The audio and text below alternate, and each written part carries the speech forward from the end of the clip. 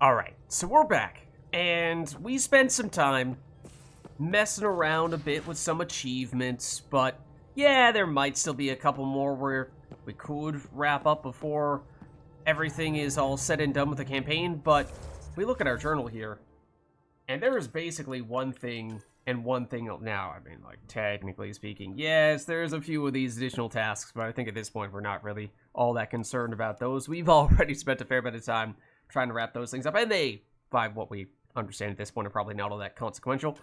The big thing is that it looks like we are finally going to make it past the point of no return to the Meridian, the way home. And basically, this is the follow-up on after having gone to the Remnant City. We learned that it's not actually the place where the Meridian is. It is a place where the Meridian once was, but has since been moved, and there's actually an ancient civilization, the Jardon, I think is what they were called, who created it, and presumably the Remnant as well, and we might be able to track them down. So that's the goal. Before we do that, I suppose we'll take a quick check over with our, all of our last-minute preparations, because the game did give us a warning, did tell us that this is going to be the point of no return. So I don't even know if we might not even be able to head back to the Tempest afterward. I assume that we certainly would not be able to go back to the galaxy map and change locations. That's definitely going to be the case for a point of no return. But all that means that if there are things that we want to do here, conversations we want to have, I don't really think that should be an issue, but, crafting and what have you. Oh, technically, what I meant to do here is, although we do have a mission in progress, we certainly have plenty of stuff to redeem here. Let me just do that real quick. Okay, now is the game gonna get stuck? Yeah, okay, well, thanks, game. Now you're gonna get stuck here. As has happened sometimes in the past when we have used, when we've redeemed a bunch of these boxes at once. But, alright. I think every time before this has happened, we've been able to restart the game and it's been fine. So let me just casually close and reboot, and we should still have the stuff that we redeemed there. Not that it should make that big of a difference, but yeah, so basically, we should probably make a point of, I guess, redeem and sell / break down all those items that we get from those boxes. If we want to craft any upgrades to our gear or things like that, we should probably do that as well, because as I said, I'm not really sure we're going to be able to go back over to the Tempest at all once we start up this mission. So might even want to proactively set any modifications on our weapons and more likely armor, because we did recently pick up a new significant mod on our chest plate that gives us the automatic power recharge as soon as we set off a combo, so that should enable us to do a lot quicker flamer plus energy drain detonations, and then basically just rinse repeat, rather than having to every once in a while cloak, run away, and wait until those powers come back off cooldown more manually. Yeah, we're still getting the stuff there from the loots. So we should probably at the very least make sure that we've switched that stuff on, because there have been plenty of times when I've gone over to the, when we've been starting up a mission, gone over to the weapon and armor setup screen, press the back button, thinking that I was just backing up into the previous menu only to accidentally start the mission. And if we can't go back to the Tempest after having done that, that's a great way to accidentally stumble our way into the final mission after the point of no return, and that's probably not the way we want to get things started. So we should probably avoid that.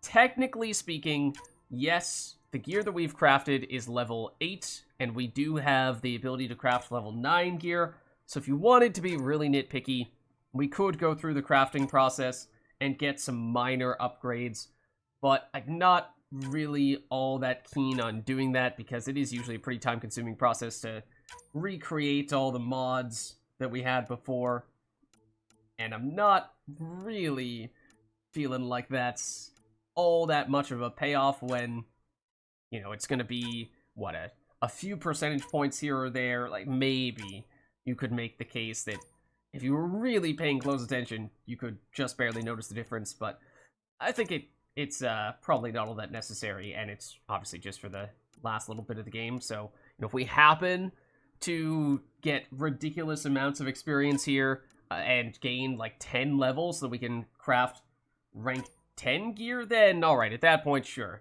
Maybe we have enough to gain from investing in those types of upgrades that is worth doing, but at least at the moment, that just doesn't feel like that's all that important.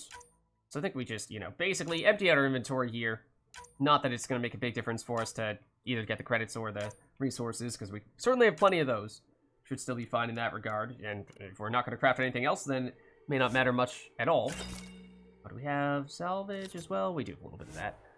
A curiosity, what does it put us from a credit standpoint? Yeah, no, we'll be fine. We'll be fine. But let's at least take a moment to set up that gear, as I was saying. It's probably worth doing just to make sure we don't accidentally have something suboptimal set up when we're starting out the mission. We do still technically have a couple of achievements we could look to do. I think they're all basically having to do with throwing enemies into other enemies or the meleeing a lifted enemy. And I think the best way to do that is, we were messing around with a fully upgraded floating annihilation, but I think the better way would have probably been to have just gone with pull. It's the straightforward option. Not only to have enemies floating right in front of you to melee, but also to hold them in place, wait and aim to line them up and follow up with the throw.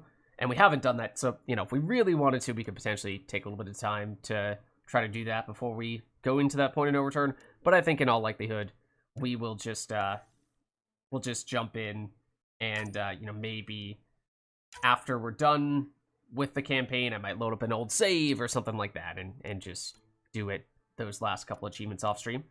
But let's see. So, oh, wait, what? We have the biotic power damage one active at the moment when we've been setting ourselves up for tech. That's definitely not good. I had assumed that we were on the tech one. But, wait, was this it? Because, where is it? This is the one we were using for most of the game. So that's certainly not bad. But we did recently acquire, I think it must be this one.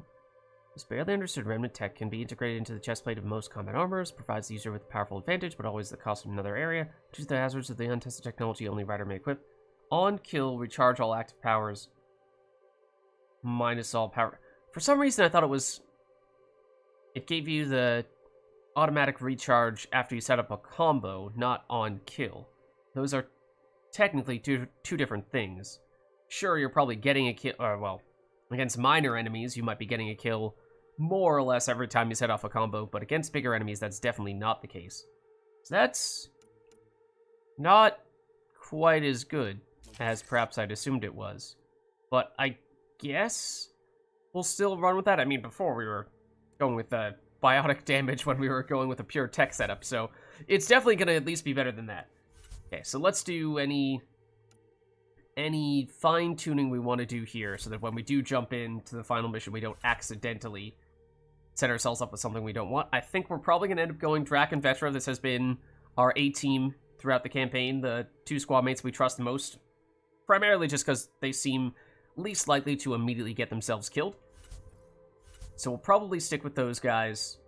Armor looks good. Weapons, I think, again, we could technically see if we could get them up to higher level. Maybe it's worth a quick check to see if we have higher level versions of these mods. This is, ammo? Level 8? I mean, yeah, I guess this is slightly better. Oh, not only does the beneficial part increase as the level goes up, I did not realize, but the detrimental part also goes up. But yeah, we're not really looking to do much for melee damage, so I guess that's a small improvement there. This is... Oh, wait. I really wish... This UI is definitely not the way I would like it to be. Like, that's clearly ammo. But why can't you at least show a little preview of the names and the mods there? So I don't have to guess what they are? Yeah, quick receiver. That's the penetration, which is level 8, and we don't seem to have a higher level version of that. Yeah, it's just the melee damage we have in a higher level version of, so that's probably not going to be all that important. But, like here, it'd be really nice to be able to, at a quick glance, know exactly what mods we had active. Because we probably want that higher level pistol barrel. Okay, well now we know what... This is what the pistol barrel looks like. Okay. Slightly more damage there. This is probably ammo. Flip size at the cost of weight or reload speed. Sure. We can live with that, I guess. Is this one with the arrow? That's probably the piercing one by the looks of things. We have a level 7 version. Sure, we'll upgrade it to level 8. Oh, this is the one with no downside. This is the one that gives us reduced headshot weak point damage. I mean, I'm not really sure we're going to be doing all that precision shooting with the Hurricane of all weapons. In fact, I'm not even sure that we can, since we upgraded this with some laser beam-like qualities. And then, what is this? Bronze one is scope for accuracy, which I feel like was something we just threw on because we needed something in the last slot, not necessarily because it was something that we necessarily wanted. We do have a high-level version of that. We don't feel like there are any other viable alternatives. Okay, sure, I guess we'll just up the level slightly. Okay, and then no mods for that. Okay, so basically, we have the weapons all set, we have the armor all set, the consumables look fine, squad mates are all fine, so I think we're ready to, at least with all those types of things, jump straight into the final mission and not worry about, do we accidentally stumble in with the wrong set of things. So that's good. Is there anything else, though, that we want to do before we head out? Anyone else we should probably do a last conversation with basically everyone, just to make sure there isn't something important that we're forgetting to talk with them about? Because this might be our last chance to do that. I really hope my plan to find Meridian works, because if not, I don't know what we'll do. Well, the robot says it's gonna work, so clearly that's fine. Sam thinks it'll work, and it makes perfect sense. Good. I can't wait to get all the data in so we can actually get confirmation we're on the right track. Okay. Oh, apparently we can also talk about the Angaran origin with you. What are your thoughts on the origin of the Angara? You're not the only one who's asked that. It's going around, people saying it's unnatural. Are biotics natural? What about space travel, painkillers, clothing, fire? All of it's made our lives better. Why would I draw the line at life creation tech? I don't know, but I guess is it ethical might be a different question? To create life? But what about the ethics of the entire thing? I'd say the act of creation itself is indifferent. The intention behind it is what matters. Create people so they can self-determine and live meaningful lives? Good. Make people to serve as slaves? Bad. Very, very bad. Well, that certainly is interesting. I mean, yes, like, fair assessment. But given some things that happen in the previous Mass Effect trilogy, there's, be interesting to hear what Subi's thoughts on the Geth would be in that case. But, in fact, that might have even come up in prior conversations with her, but I don't remember what she said about that. Okay, so, yeah, I mean, creating people to serve as slaves is probably not a good idea. I agree. Wait, what? It bothers us? What bothers us? The fact that people are created to be slaves? Or the fact that sentient species are being created in the first place? Not really sure what exactly we're responding to here. I have to say I agree. The Angara are the same, whether evolved or created by some mysterious hand. Not everyone sees that, however. And knowing the Scourge was a weapon meant to destroy the Jardin makes me wonder. Maybe someone out there really hated what the Jardin were doing. Yeah, I guess so. So this is all from the previous main quest mission. We learned that not only were the Angara created by the Jardin specifically to live in the Helios cluster, but also that the Jardin were attacked. That's why they had to flee the place, the Remnant City, along with the Meridian that they were able to bring with them in some way, shape, or form. But yeah, the game kind of rushed over that part a little bit. The whole they left because they got attacked, but never really said why. So, yeah, I mean, I guess Subi is right in that maybe it's possible that the reason why they got attacked was because somebody disapproved with the Jardin creating life. Or maybe any other reason could be why they got attacked. So, don't know, nor do we really know who it was who attacked them, but apparently it was the Scourge that was used as the weapon. I should get back to things. Sounds good. Okay, so we've now chatted with Suvi, and my guess is, there was a very long time when we were deliberately not speaking to her because we suspected that we were approaching the point of no return. Are there other people who we need to catch up with? You? Have your thoughts changed at all in this regard, Callow? What do you think of the rest of the crew? Given Drax's history with Solarians, it's probably better I just stay out of his way. Too bad. That grunion roast he makes smells delicious. Grunion. I'll let you concentrate. You know where I'll be. Okay, so yeah, I think we just do a quick check-in with everybody else on the squad, and we see if there's anything else to chat with them about. And then we probably head out. Probably just go into the mission. Hey, what's shaking? Nothing new from PB. Thanks for chatting. We'll talk again later. You know it. That may be the case with everyone else. Of course, we've tried, in general, to make it a point of speaking to them after major updates, but every once in a while, someone might slip through the cracks, or we would have assumed they wouldn't have anything to say, only to later find out that they actually did. As was sort of the case there with Suvi. No, I was actually trying to speak with Lexi.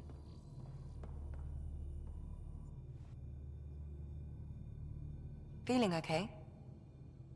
I I'll let you get so. back to it. I'll be here if you need me. Brack? Pathfinder? Nothing new, maybe a last war story? Got any stories or advice to share? Does a pyjack scratch its butt? Okay, I take that to mean yes? Tell me about the first time you fought someone. That'd be my first battle. It was during the Krogan rebellions. I was just some snot-nosed brat back then, but my mother wanted me to get experience. At first, it was the best day of my life. And then my mother died on the battlefield. I'm sure that changed things quickly. I'd like to hear more about your mother. Ryder. She was one of the last great warlords of her generation. When my mother fell, we all did. All my people held on, sought revenge, but we splintered. Between that and the Genophage, we changed. Not for the better.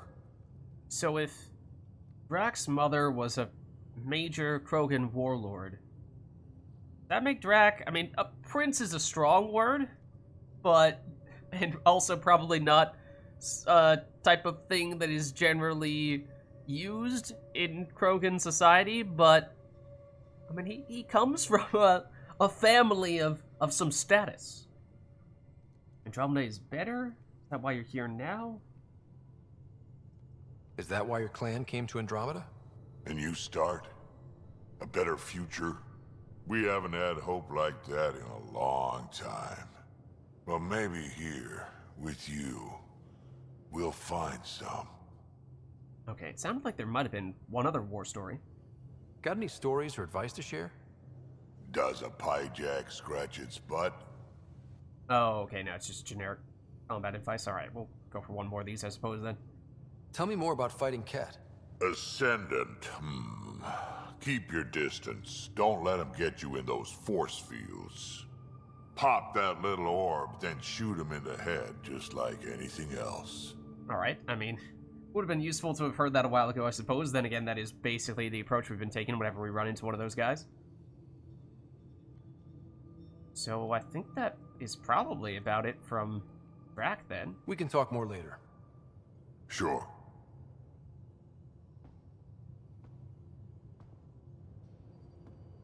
Okay. There were definitely other people here moments ago. They've all fled the scene of the crime. What is the crime, you ask? Good question. They stole our snacks. And that is a crime punishable by death. Apparently.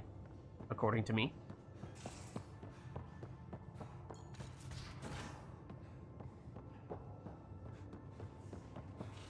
Okay, Gil is not there. Is he in here? I feel like Gil might be someone who we haven't spoken to in a little while, because those people who are significant, but not squad mates, are perhaps the ones that tend to slip through the cracks sometimes. Need something? I can stop what I'm doing. Nothing from Jaw. I'll see you later, Jaw. Stay strong and clear. Actually, don't know where Gil is in that case. Usually isn't down below on this floor, but I don't know, maybe he is this time for some reason.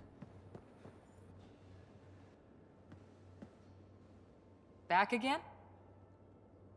Any last sorry stories from you? Any more Commando war stories? Always Ryder liked knows. Janae. She was only 200, and with me around, she wasn't the kid anymore. She was a biotic protege. I once saw her yank an AA gun right off its housing, crushed a gang of slavers with it. Ouch. They didn't feel it for long. Janae was a good friend. Maybe she still is back there. Won't be a kid now, though. Oh, she didn't come on the initiative. Okay. See you later, Cora. I'll be here. Okay, Cora, checked with her. Anything from Vetra? Hey, Ryder. Seemingly not. You probably have work to do. We can chat later. You know where to find me. Can we scan this thing? I'm gonna say, I feel like I did not really notice, or at least try to scan that in the ship before. Obviously, it looks like the forward stations.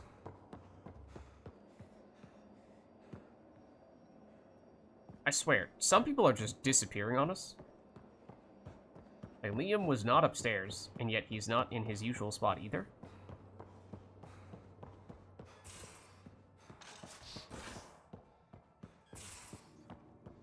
There's some people hanging out down here. You were pretty confident. You baited me. Toyed with me. You liked that, didn't you? I did. Right until you showed me that damn full house. Playing some poker, sounds like. Hey, Ryder. What's the story? Alright, so found Gil, but nothing new Good from him, talking it to you, Gil. seems. Anytime. In some ways, I feel like he was the most likely to have something new. Hey, there you are. You'd better watch the capacitors or he'll end up extra crispy. Not sure we checked this recently either. No, we have not. Dinner tonight. Fine grunion roast. Fresh vegetables. That is what Callow was talking about before, that Drac was creating. The roast, I'll be in the... Wait, what? The roast will be in the galley oven most of the day. Don't open the door to check on it. Drac.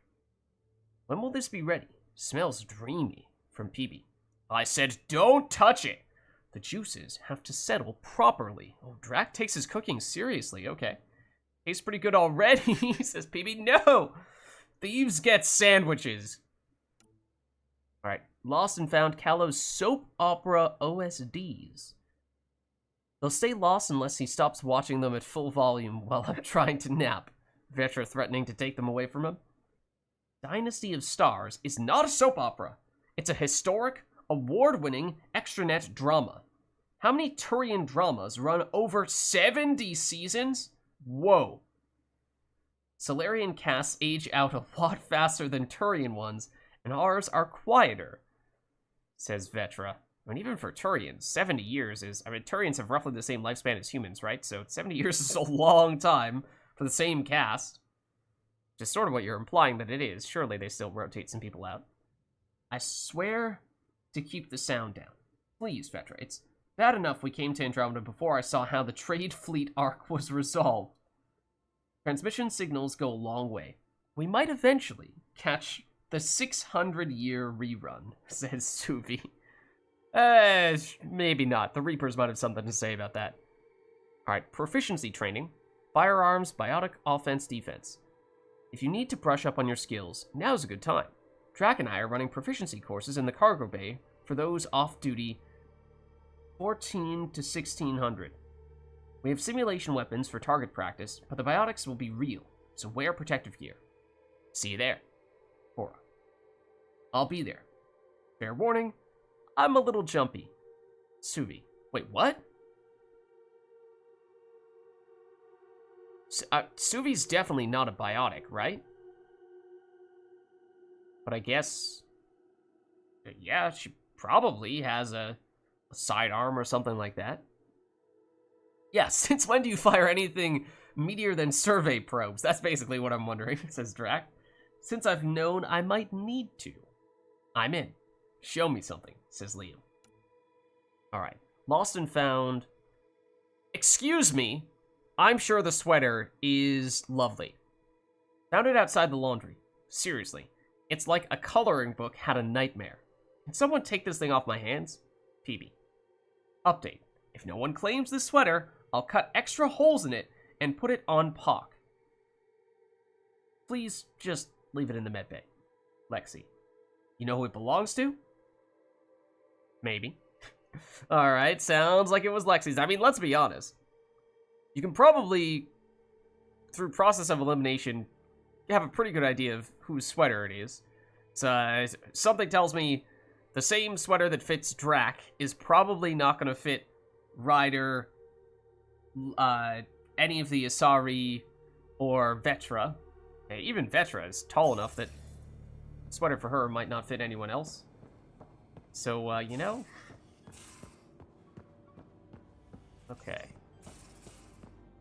Anyone else that we are forgetting about?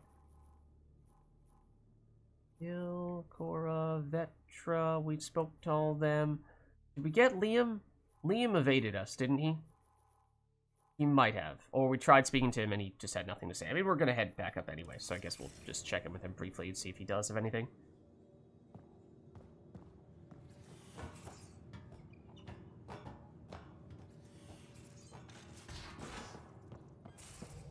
But that means he is this way. And as soon as I turn around, he starts running away again. Wait, what? I saw him over here, and then he left. Liam? Is Liam invisible?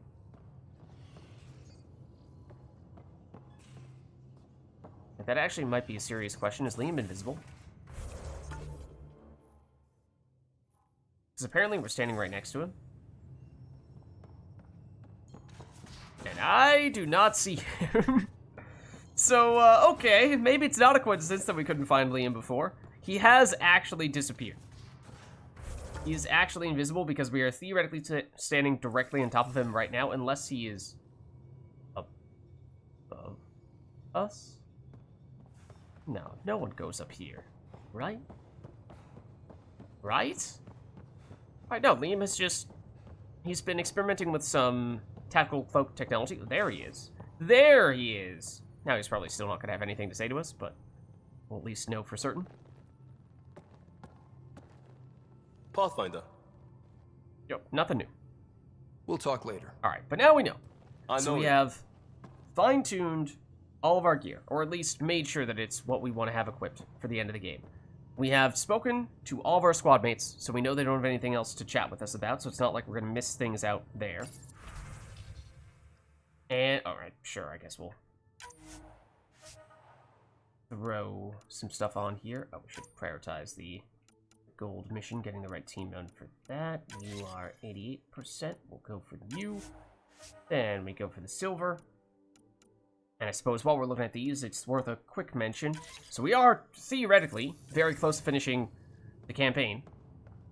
And once we have done that, we are hoping to transition over in the same time slot that we are currently streaming and playing the Andromeda campaign. We will instead replace that with Andromeda multiplayer. We've done a little bit of that thus far, and I know I haven't posted the VODs for that on YouTube just yet, although I've been deliberately holding back so that it's more of a continuous stream of Andromeda multiplayer rather than giving you a huge gap in between the first couple of videos for that and when we're doing them more long-term. But I I think at this point, I think we are ready. There's nothing else, I think, for us to do now, unless we wanted to go over with a few extra skill points, you know, throw a couple points into pull, and then basically you just use this to get an enemy right next to you, melee them. I don't know if you can technically melee and pull simultaneously, or if hopefully, you know, the enemy is still floating up next to you a little bit, at least long enough for it to count for the achievement when you melee them. So that seems like the best way to make sure you get that melee floating enemies achievement, which I feel like we ought to be somewhat close to, assuming at least any of our Annihilation plus melee kills were counting, although apparently maybe not, because we seemingly did way more than 15 or however many you needed for the achievement. This could also be a good way to basically hold the enemy right next to you and then walk around with the enemy until you line them up in such a way where you can throw them into a different enemy to set up the other throw one enemy into another enemy achievement. So that's what feels like the best way to make those things happen. May, in truth, just do those after we finish the main campaign off stream, but at least in theory, I think that might actually be the most efficient way to make those things happen. So, I mean, that does mean we have a few points to spare here. Maybe I should make sure we have at least 1 point remaining for pull if we do choose to go that route later on. But otherwise, I mean, tech points, I think we've kind of just been throwing some points in there for the sake of improving our passives, unless... we have not fully upgraded shotguns. For the most part, we're using pistols with the Hurricane, and it's mostly just there as a way to passively boost our power damage, but I guess there's something to be said while we have a few points here for just throwing in, ammo, weapon weight. The weight doesn't really matter, because we're already below the weight threshold. Yeah, I guess it's ammo. Sure. Out of curiosity, we're on 23 for all the passives for combat, and after that, I might have just canceled out. No, I didn't. Okay, still 23. Did we bump up to 24? Oh, wait, what? No, we're still on 23. Okay, whatever. Slightly more ammo on our shotgun, which we might never end up using, but it's something. It's something.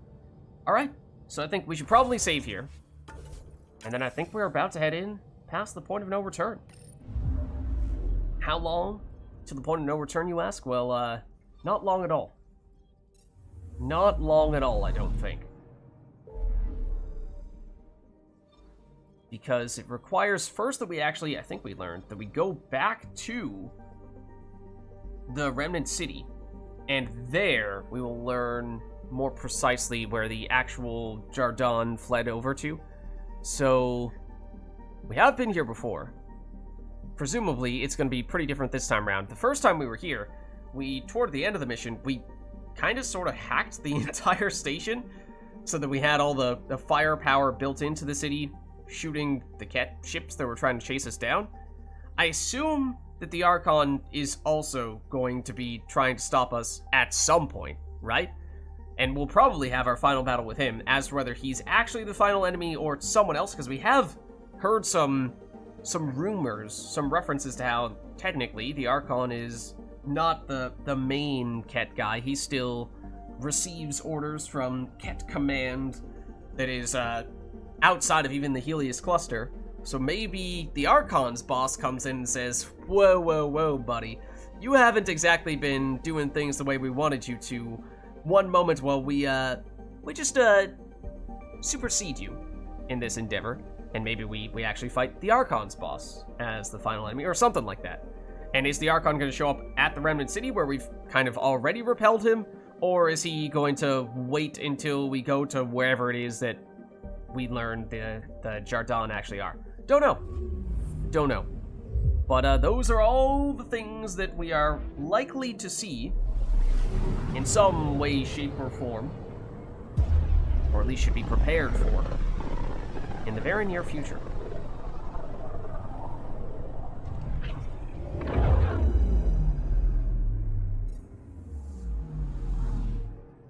The only thing we know about this mission, really, is that someone has told me it's a very long mission, but I think we're prepared. Key to Sierra, the Remnant City. Activate the override and we will find Meridian. Deploy when ready, Pathfinder. Okay, so that's one of the warnings, kind of, sort of. I thought we had maybe a pop-up here as well, or maybe only when we actually click on the docking bay. Alert, there's a strong Ket presence in the area, and scans have picked up multiple Ket warships orbiting the construct. Is that still the case, or is that kind of old news from before? Okay, I mean, I guess... I mean, who else is going to attack us? I mean, it could be Remnant. It could be Remnant. I think we're ready. Here it is. So yeah, mission confirmation. You may continue exploring Helios before or after the main story concludes. So that suggests that, you know, if there's a couple of extra achievements that we still want to do after the main quest is over, then it is still possible to do that even without having to reload old saves. But it's still... It doesn't actually say this is the point of no return, I suppose, but it strongly implies that, right? So, alright. I think we do it. I think we do it. And this is where we have set ourselves up, so we shouldn't need to be worried about changing anything here. So I think we just jump straight in. We'll have Vetra, we'll have Drac, our A-team.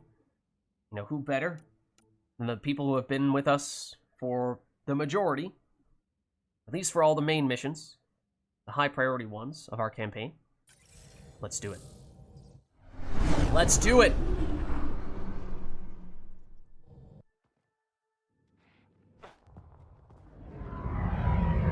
Alright, so how is this going to play out? Of course, it'll be interesting to see how our decisions over the course of the entire campaign Everything looks right, Pathfinder. have consequences at the end of hardware, the playthrough. and the Remnant will fly the same vector as Meridian. And maybe we get lucky for once. Ready? We did for what it's worth, so we pretty much know at this point. That's the point of no return we just went past. So maybe it's just that. It's just, you know, do whatever you can before the point of no return. We did, however, learn of this mission and the mission just before it a long time, or at least the mission just before this, a long time ago. So we did delay considerably. So my greatest fear of sorts is that, you know, we're going to be punished big time for not prioritizing this and doing it as soon as we learned about it. So hopefully that's not the case. Hopefully it's just the whole point of no return and nothing like, you know, the end of Mass Effect 2 where you can, or Mass Effect 2? Yeah, Mass Effect 2 in particular, where you can get some pretty huge bad things happening to you if you delay. So, alright, are we ready? It's a little overwhelming? No, we were born ready. We were born ready. It's time, and we're due. This is for us. Let's do it. Tempest, we're going in. Quiet so far, but something's different. Yeah, how different? Orbital scans identified a separate energy grid within the tower. Meaning? Defenses here may not be on our side. 145 meters to projected override controls. Through the door. Eyes open. Yeah, because that's the weird thing, is last time we, yes, basically set all the defenses in this place to help us and attack our enemies. So, surely that's not still the case, otherwise we would just stroll on through here and it'd be no big deal.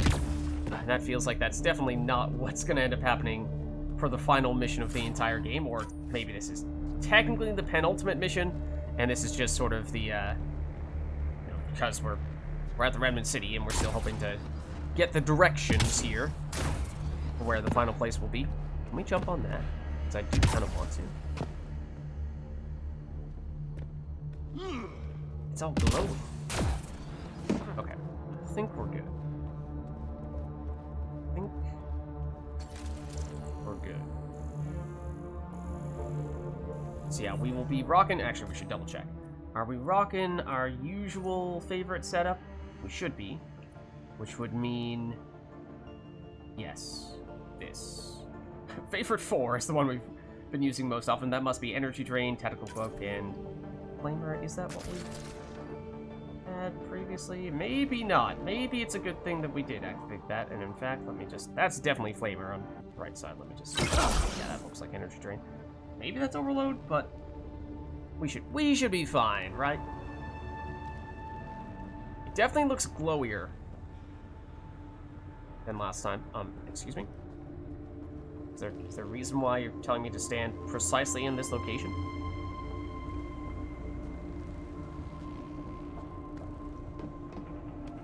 Holster my weapon in order to proceed here. Huh.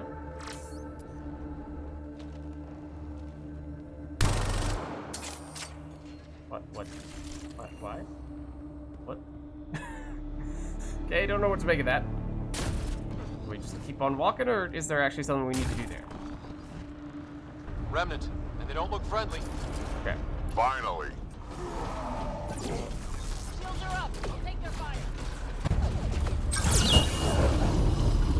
This is actually, I think, our first time. Our first time. They do not want to give up this space. Using this mod on our chest plate with our preferred power setup. So in the past we were using our tech power mod. Of course now we're using the one that gives us the faster recharge, at least after a kill. Oh, there's an enemy down there. That's where you are. Breaking, keep it up. Okay, you just respawned in exactly the same spot. Still make this work. Maybe that's reason to not hang out right there where the enemies might spawn right on top of us. On to the next one. We must be close to the controls we need. Let's move. Okay, but like, is this something? Because it certainly looks like it. You can't expect me to not jump to the top of this glowy tower. Yeah, not all that interesting in truth. But I also need to check this. I'll be honest, I was kind of expecting to fall down into the abyss below. And for you to not let me get up there at all. Oh, we probably should have picked up some extra shields, restoration consumables just before we head out. I mean, we should still have a ton, but it's the one thing we might have benefited from stockpiling a little bit more. And at this point, you know, does the loot matter much? Probably not. There is still one of those achievements for picking up additional remnant cores. I'll be honest, I still don't really know what those are. So I guess to the extent that some of these things might give us a remnant core, I doubt that'd be coming from a random little container like that, but that is technically a side quest that still exists. What the heck? Telling us to go through either side? Okay, so find the meridian. Its possible trajectory through the Scourge must be mapped. Search the solar systems on the outskirts of the Helios to locate the viable locations to gather data on the Scourge. Reach Control Center and reveal meridian. Is it basically just either side can take us there? But that's definitely the way we came in. I don't know why you're telling me I can go this way as well.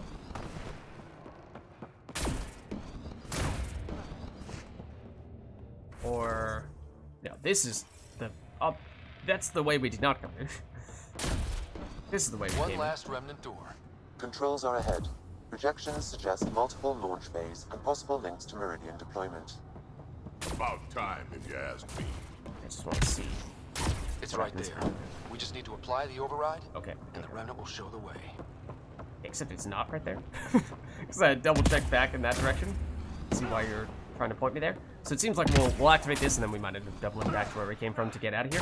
But this might be really short in this section here. This is the final thing. Certainly looks dramatic.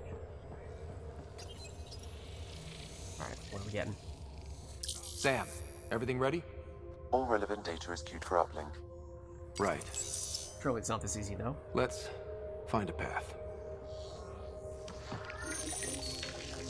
We did fight some enemies along the way, I suppose, but Remnant ships have lifted off.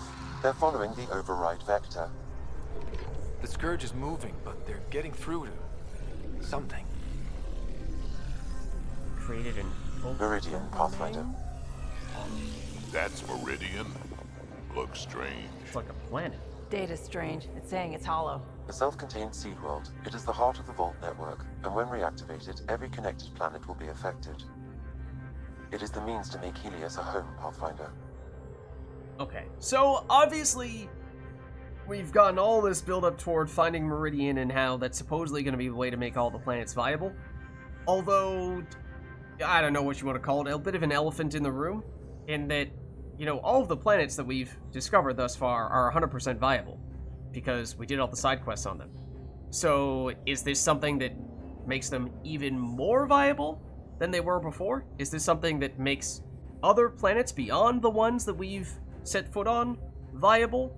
It's not like you're about to turn a gas giant into a, you know, terrestrial planet that's part land and part drinkable water or anything like that. Like, okay, if the space magic goes that far, then that's a little, that's all. It was already too much, but that's even more too much.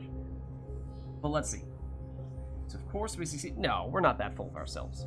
Shining victory, that's also very pretentious. Part plans pay off, also very pretentious. We all did this. This is the day everyone in the initiative has hoped and worked for. Ever since we left our own stars. Congratulations, Pathfinder. Yep. He was waiting for us For us to all. give him the answer as well.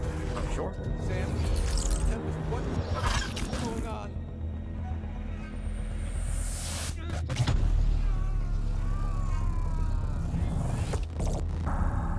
Right, somehow when the Archon I believed you killed for us. survival, but you are a false thing, a lie. Oh. Big Once man. I saw Stump. what made you special, your connection. I knew how and when to take it from you. I let you find Meridian. And now, I'll use your Sam to weaponize it. All Helios will be exalted, or one by one your worlds will die. Starting with Eos. All I need to start is an implant like yours. And thanks to your memories, I know who else has one. Another reason to take the Hyperion. Ah. Okay. Fall to darkness, Pathfinder. You are almost worthy. Okay. So somehow Archon magically learned all these things when he sort of kind of killed us. Keep So we're just going. gonna try The to medbay's believe still that. secure. So he's What trying the to hell is get happening? I wish I knew. a Sam, Hello, a powerful Sarah. Sam, either Sam? from Sarah, How are you? our sister, What's happening up or there? from our mother. They're shooting people. Cat forces are sweeping the ship. They're looking for you. Sarah, the Pathfinder needs your help. This is crazy. He's closing on Meridian. The Archon has severed my link to your brother's implant. If basic function isn't manually restored, he will die. We're gonna play Sarah right now. What? Sarah, please, proceed to Depot K4 to secure a weapon. God damn it. Very cool. Contact Sam. Come on. The Archon isn't stealing the Hyperion. He wants you and me. Your implant is the same as the Pathfinder's. He'll use us to control Meridian, and your brother will die. The Archon will kill him? No, losing me will. What? Sam? Hostiles are ahead, Sarah. You ready? Okay, so I kind of want to pause, just like, cool and all, but I kind of just want to pause to reflect a little bit on this stuff before we get thrown straight back into the action, because, yes, so a lot of things just happened, and it partially explains the Archon's logic, which is one of, if not the single thing that I've been most critical of through the entire campaign, is that the Archon has just had all these things that he's done that are completely counter to the overarching objectives of the Ket, which has made it really hard to take him seriously as an enemy. Like, obviously, from a physical and military standpoint, sure, he's powerful in that sense. But as a logical leader, an opponent's rival to feel threatened by, like, no, he's blatantly stupid. So, or at least has been thus far. But so, apparently, his plan all along was to use us to get the location of the Meridian. That much, if I didn't already say thus far, was pretty obvious that he was going to use us for that purpose. That he has, but the more interesting, or at least slightly different part is that he now claims that by getting Meridian... Basically what I'm trying to figure out is, has the game finally found a way to make the Archon do something than just kill everyone? Because killing everyone is possibly the single stupidest thing that Archon could do when the whole point of his species is that they need to basically capture as many other people as possible, or, you know, they can be picky if they want and pick their preferred specimens, but they need to capture other people and exalt them to reproduce. We've learned it is impossible for them to reproduce without doing that, so if they kill everyone in this cluster, then it's impossible for them to reproduce. That was the entire purpose of this mission in the first place. Complete and utter failure. But then Archon kind of said that he's both trying to kill everyone, but also trying to get some sort of system by which he can exalt everyone. So that's the part that intrigued me, I guess, because it seemed like maybe he was finally starting to think a little more logically, but then he's also still trying to kill everyone simultaneously because he just needs to be a generic bad guy who threatens everyone and is someone who we fight. So, I don't know. That's the game almost salvaged some of that. But the whole switching over to our sister, very cool. Very cool. And the whole part where our sister needs to save Ryder, very interesting as well. Phalanx is our weapon here. Okay, out of curiosity, can we know what skills we have? Any? We might just be shooting the Phalanx, and that might be it. Fight to communications. Okay, so I've been spoiled by our cloak, big time, and all of our other skills. I am sorry I can't help you fight. I took over too much of your brother's implant, and losing me will kill him. So when the comms dropped, he did too? Hurry, Sarah. Hello. Want to pop up? Thank you. So I don't know if we're actually timed.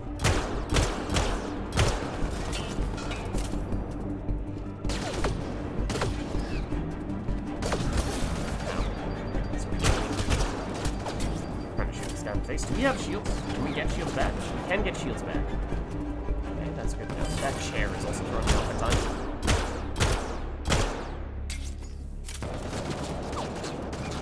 No squad mates, obviously.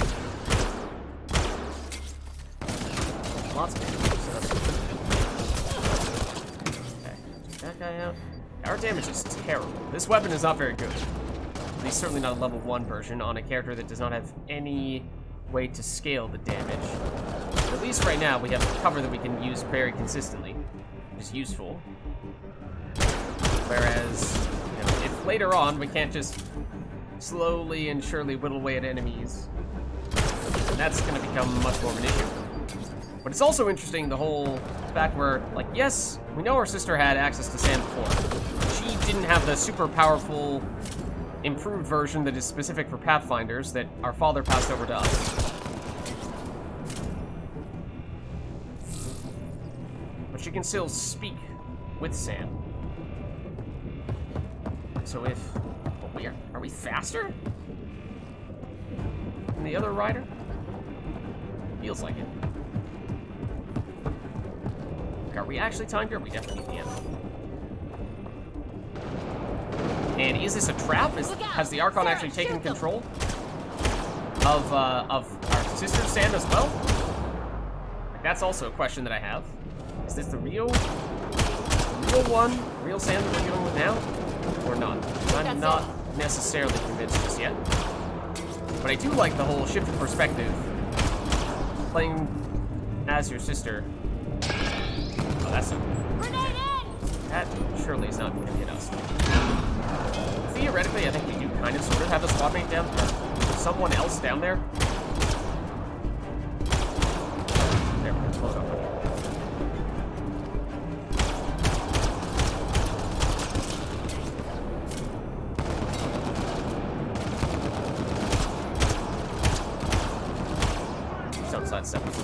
Like, there is someone else down there who's, I guess, if anything, they're taking some fire off us. I'm not sure if they actually dealt any damage. Sam said you're fighting to the comm override?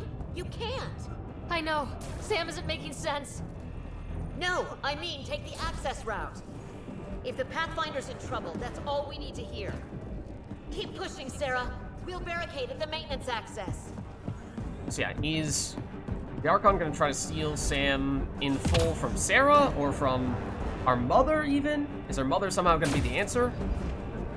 Maybe? So why didn't Sam just steal, or why didn't the Archon just steal Sam from Ryder? Like, main character Ryder? Initially? That feels like, why go through this whole trouble? Oh, maybe don't do that. Maybe don't do that. That is a fire that I may have stepped into. That also, we may kind of need to quickly grab some health from this. Make up for that.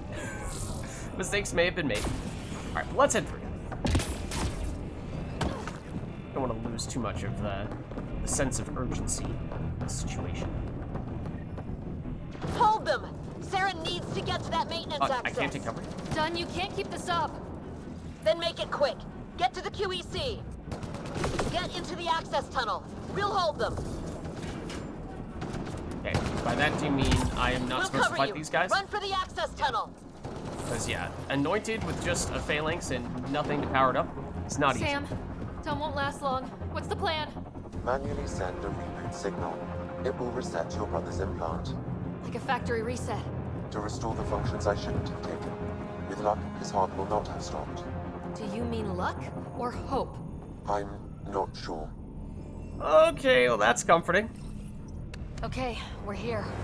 One pulse, Sarah. That's all the Pathfinder needs. Okay, but was this a trap? It probably The alerts Archon the sent for us? Archon. He'll know where I am. I am sorry. Me too, Sam. Me too. Liar shooters! We have a plan here? Or is this just going to be a noble sacrifice type of situation? We're probably going back to the other Ryder. Very cool. Wish there was maybe a little bit more of that, though. There might still be more. Open! Tempest, the Pathfinder is down. Come in.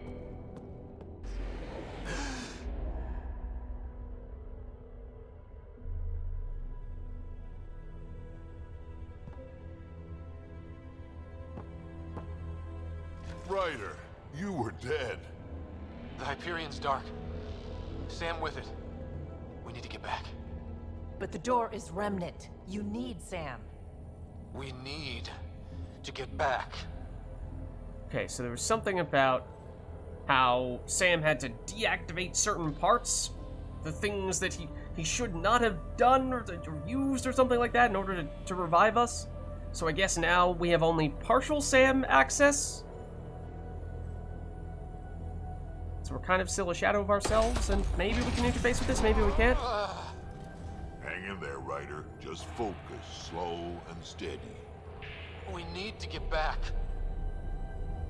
Okay, can we do it again? And another try? Your vitals are a mess. You sure this is a good idea? I can do this.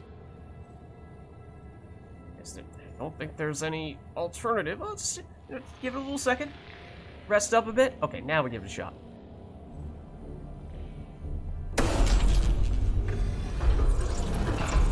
Damn. You sure you can keep going? To the Tempest. We have to move. Okay, let's see. We can only walk. Don't know. Oh no. Okay, we can still do these things. Still full health, full shields, access to skills. So in that sense, we seem fine. Try it now. Pathfinder. Come on. We're here, Tempest. I got him. Hey! Pathfinder! Kit took down the comms and hijacked the Hyperion. I know. The Archon's been planning since his flagship. He used me. Ryder is hurt and changed. Be ready when we get back. Shite. Yeah, not super clear yet how exactly changed, other than just that apparently we have a little less of the Sam power, and we're still weak from having basically been dead. Still, again, I think the biggest plot hole here is why did the Archon not just get Sam stuff from us when he first knocked us out?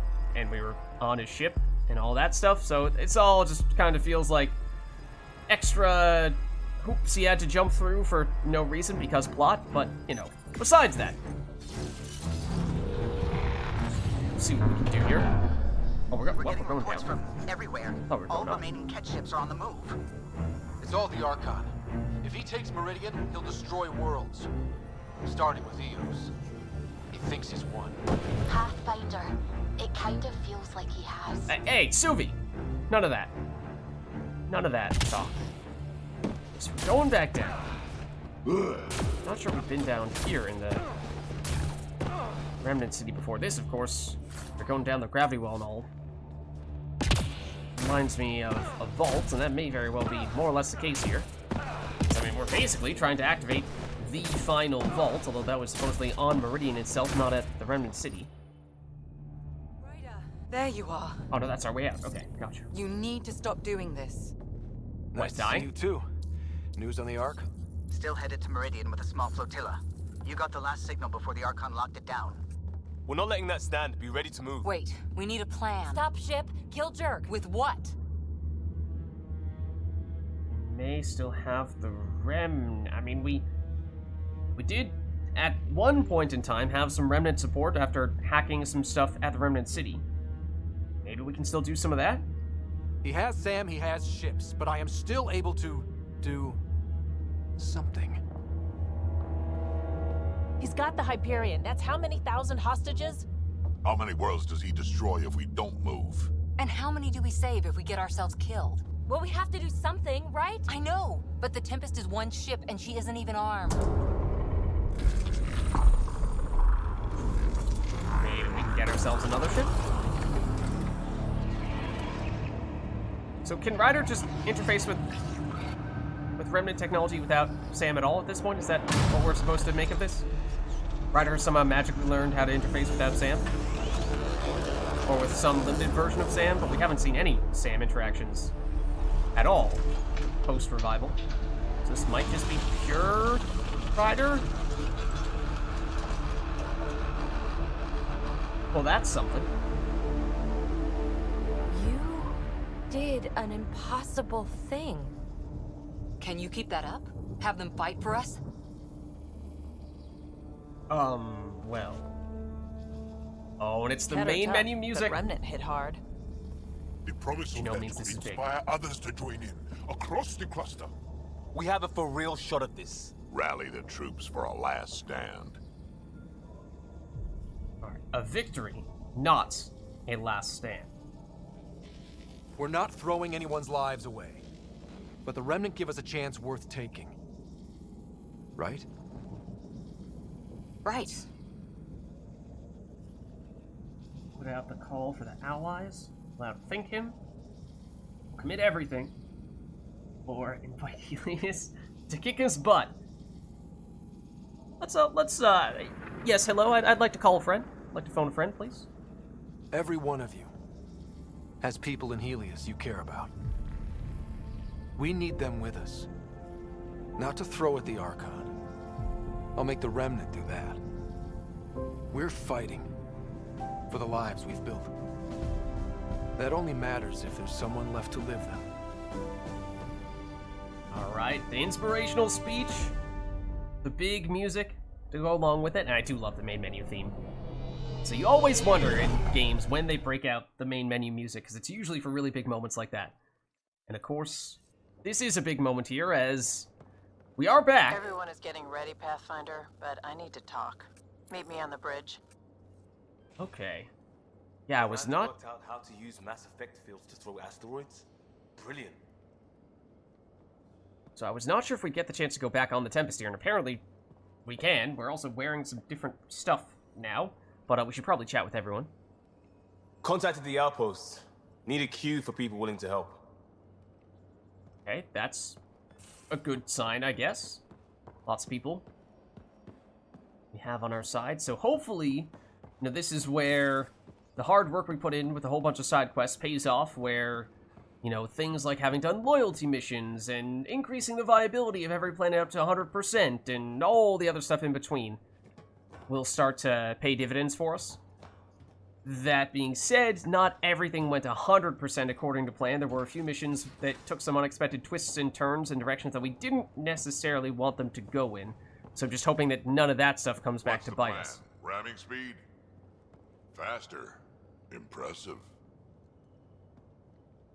Morda says she and the clan warriors are prepped and raring to go. Okay, so the outposts, the Krogan and Morda.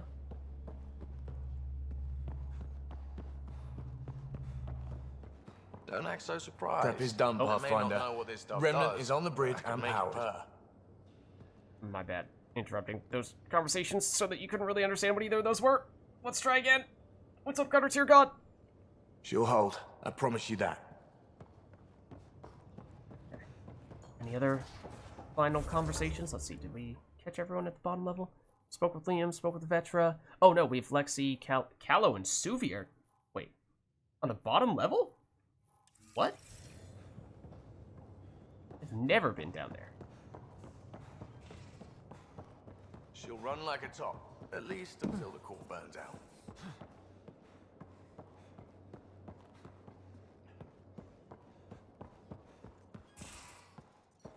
Let's see what's going on with them. Whatever happens, this will be the Tempest's finest hour. Let's show the Ked how a real ship flies. Sounds good. Suvi? Everyone is tying into the Tempest, and I kind of just realized that we're all your Sam now. I guess that's a way to look at it. No one's in the little kitchen area? Lexi? Sounds good. I have a cocktail of meds to keep you at peak. The come down will hurt worse than anything the Archon can do. Okay. Thanks, I think. Can we speak to Sam here? We should try. Obviously, we need to pet our space hamster for good luck. Oh, we cannot. Okay, I was gonna say, that would be a bit of an oversight if we were allowed to interface with Sam here. Last second emails is also kind of weird. So all power can be put towards the fight. Fair. Fair enough. Okay. I think that's everyone on this floor, then. Oh, besides Vetra, who we're deliberately saving for last, because I'm assuming that Vetra is the person who singled us out because she's the person we're romancing. That feels like that's probably the thing that we should... the person we should save for last. Although I don't want to accidentally trigger any main quest stuff here without having spoken with her first, so let's Is that chat with remnant her first. token we refashioned holding up? Of course it is. Gil and I have got everything wired together. He says it's like butter. I think that's good. Surely they have butter. You're sure the commanders are willing? On Thessia? Good to hear. Asari huntresses are volunteering, left and right. Helios has never seen a fight like this. I mean, you knew it had to be something about the Asari, right? So yeah, we are basically at the very, very end of the game here. This is all chatting with people for their final reflections before we head in for the final part of the final mission of the entire game, or at least what seems to be very close to that. They're up for it. Excited. Well, that's good to hear. And it is cool to see basically... Until needed. Oh, that's good to hear. We are committed. Basically all the squad mates that we have are telling us about the type of teams, the type of civilizations, the types of, you know, clans and what have you that we've been working with and allying with over the course of the playthrough. And so, you know, for Drac, it's about the Krogan, obviously. For there's no doubt they'll push through. For Korra, naturally it's about the Asari. We're honored. It's Remnant in the case of PB and Gil, and for Jal, it's the rest of the Angara, I assume. All Angara, all the families, are offering everything we have. And so that's hopefully a reflection upon the work that we've done to get to that point, to to build those relationships and have those alliances, and hopefully an indication that that those allies will come through for us in the future, and that maybe if we had not done that, we had not done all those side quests and relationship building and alliance forming, then maybe those conversations would be a little bit different, and maybe things would end up a little bit different at the end of the game. But I think we've now spoken to everyone except for Vetra. Let's go chat with her. Every step. That's better than we could have hoped. Save her for last, as we were saying. No headbutts. They aren't worthy, and it slows us down too much. I don't know about that. That's maybe a step too far. Calibrating. Whoa, no! Not allowed. No. Too far. Speaking of too far, that's too far. Absolutely not. I'm sorry, Gil. You have not earned the right to say that.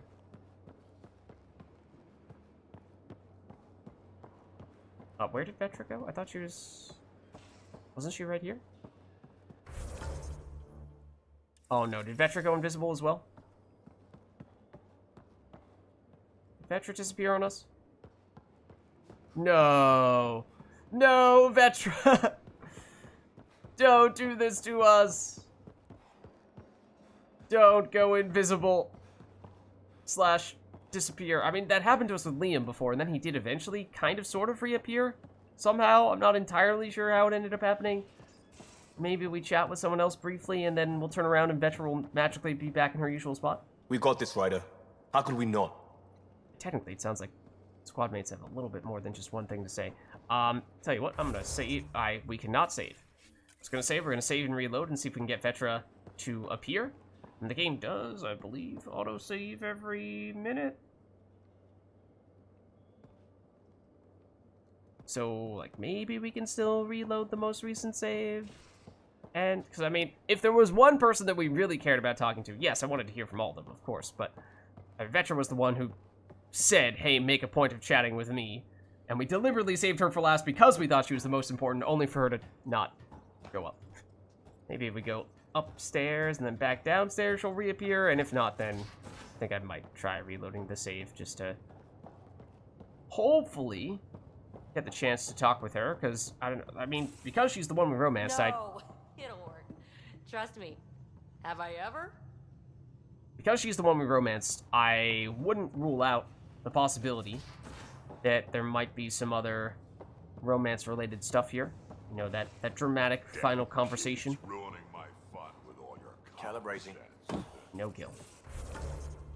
Yeah, it says she's right there. She very much is not. I think we try reloading the latest save. Let's see when that is. Yeah, theoretically that's a minute ago. Okay, we should be fine in that case. It's not like we're gonna miss out on any progress we've made. I just am hoping that this means Vetra will actually reappear, because I want to get the chance to talk to her. Vetra... No! What the heck?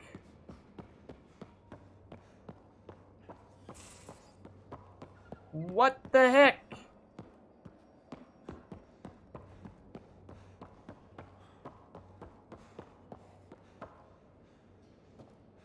I mean, I assume when she said that we needed to speak to her individually. Hey, there you are. He could use a bath, Ryder. We'll have our final chat with him as well. Maybe now is not the best time for that, though. I'm not really sure we have time to be giving the Pie Jack a bath right before we're heading out for the final mission. But yeah, I mean, maybe Vetra was just saying that and she's going to chat with us as soon as we go to the bridge, but it feels like we're potentially missing out on, you know, the culminating conversation with your person that you've romanced at the very end of the game. That heartfelt moment. A potential final goodbye. We might just never get the chance to do that, which kinda stinks, cause that might have been noteworthy. Unless she's showed up elsewhere. She just changed up where she is on us. Maybe for doll, we've talked with all of you. I mean, Vetra's never in here, but not here now either. Or is she up there? Vetra. This is what I get for just trying to save the best for last. But it's looking like we might just need to move on. With all your common sense. Calibrating. Liam. No Vetra. Alright, we're gonna have to keep on going then, I think. That stinks. Might have missed something there then.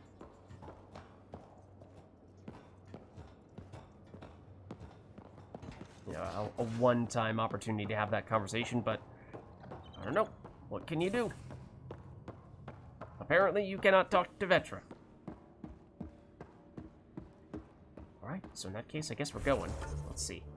So what do we have now? It's the Archon pushing to control Meridian. He said that if Helios does not submit, he'll use this power to destroy entire planets, starting with Eos. See, that's the part where the destruction makes zero sense. Fight through the Ket guarding the Archon's path, and the Remnant defending Meridian. The Archon must be stopped. Somehow face the Archon's fleet. Which, with the help of the Remnant, which we can somehow magically work with even when we don't have Sam, because reasons, we'll make it work, I guess. So this, I mean, we've already gone past what was the initial point of no return. This is also a point of no return, I suppose, but, you know, we're in for a penny, in for a pound at this point. I guess the one thing is, if you have any hope we could somehow get Vetra back, then, we could pause here, but, I mean, we tried. Okay, so, yes, well, we'll get Vetra in this way. I guess we could have technically purchased a few more shield consumables if necessary once again, but we should be fine. Hopefully we're fine. Otherwise things are going horribly wrong. I can't wait to see the Archon's face when he sees you didn't go down as easily as expected. Okay, here we go. Maybe it was just this she was I've got people standing by and Sid's coordinating things on that end. Feeling good about this. The crew's locked and loaded. I just need to know that you're holding up okay. Alright, let's see. Anything can happen? How could I be? We've handled worse. As long as you're here. That's interesting. I mean, the icon suggesting this is the sort of logic. What is it? This is supposed to be the logical one. Anything can happen. This is supposed to be the emotional one. How could I be?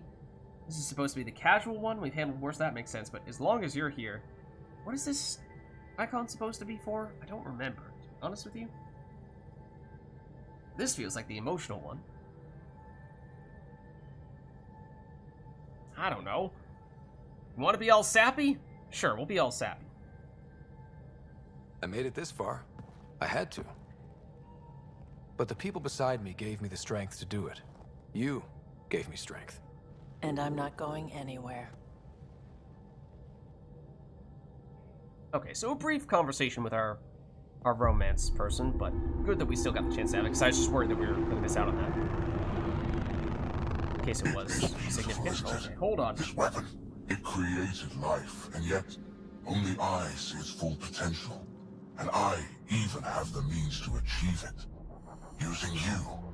I saw you from my flagship in the Pathfinder's memories. You have an implant and a connection. Yes, but why didn't you just take the original Riders? I'll take Meridian. And then Helios will surrender or burn. He'll get nothing from me. My brother will stop you. Also, Well, the other no, rider soon had a enough, stronger Sam? Because your Pathfinder is already here. It's just lots of little plot holes that we could poke at, but, you know, we shall see. You continue to defy your limitations. Impressive. How our fleet stacks up here. Let's see, are you alright, sister? Here to stop you. We'll check in on our sister. But the Archon, he's secondary. You okay? He's crazy. If we don't submit, he'll use Meridian to kill everyone. That's why he took me and Sam. You say that as though I should feel guilty. Exaltation is a gift. Those who can't see that deserve to die. You still command, Remnant. But that began with the Sam and the implant. And now I have both. I no longer need you, Pathfinder. But since you insist on interfering, I'll give you my full attention. Okay, now is he actually going to be able to use the Remnant against us?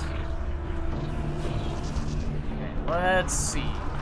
What does he actually have in his arsenal, his armada?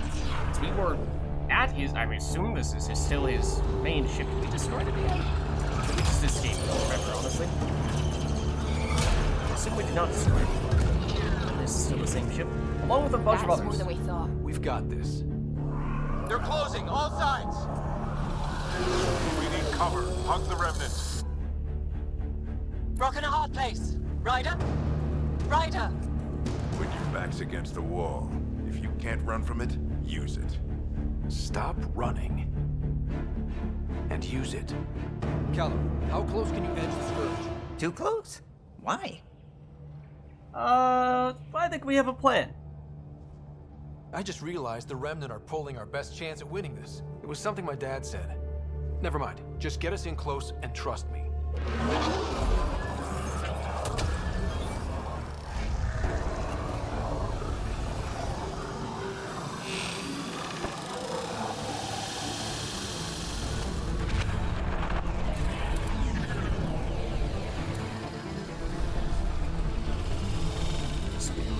We'll use the Scourge against them. There is Meridian, for what it's worth. Is that the Scourge closing in? Everyone's so glad to see that stuff. Get the Hyperion. Hey, Archon, not so tough after all? I've tied up your fleet, Archon, and you're not outrunning me in the Hyperion. There's no point in continuing this. You wish to force my hand? So be it. Unlike you and the Pathfinder, I do not require it. I have you. You've made this much more difficult, Pathfinder, but not for me. Yeah, that's not great.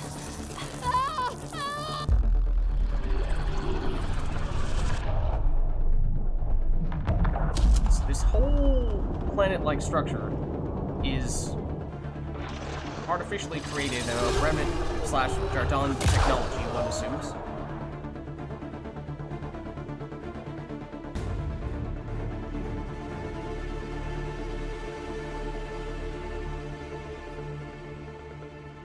Chance to do some stuff to help save our sister, or is this just a foregone conclusion now that she's done for? What am I looking at? I wonder.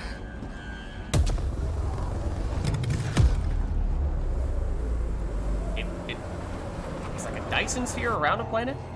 Sorry, gravity's inverted.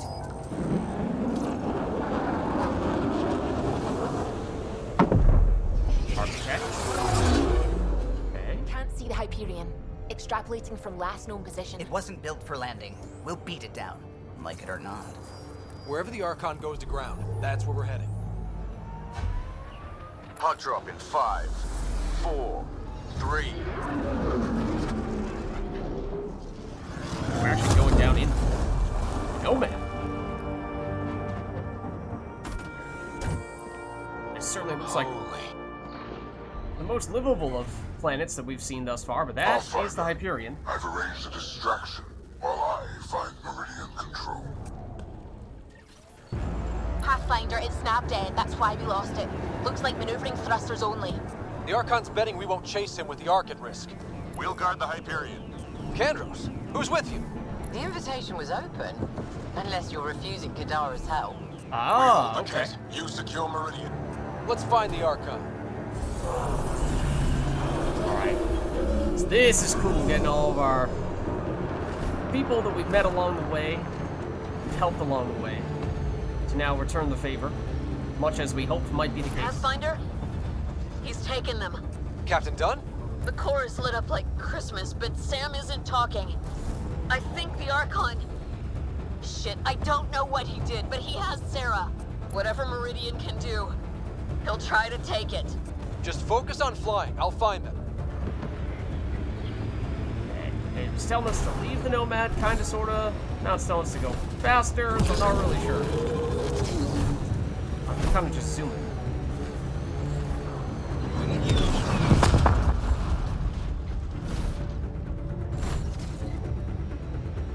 Giving us the Nomad tutorial, it seems like. On starboard, all power.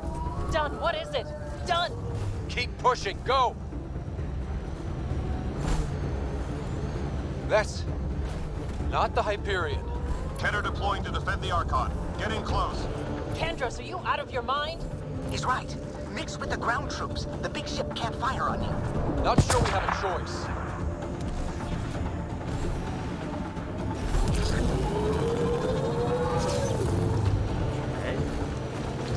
It seems like we're just driving here. There's not really anything else for us to do. I just don't want to miss anything. Watch your heads! Structures ahead, Pathfinder, and major energy signals. I'm no Sam, but that's got to be some kind of control. Okay. Just keep on going then. Beautiful place for sure. It does look different from all the other planets.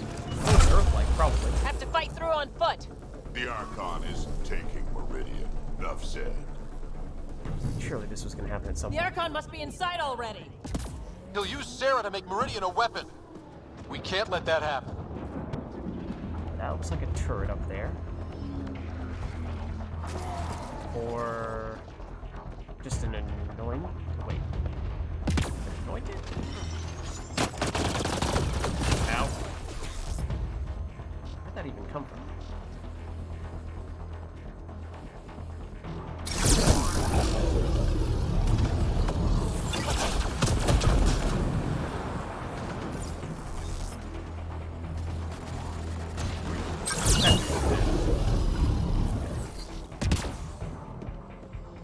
Yeah, Anointed's the minigun. Okay. For a second there, I was thinking of, what is it, Ascendant? Yeah, you know, there have been similar sort of situations in previous Mass Effect games, and in many Mass Effect games on the Mako. Mass Effect 1, Race to the Conduit.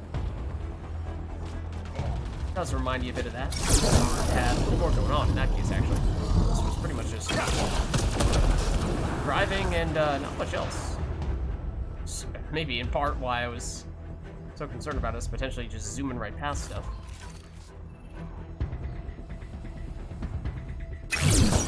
I was not in range.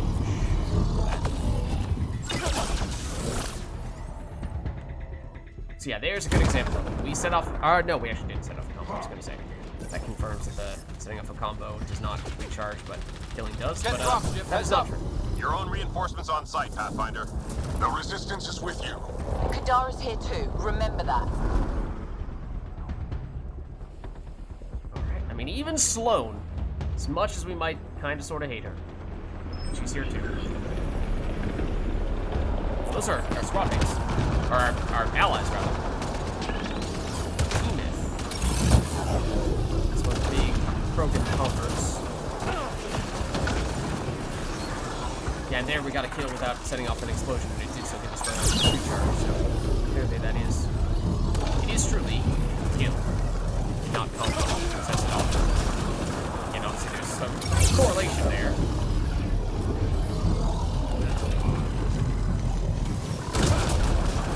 I was gonna set off the explosion. This guy is tanked. I don't know if this guy can do any sync kills, but it feels like, you know, usually that's the case with the strongest enemies of each type. I've seen that. This guy's a synergy. Maybe now is not the right time to test that. Maybe now is not the best time to test that, though.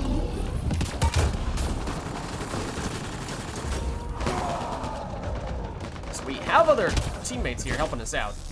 Again, you know, how much are they actually dealing damage? I don't know. Wait, They're at least strong that to kit fire. ship has lost data shielding. Pathfinder, it's the Primus, the Archon's second. She's shooting a lot for someone who offered to bargain. Flying low and slow. What's she doing? The kill code she gave you. Access their ground equipment and I'll upload it like Sam. Do we really know it's a kill code? What if it's not? We'll have to take our chances on that. Ooh, that's very nice. Yeah, that's cool that it's not just generic, oh, this is Angaran Soldier X. It's actually, oh, that's Sloane Kelly. That's, you know, who else do we have? That's Kelly. That is just a generic Angaran dude, but that is Andros. All the way from the Nexus. So yeah, that's really cool. I do like that. And I think, you know, in general, when big story-driven games that have lots of different factions that you can ally with and build relationships with. When they have done a good job of developing those relationships and those storylines that lead to those relationships, there's usually a mission at or near the end of the game where you're put to the test, and those allies can assist you. And those are oftentimes the best missions of those games. I'm thinking of, like, you know, Witcher 3, Battle of Kaer Morhen, and obviously the Suicide Mission in Mass Effect 2. Let's do this now. This deal has been loaded from the start. Okay, let's see. I think we take our chances here, because maybe if we hadn't completed this mission, this might backfire on us. But we did go through a pretty extensive list of things to try to ally with this subset of Ket, well, actually, by some accounts, the majority of the Ket. I'm not playing ball with the Primus. Wait, Don't no, I send didn't the mean code. to. Okay.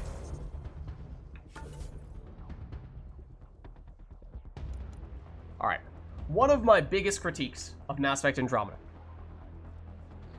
In a game that is strongly narrative driven, in which the outcome of the game is influenced by the player's decisions, it is imperative, it is essential that it is clear what the player is doing, that they know, or at least have some reasonable basis upon which to make their decisions, so that what they want to do is the thing that happens, or at least, you know, to the extent that they have set themselves up to achieve those types of goals. But that did exactly the opposite of what I wanted to do, and that is not the first time that has happened. That has happened to us several times in Andromeda. That is a cardinal sin. Cardinal sin. We are reloading the save. We are reloading the save, and it's from a few minutes ago. We're gonna go for it, because that's not okay. That's like huge red flag. The Archon is taking Meridian. Enough said. Apparently it's back here. Alright, we can finish up this encounter fairly quickly and efficiently, I suppose, but that's Can't let that happen. Again, huge blemish on Andromeda. Major detraction. Major detraction. And, you know, to be fair, maybe I just jumped to conclusions. I didn't read it closely enough. And had I read the fine print, it would have been more obvious that, you know, the decision that I made was not what I thought it meant. But at least at first glance, I thought that was siding with Primus. And then it did the opposite of that. And that, we'll double check it. Get dropship, heads up. Okay, something's up here. The difficulty definitely just randomly changed on us, because we are frying absolutely everybody. I definitely did not just change the difficulty. What? I mean, you're seeing this. We're like, in 1 second of Flamer, we're destroying your own reinforcements on site, Pathfinder. Elite enemies. Resistance is with you. Kadar's here too. Remember that. I also didn't catch this last time for what that's worth, but like, watch this. It feels balancing-wise as if the game has suddenly dropped down to the lowest difficulty, and you know, we can basically just tap enemies with any ability and they'll just immediately fall down, which I don't like, because then it's really easy, and that also detracts from the experience. Okay, that felt normal though. That was normal. Why did the other enemies just immediately go down?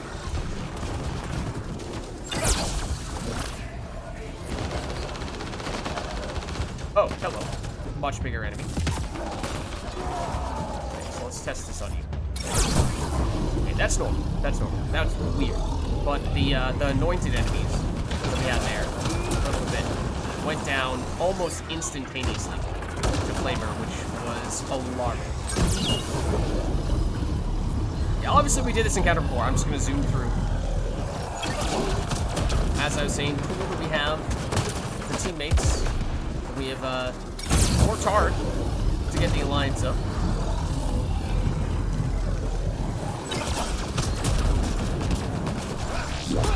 Maybe not. Wait, that kit ship has lost data shielding. Pathfinder, it's the Primus, the Archon's second. She's shooting a lot for someone who offered to bargain. Flying low and slow. What's she doing? The kill code she gave you. Access their ground equipment and I'll upload it like... Sam. Do we really know it's a kill code? What if it's not? So, I'm gonna take a second. To look a little more closely at what the options say. Obviously, I'm not gonna take the one that we took last time. But I want to take a second to evaluate, you know, was I just going crazy and speed reading too much, jumping to conclusions here? Or is this really poorly written? This deal has been loaded from the start. This is what I mean. This is unbelievably poor writing.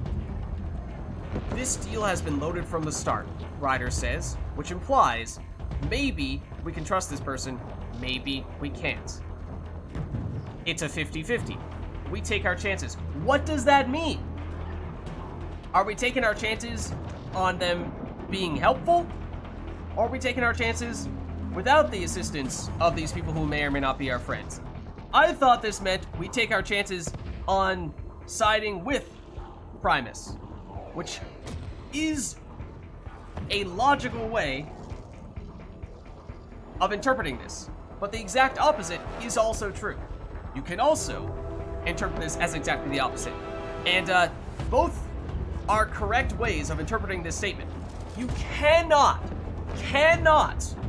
have decisions like this be written in such a vague way and set up and framed in such a vague way that you can have the either opposite extreme happen and not have the player know which one they are doing. That is egregious. Fortunately, I mean, I don't know. This is a pretty big decision. Obviously, it may not be the final decision, but that is really, really bad. Okay, now this one, to be fair, in a vacuum, this could go either way, and maybe I didn't look at this one. I just saw this and assumed that this was, we're taking our chances on siding with Primus. When you see this in relation, I suppose you can assume that this is siding with Primus and this is not. So I guess it's marginally better there. But this is what we want to do. Send the kill code. We'll deal with the Primus later. Kill code deployed. Main thrusters on the Primus' ship are failing. She gets to look like she was sabotaged, and we get an easier run. Before shooting us in the back. Okay, so maybe it just makes things a little bit easier, combat-wise. Maybe there isn't much plot significance-wise beyond that. But, I mean, we went through a pretty extensive multi-part mission just to enable us to do that. So, to be denied that at the last second by some really silly business did not feel right. Just checking if there's anything else up here, but let's head out. I guess we could try to hit the high ground. Now let's move it. Are we going backwards? We are going backwards.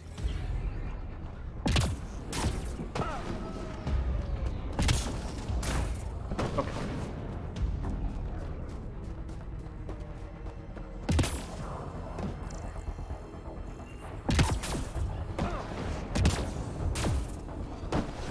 This is clearly the spot. And Gar allies are just slowly sauntering over.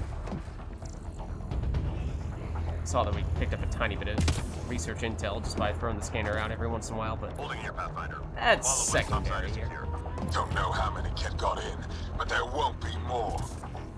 Alright, so Primus basically, I guess, made it so that we didn't have to fight as many Kett, but it sounds like we might still have to fight Primus herself.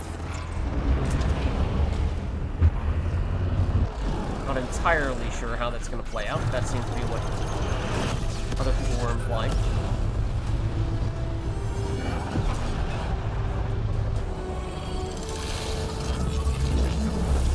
Oh, that's a Oshai.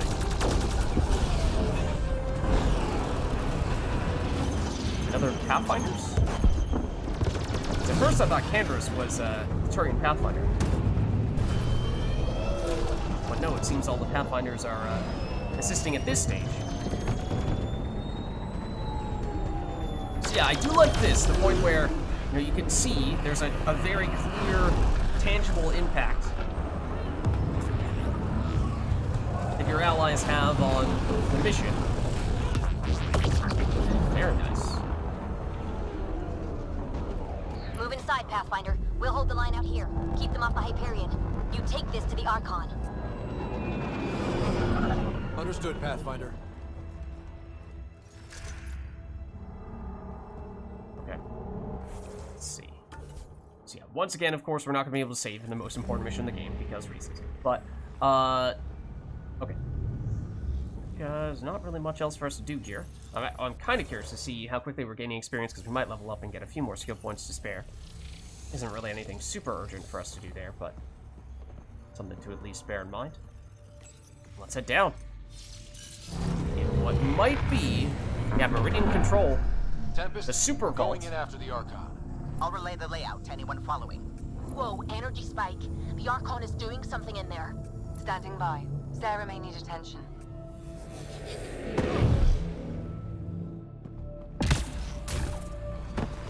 So probably the last time we head into a place like this.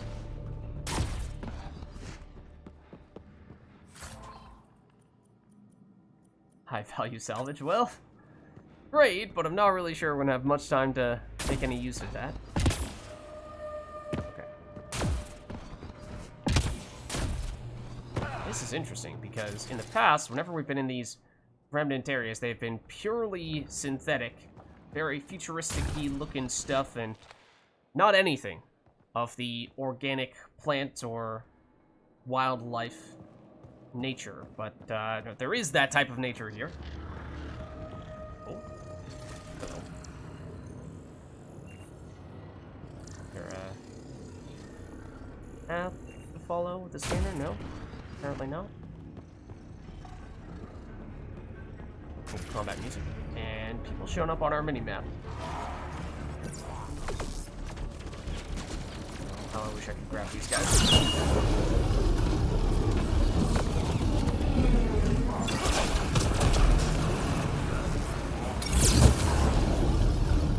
Krogan are Kroganing the hell out of the Ket, Pathfinder. Nice. That's what I'd like to Fight hear. our lives, and we're winning it. It won't matter if the Archon gets control and blows up worlds. So Then we maybe, end him. maybe those conversations and the outcomes of those little subsections of the battle depend on what you've done leading up to the final mission. That might be the case. Of course, done lots to support the Krogan in the course of our playthrough. So hopefully any news we hear of our other allies is good news. Deploying everyone available, Pathfinder. Not strictly true. Save the pedantry for the victory party.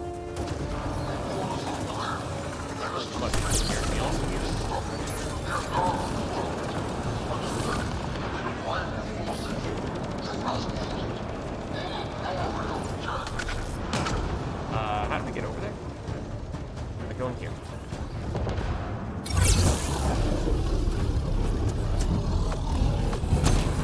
Enter on a rally.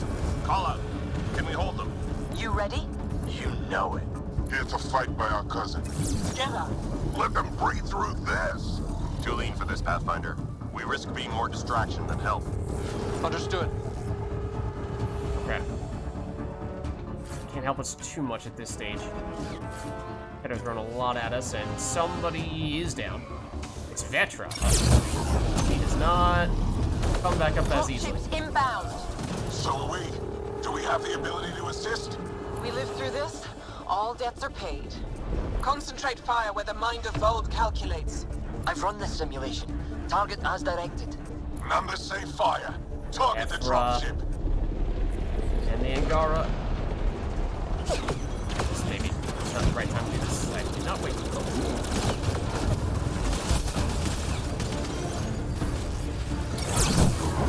And that's also pretty hurt.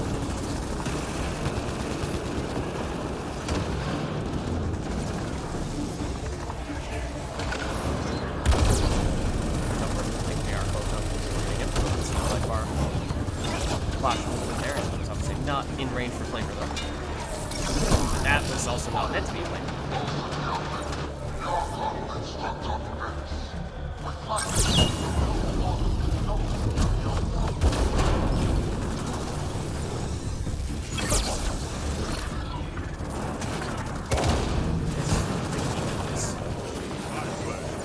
hanging around, causing some trouble, I suppose.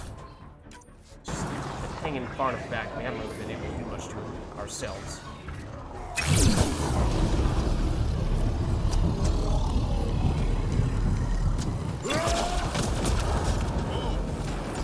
He's paying a little too much attention to us now.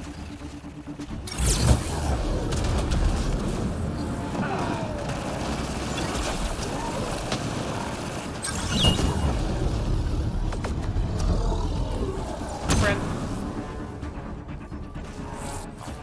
Oh, that was supposed to be melee to death. Okay, never mind.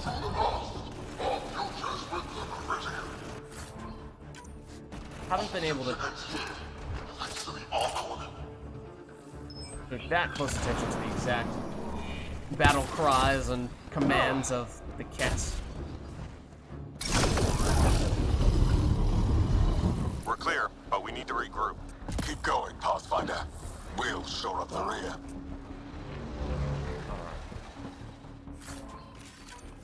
There's the shield capacitors, nice. Rush further into the Citadel, or Control, which might also be a Citadel of sorts. What's up, Straw Tuna? Is this the last mission? It is. It is, in fact, the last mission. I need room to breathe. Assembling mathematical profiles. I'll strike first. Like spit, you will. Together, then. Keep it tight, people. We need to let Ryder work. This is a big something. I do like the plant life that is Those pillars interspersed don't around seem here. structural. Is this all Meridian? The capacity of that kind of hardware. How many worlds could it link? Huh.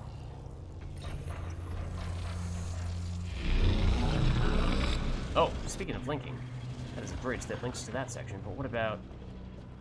We're basically gonna loop around to get back over here rather than going straight across because we cannot make that jump? Yes, that's what we're doing here. You can see the fighting back there as well. Getting into details, or is it just... Nah, mostly just projectiles flying.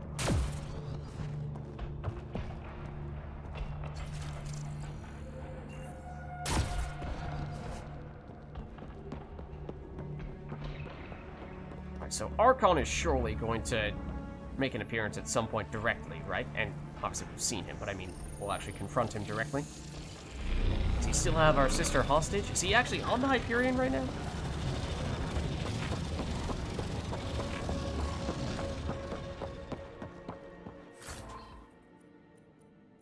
Only moderate value salvage. In such a special location like this, I don't believe it. Okay. We're getting very close.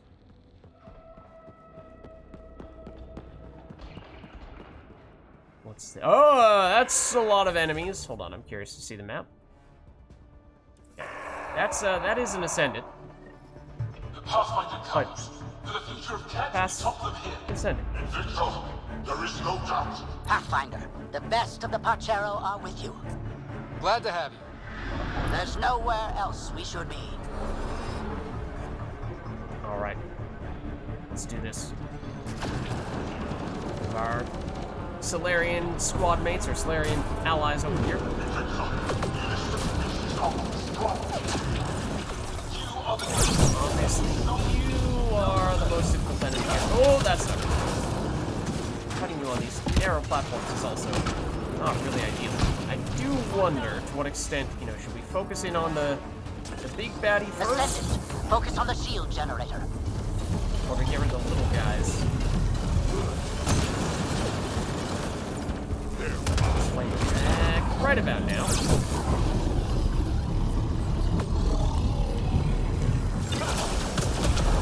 Okay, we deal about half the damage in one round.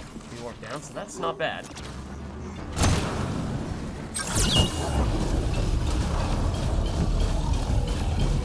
the four projectiles, so that'll make it kind of hard to dodge in this narrow little area.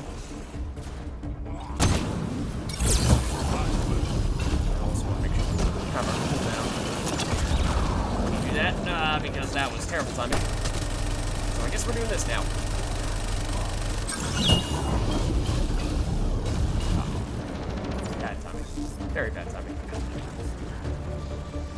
guess the Solarian cubes, again, how much damage they're dealing, not much to the main enemy, but the boss at least. What they are doing is taking the attention of any other minor enemies, allowing us to focus in and basically turn this into a 3v1 on the boss, which is very nice. It's nice to get here.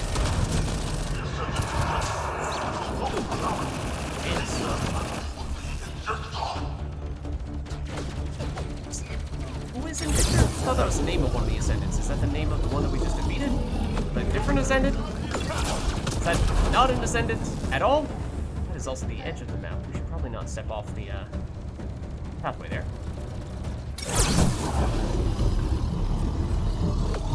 What lever? What difficulty? What lever? We're on the second highest difficulty.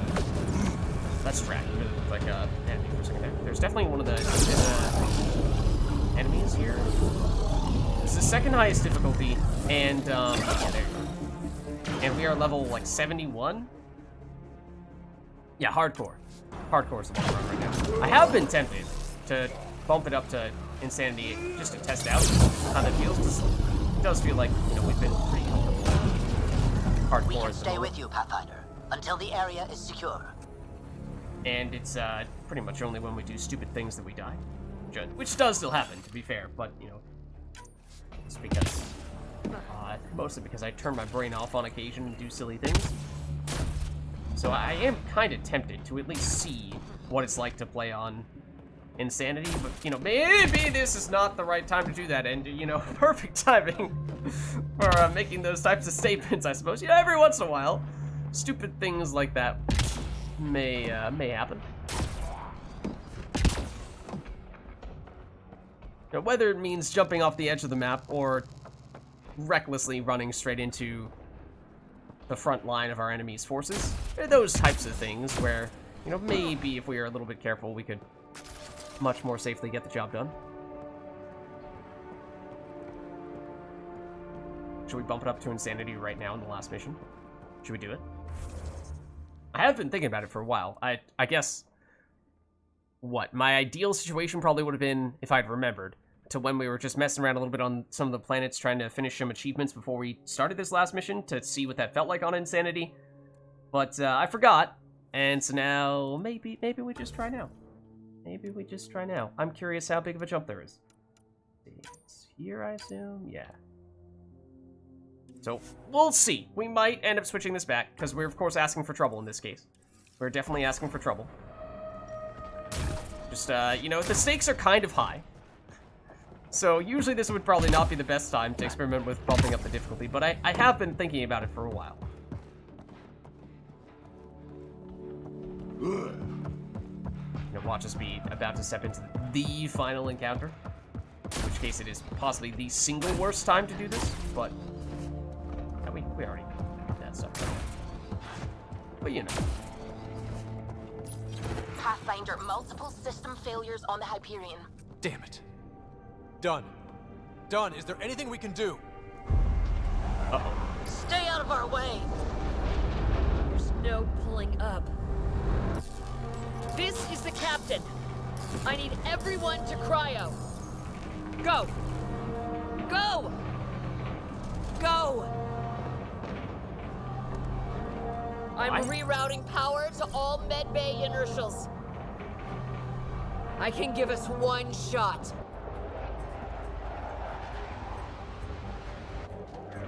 Get me close enough and I'll biotically shield the bridge.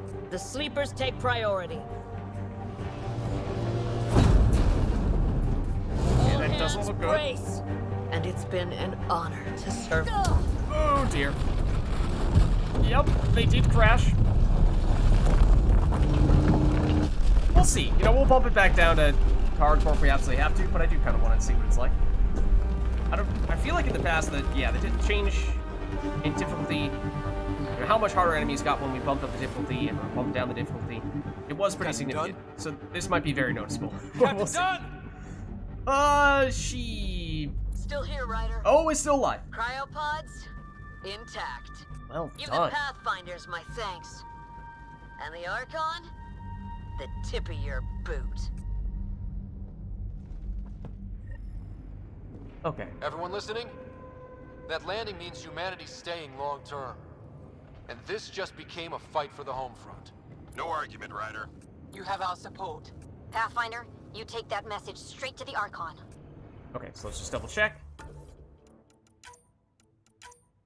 Yes, we are now on insanity. So, hopefully this Do little... these cats know how committed we are? Can they understand their misfortune? Make it hurt. Hopefully this little subset of pet is relatively small. Collection and exaltation is now that much easier.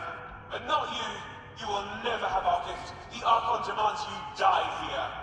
So that we can, you know, just test things out a little bit on insanity before we do anything too crazy. But based on how that might have also been the sound of an ascendant, that may not be the case. We're about to find out. It's been a long ride. Hoping we at least have some basic enemies. Like you. Flamer. Still solid damage. Okay, might take a little bit longer to take enemies down. I think the bigger question might be how much damage do we take? Like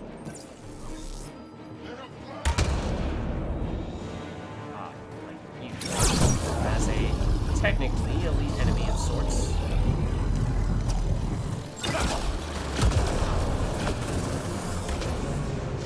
Have Cloak, which honestly has been, looks like a cheat code. Honestly, don't agree. Be honest, you close. Speaking of close, and you lost me. So, like, basic enemies like this, I think we'd be totally fine on it. Ascendant. For the Focus most on the shield generator. There is an ascendant. Okay. Big boss enemies. That's a different question. And so yes, we apparently did turn on insanity right when we're about to go into an ascendant fight. This fiend as well. How tough is he going to be to take out? At least in at least in the other Mass Effect games, the trilogy, the amount of damage that combos deal. That's not. That scales based on what difficulty you're on, where the percentage of damage the combos deal actually is higher on higher difficulties. So combos might be more significant here. I don't know if it works exactly the same way on Andromeda or not. But that could be something that we need to place an even higher emphasis on. That's not accurate. But if this is truly an ascendant fight, then you need to go down, because you're the one that keeps on disappearing on it. It might be that the enemies keep on respawning here if we don't take out the ascendant. It's also, there's the fiend. There's a destroyer up there as well. There are some big enemies, but I haven't actually seen an ascendant, I don't think. It's kind of weird.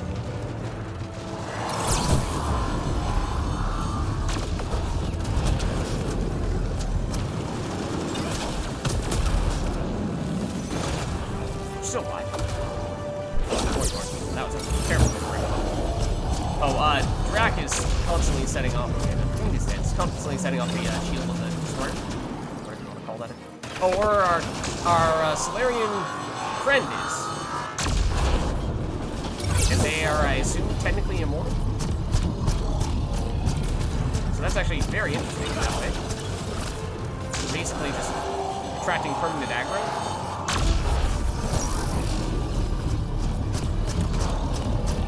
Things are tanky, and then their health goes down in a big chunk.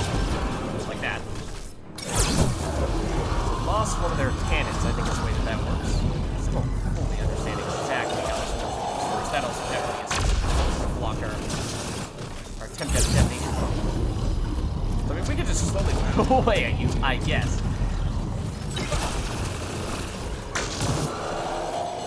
But this is an occasion on which having that extra NPC help us out is actually very significant.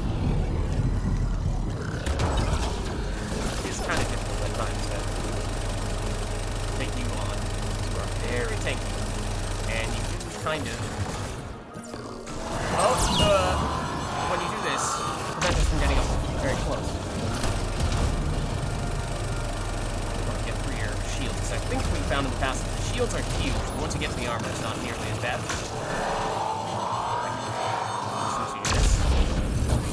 Better? Yeah, look at how much faster this is. I mean, part of that is because Flamer has much better damage against armor that has shields, but I think that's also because you have a lot more shields than you do armor.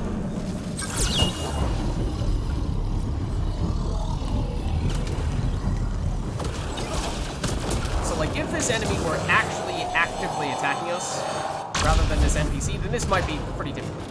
We have seen times when that has been the case with Destroyers specifically, but not really the case here. Oh, also, you will explode. We're anchored here, Pathfinder. You better not be dead. We are secure at the moment. Okay, that's good. Secure like we're staying. Next stop, the Archon. Next up, the Archon, he says. That suggests we are actually, truthfully, about to find him. Okay, we'll just scrounge around a little bit, see if there's any stuff for us to pick up. I mean, I'm not sure it's really going to make a difference at this point in the game, but... So that's our first Insanity encounter. And skill up as well, that's true. So, let's see. We for the most part, already invested in most of the things that we really want. Yes, we could get tech powers just to give ourselves maybe 1% better passives, but... In combat, I mean, we're mostly using the Hurricane, but on the off chance we do swap over to our other weapon, which is a shotgun, we technically could still upgrade that further. Reload speed, clip size, neither of those is going to make that big of a difference. Eventually, if we got to the final one, melee hits, boost shotgun damage, no. We're not really making a point of meleeing. This, if we got all the way up here, and if we were to actually use our shotgun, that might make a difference, but for the most part, we're just going with a pistol, so that may not even be worth doing. Oh, what do we have here? Improves melee damage and radius while jumping. Okay. Combat detonator damage bonus, not very useful. Oh, this actually... Damage resistance while airborne. I mean, not that that's a huge difference, but that is technically worth something to us. Occasionally, we are jumping and dashing out of the way, which, I guess. I mean, is that reason enough to go this route? It does require that we get one more level before that means anything to us, really.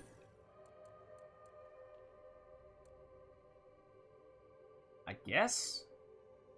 So this is active regardless of what weapon we use, whereas, as I was saying, you know, we aren't really using our shotgun, so that doesn't really matter at all, unless we were to switch. So let's do that. Okay. So yeah, that was our first battle on Insanity difficulty. Basic enemies, not bad. You know, if they were all firing at us simultaneously when we didn't have a way to avoid getting hit, then maybe that'd be trouble. Then when the bigger boss enemy comes in, yeah, it takes us longer to take them down for sure. Even on hardcore, though, it still took us a while to get rid of the destroyers. So once the shields were down, it was pretty quick. But the big difference there was that we had that Solarian pal who just attracted all the attention, and we could slowly whittle away at the enemy. So I don't know. I mean, obviously we survived, we succeeded, so I guess we'll keep it on Insanity for now, and hopefully we can still make it work even at the very end. Even as things perhaps get more difficult still. Ah, we didn't need any of that stuff. Oh, we're going down into another gravity well? Wow, okay. If this goes too far, we'll be back in space. I guess we'll find out. Down or up? Down is the new up. Let's see. Whoa! Oh, that's the Archon. The Archon. Does he know he's broadcasting? He's in Sarah's head. We're connected. Oh. Reach the heart of Meridian control. Okay. We're getting there. We are very close to the end. And this may very well be our confrontation with the Archon. Of course, we've seen him before. He may or may not have kind of sort of killed us, or at least trapped us, and we made the very logical decision to escape his trap by killing ourselves, because that's naturally the first thing that anyone would think of to avoid that situation. But now we can actually face him, perhaps. What are... I see the Remnant dudes. They have the color scheme that suggests that they are the kind that is just helpful and not actually an enemy. Remnant, but not attacking. The hell? It's pointing? Trying to direct us? Did they do that? That can't be the Archon. Huh? I Can't be the Archon? What do you mean? They can't be the Archon, or they can't be the Remnant? We're just talking about the Remnant, not the Archon. That's closing. Okay, that... Everyone see that? Doors is closing? Opening. Someone's hurting us. The Archon, maybe. Who else would it be? The Remnant. And we're talking about the Remnant pointing us in a certain direction. So maybe the Remnant are on our side for some reason? I mean, we kind of, sort of, did some things that... Really? Oh, wait, hold on. Is this, That's just the Remnant decryption keys. Okay, yes, yeah, we have, 83 out of 200 of the normal items. We did not need any Sudoku solving, tips and tricks and free passes. We became a Sudoku master. We did not need to use any of that stuff. And apparently you can only carry 9 of those anyway. Yeah, so I think this is actually the Remnant that's directing us over here. Not the Archon. Maybe it's because Ryder was kind of sort of controlling them before? I mean, or maybe the Archon is truly just doing all this stuff and more doors. Messing with us. Maybe. Sarah's found a way to help. Or it's our sister?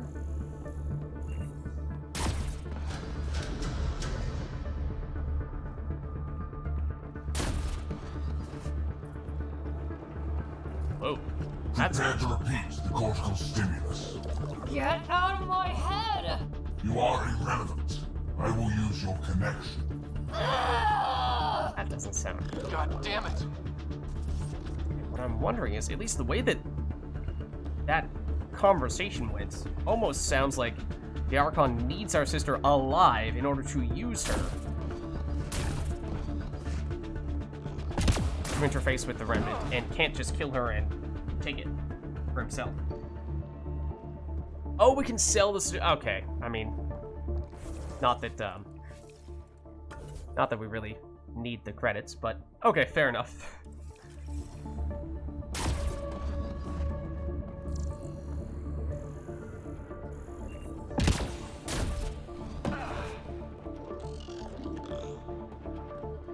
Okay, that's pretty bright. Maybe you don't look into that.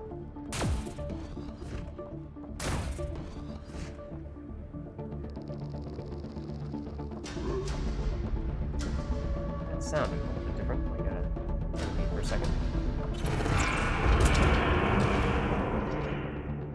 Okay, is that another gravity well?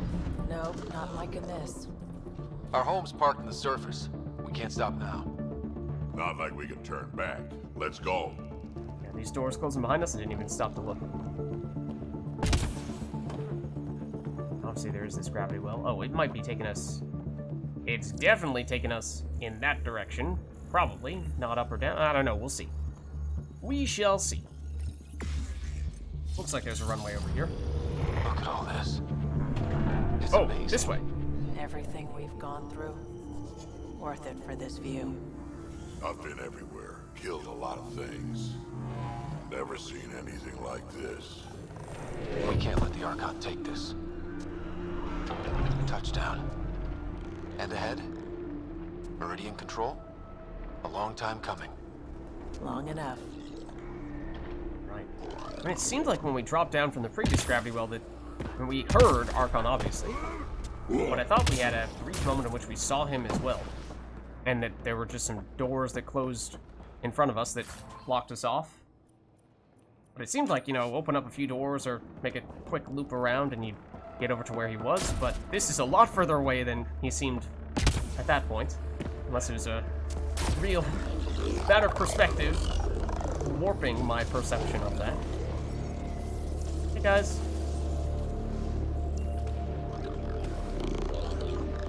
Alright, big, long, dramatic bridge. You know something's gonna happen on this. Probably. Ready? It's a gateway to everything we've been chasing. I'm running straight towards where Ryder's up. Let's kill everything.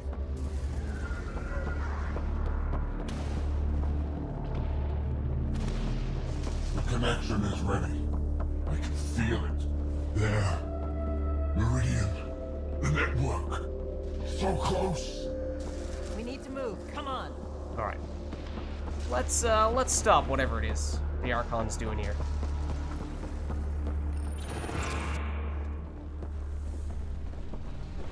Hello. It's me.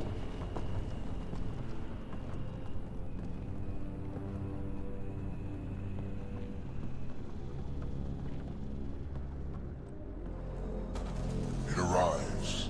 This attempt to rival me is no longer amusing, Pathfinder. Hey, brother. Get my clues? Okay, so it was her. Confirmed. I mean, I guess if she hadn't done that, we could have ended up going in the wrong direction on several occasions and might not have gotten here in time. How you feeling, Sarah? Is this what you do? It hurts a lot. So determined, but so pointless.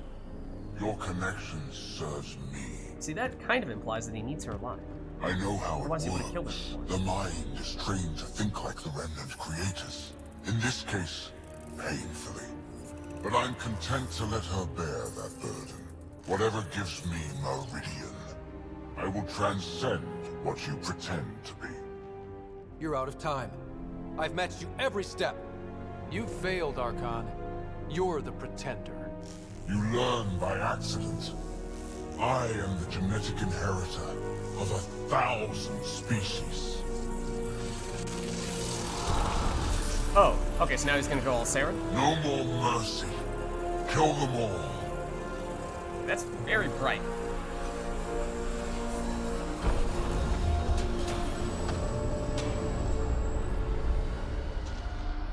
Okay. He's still using Sarah's implant. Can they survive drawing this much power? I only care about one of them. So, eliminate... Kept protecting the Archon. Okay, gotcha. I was gonna say, are we going after specifically the Archon here? Or does he have friends? I'm the clear, answer but you've got to is he stop has him. friends. Okay, so this is gonna be a difficult encounter, I am sure, because this does seem to be, if not the final battle, but very close to the final battle. Okay, and yes, those shots are definitely dealing a lot more damage to us than they were in the past. I am the... So we're probably gonna have to do this a lot more than we were doing before. Probably gonna have to do that a whole lot more than we were doing before. So our squad mates are dead. That's great. Just casually revive you directly on top of our enemies. And possibly die to that. Well, we're standing directly on top. Oh, no, of it. This is why we got a bazillion of those shield power cells. Thanks, Special, for immediately going down again. That will still hit us with that cover. Okay, so we might have to bump back down. We'll see. I assume these enemies keep on respawning unless and until we get rid of the Ascendant. In general, that's been the case. But yeah, when we have both squad mates down, that does make it very difficult for us to make this work. We are taking all the aggro and we can't go Leaving it all on the field. Hit them just as hard! So we'll see. It's a terrible place for you to drop that grenade.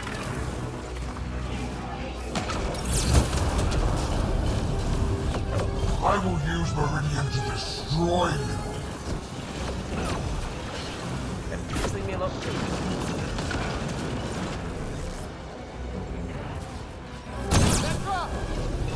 Vetra, I would love if you could stay up for a little bit. Get out of my head, you... Ah! God damn it, hurry up! Not really capitalizing on that opportunity very much, did we? Probably get Vetra now. It's an interesting spot. So are we. Oh, hello. You lack the will to take Meridian.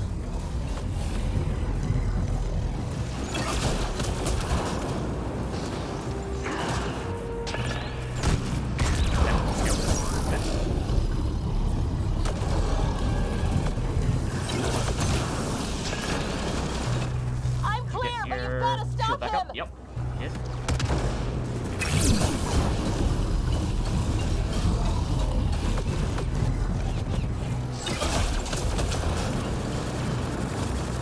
Slowly and patiently. assume you're gonna come back for my teacher updates. You wasted this potential. It's not. Okay.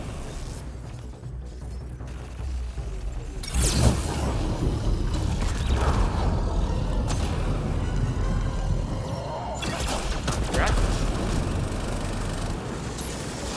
We got company.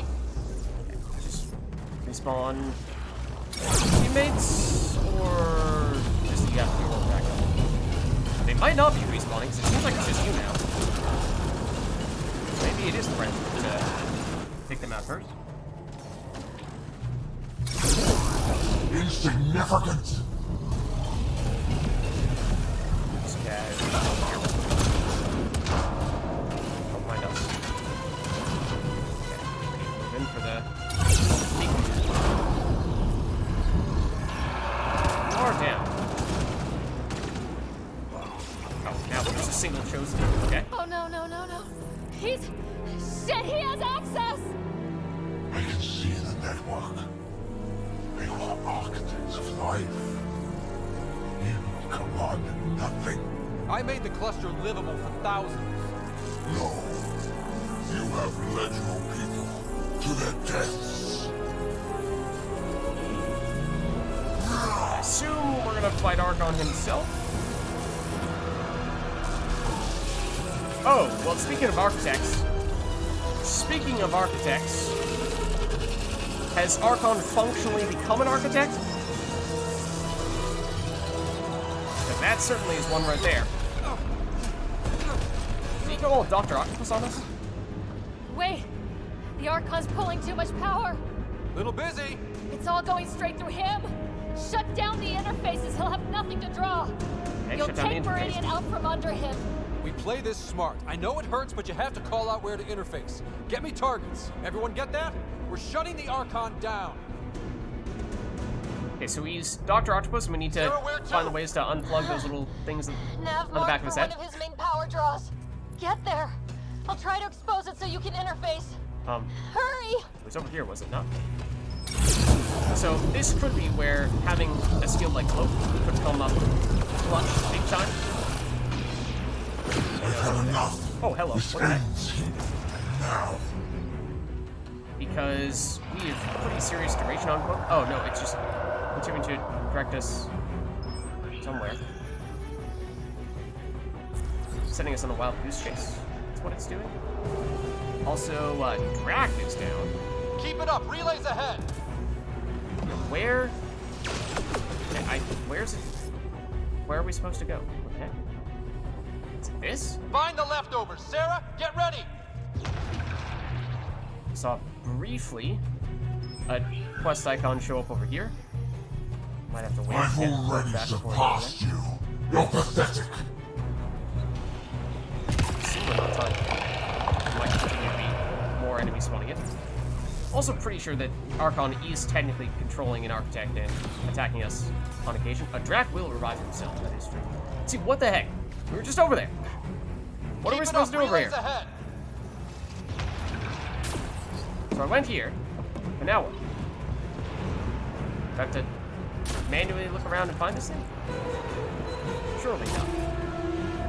Surely not, right? Now it's over here? What? I don't get it. This is just the start, Pathfinder. Everything you love will burn. I don't understand. He is the architect? Oh. Oh, that! Find the leftovers. Sarah, get ready. Hit them all on the way. No stopping. I still don't understand what I'm supposed to do. Am I attacking him? There's all this talk of the interface things that we're supposed to find, and I don't see any of those. Or I see these Zycons, but there's nothing where they're directing me. So I just walk over there, and nothing happens. You pushed too far. Now you'll pay. It's just constantly directing me. No, but it's not just pointing toward him. That is not what it's doing.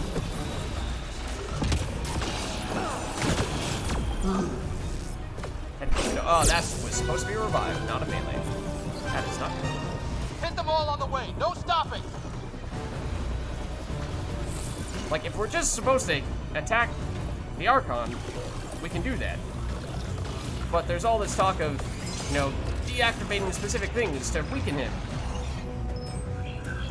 I'm not reading too much into this, and it just shoot him and that'll happen automatically? Crush you with your own toys. And why is he still trying to send us in other directions? The instruction's not clear. My toaster is on fire. Also, this doesn't have enough range, I would imagine. I don't know. Keep pushing for the power relay. My guess is we don't want to clear them. Like, where is this power relay? What is this power relay of which you speak? Also, I'm not sure if we're actually reviving him or not. We are apparently not reviving Drac. Now we are. Find the leftovers. Sarah, get ready. Wait, you... What was that just saying in the left corner of the screen? Was it just saying we have skill points to spend? I know we have skill points. Obey me now. Me. Like... Just tell me what I'm supposed to do. Approach ammo boxes to refill ammo and power cells. Okay, well that's not really what I'm trying to focus on right now. Like, this is doable, combat-wise. Pushing for the power relay. If I knew what I was actually supposed to do.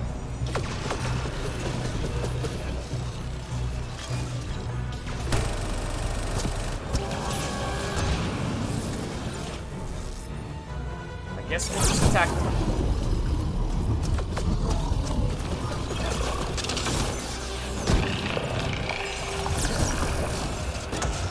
Let's see what that means.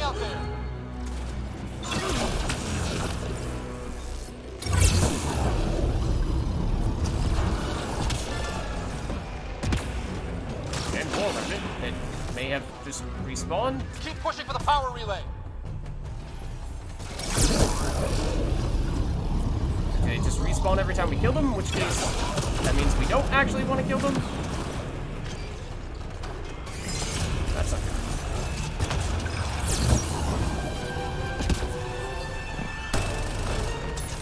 In case of other architects, usually shoot their face and then eventually shoot his legs. But I honestly don't understand. I'm getting so many mixed signals. Mostly from these things. These objective icons that are pointing me nowhere. Keep pushing for the power relay. And Ryder saying keep pushing for the power relay that I don't see. Find the leftovers. Sarah, get ready. And that mentioned to our sister that I don't know what that's all about either. Guys, I might legitimately need you to bail me out here and just tell me what the heck I'm supposed to be doing. Because I have no clue. I guess I'll continue fighting the basic Remnant dudes for a little while and see if there's any noticeable difference. But I just feel directionless.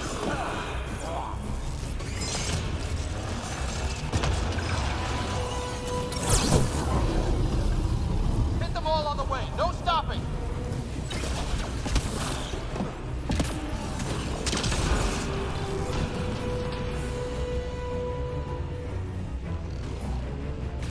I see nothing.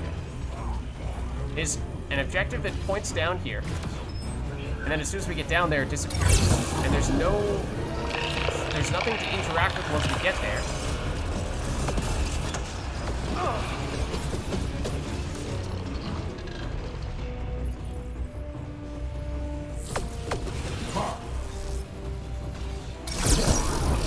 Remnants hiding out there.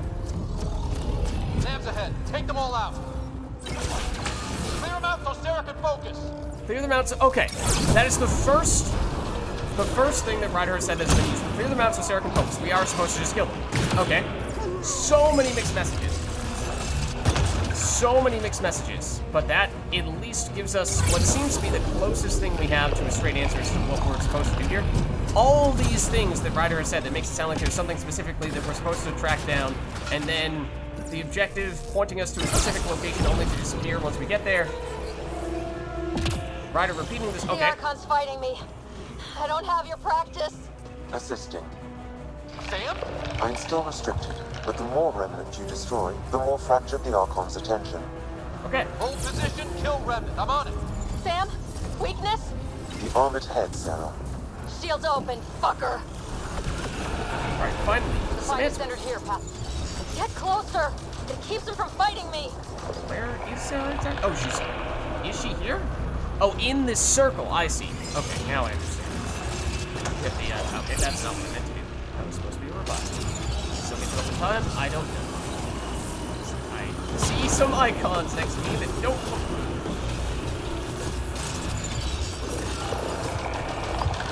Yeah, we have this objective icon. Wait, what? Jaw's here? What's Jaw doing here? Vetra is our other squad mate that we have with us.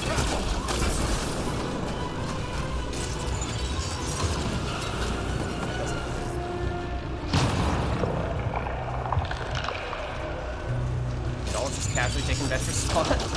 Got it exposed. Lock it down. Interface now. So this is the part where having cloak is huge. Even that section there. Hora's now here as well, apparently. There. The Archon's pulling power on the other side. Let's go.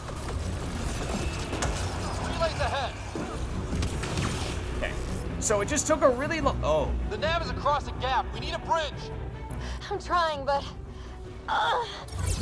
find an interface. First. Oh, don't find an interface. Okay. This took a very long time. The game told us what we were actually supposed to do. Got it. Heading to the relay. Ooh, almost fell in the river there.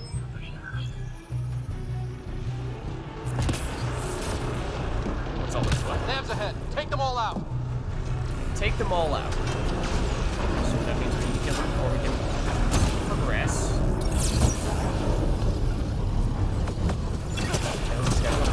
Still try to take them one at a time if we can.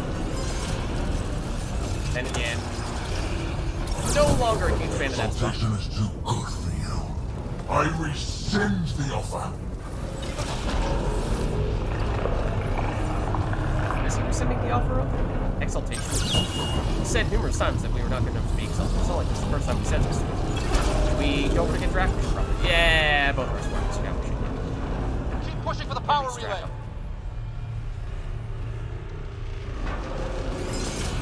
That's not good. But that was the appearance of someone getting created right in front of us. That's not good.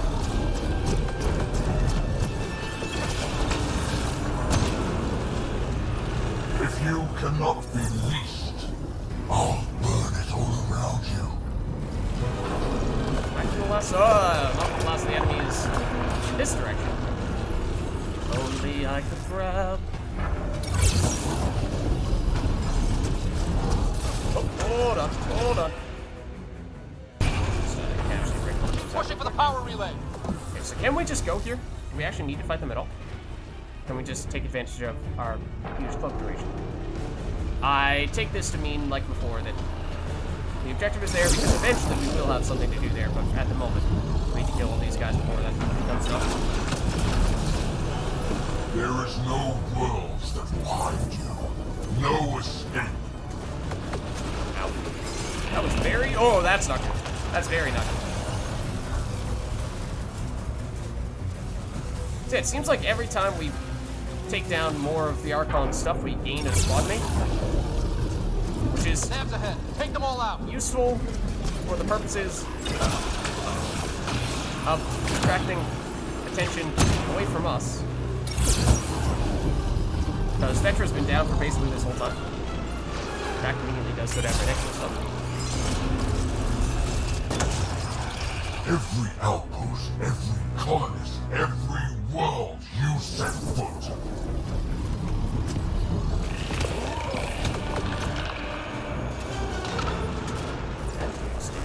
Still haven't taken everybody out though, apparently.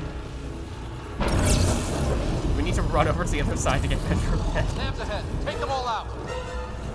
That guy respawned as soon as we took him out, but again, I assume we still have a set number of enemies that we need to destroy in order to trigger the next part of this encounter. Not detonate. Your initiative will be ash, and it will be your fault. Another gap. I'm not seeing an interface. Okay, Hold there. now we've I'll try taken out and raise enough the enemies. platform. Are you sure? No? but we have to win this.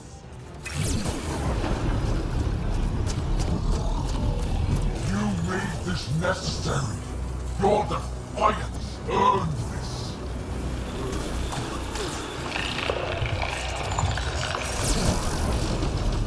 I assume, yeah, defend also. Oh wait, we have a specific spot we need to be standing in that we're not currently standing in. Ow. Go through cover, and this is not a great place to be standing. People will beg, and there will be no mercy. Is there a specific spot we need to be? No, maybe destroy the enemy. So, oh, yep, there's the bar. I don't see the circle.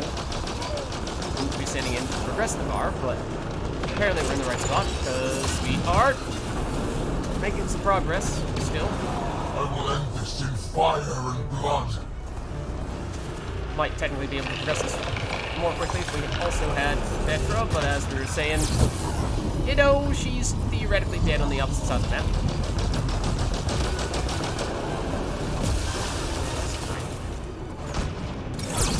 It will be like you never came here, never existed. I don't think Cora and is Joel still with us?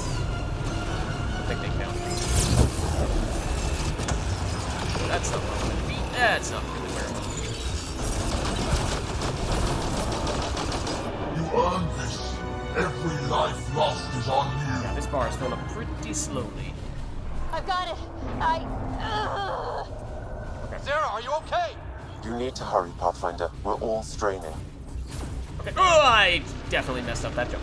I was about to say for the first one that I was going to mess this up, but I was not sure if I had to dash or not. We have exalted species. Maybe you have.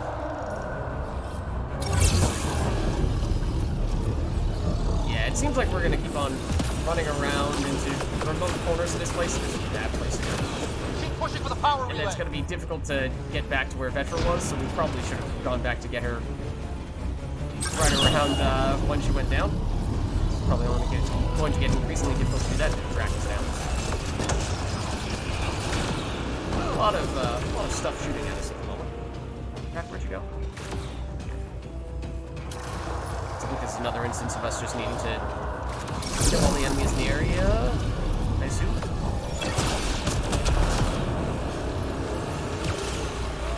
Or we're allowed to activate the objective. Seems to be the pattern. Keep it up, relays ahead. That's not bad. Still on fire here? You're almost dead. Let's take it.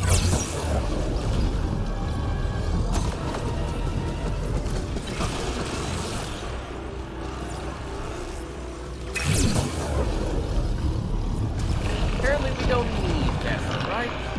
Okay. Now they're dead, so now we can do this. I'm in range. Expose the relay. I'm trying. Or Hi. okay. We've almost got it. Don't give up. Not done yet. Hold there. Okay. Hold here. Want some company?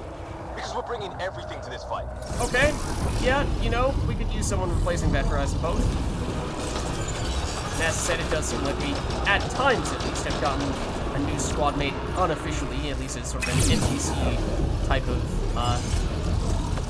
ally. Whenever we've made some progress here. As to whether they're actually incremental or just kind of a rotation, that's maybe a different question, because it seems like we obviously just gained Liam. Do we still have Cora and Jal? It kind of seemed like Jal disappeared earlier and Cora might have more or less taken his place. Are we too far away? No, we're still close enough.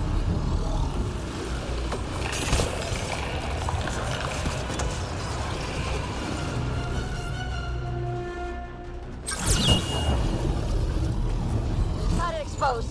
Lock it down. Interface now. Interface? Gotcha. This is where cloak is useful. Relay down. Tell me how to Kill bring this all all home. remnant and reach relay. One more. Just one. Sarah! Sarah! We are out of time, Pathfinder. Hurry. Okay, again, don't actually know if there's a timer for reals. Or if that's just for Keep it up. dramatic Relays effect. ahead. Hey, Nullfire, don't mind us. Oh, don't mind us nearly accidentally falling off the edge there. Oh, maybe not a great spot to be hanging around. Not a lot of cover in this spot. This is not the end. I have the network. Oh, we don't need to do anything else to unlock this one. Okay. Have we done it? We might have done it. Silly Archon.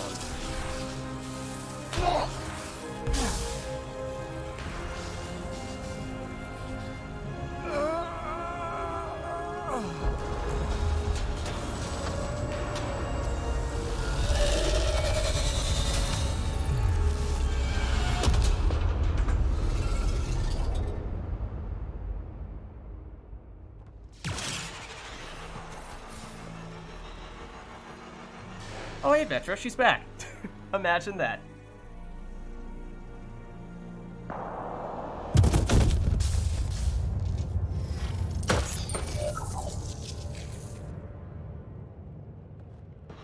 Pathfinder, Meridian is online. It is. The Super Vault.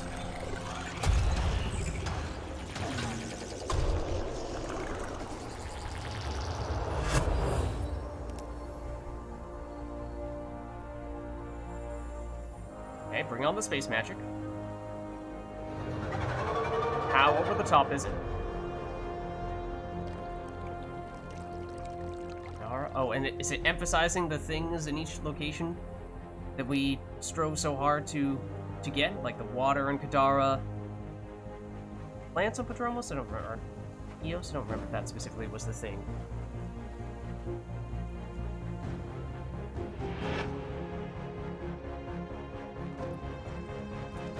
If that was the final encounter, honestly, the hardest part was figuring out what we were supposed to do. The actual combat itself, not that bad because Cloak is busted.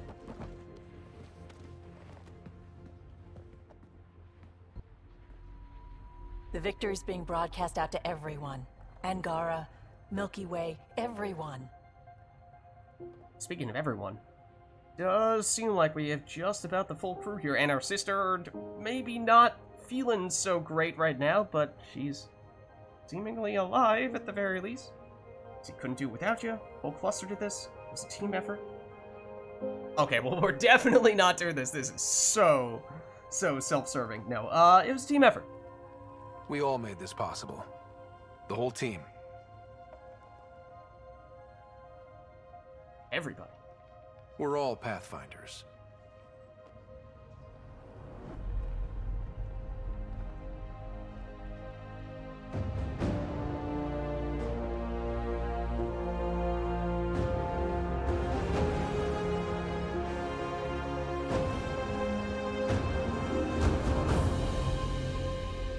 We made it.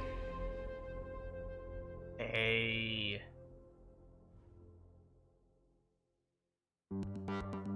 And there we go. Roll credits. Mass Effect Andromeda. There you have it. Just about 100% completed, or at least, you know, the parts that matter. We jumped around from difficulty to difficulty a little bit. We spent most of the playthrough on hardcore, but then, you know what, why not? Why not bump it up to insanity at the very end for that final encounter there? And it was fun. It was fun. Once I did like that final mission. It was, again, mostly a question of just what exactly are we supposed to be doing at various points in time, and that whole little mix-up with the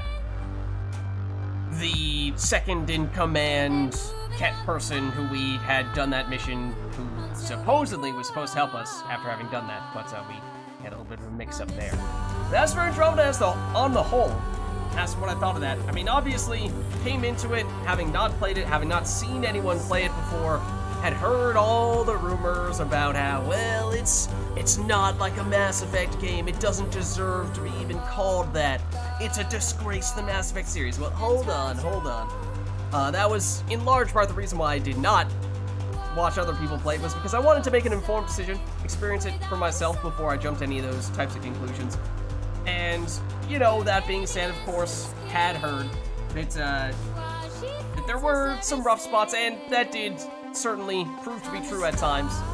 But there were still highlights, absolutely, and in particular, the gameplay was great.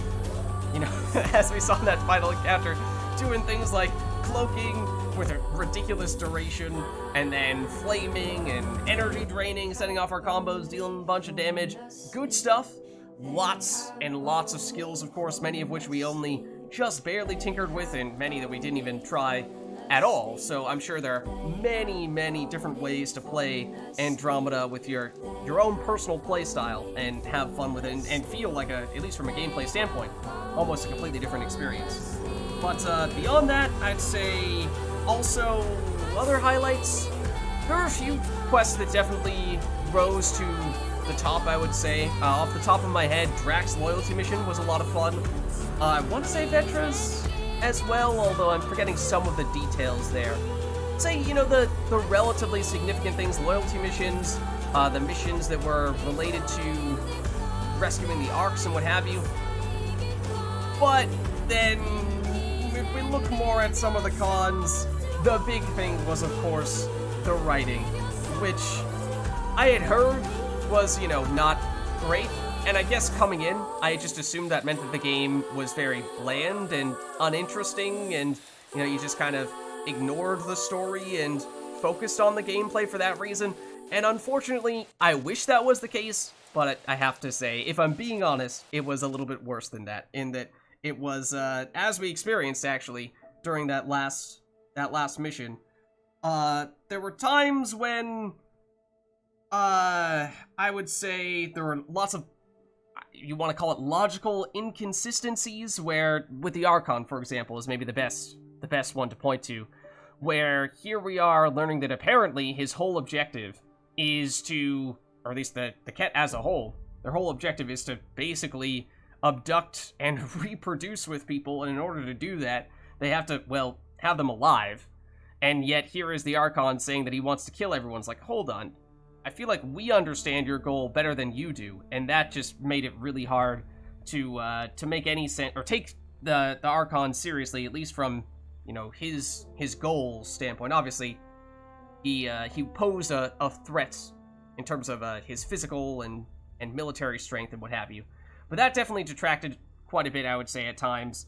And then beyond that, you know, there were also, I would say, times when, as we saw once again with the final mission there, where the game it either gave us very little information to go off of, or very easily felt like it was, or very often felt like it was misconstruing what I as the player was trying to do, and instead had me doing exactly the opposite, and that never feels good, especially in a game where it's supposed to be, like the other Mass Effect games, a narrative decision, or a narrative game in which or at least the narrative is important, and the decisions that you make have an impact on the outcome of the game in other narrative directions.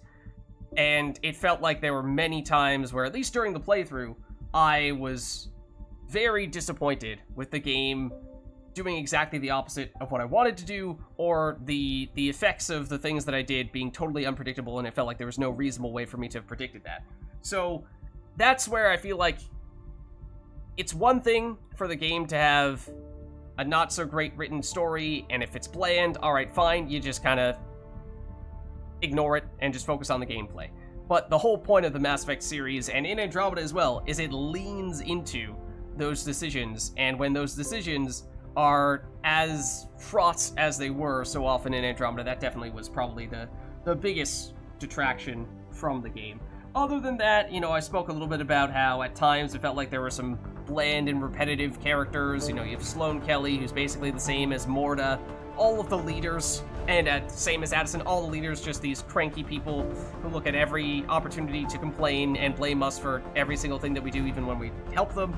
And then every NPC, or almost every NPC, feels like they are fed up with the bureaucracy of the Andromeda Initiative, and despite how the initiative is incredibly ambitious and would require a bunch of things to go right in order to work, somehow these people magically can all branch off and form their own groups and still find a way to survive.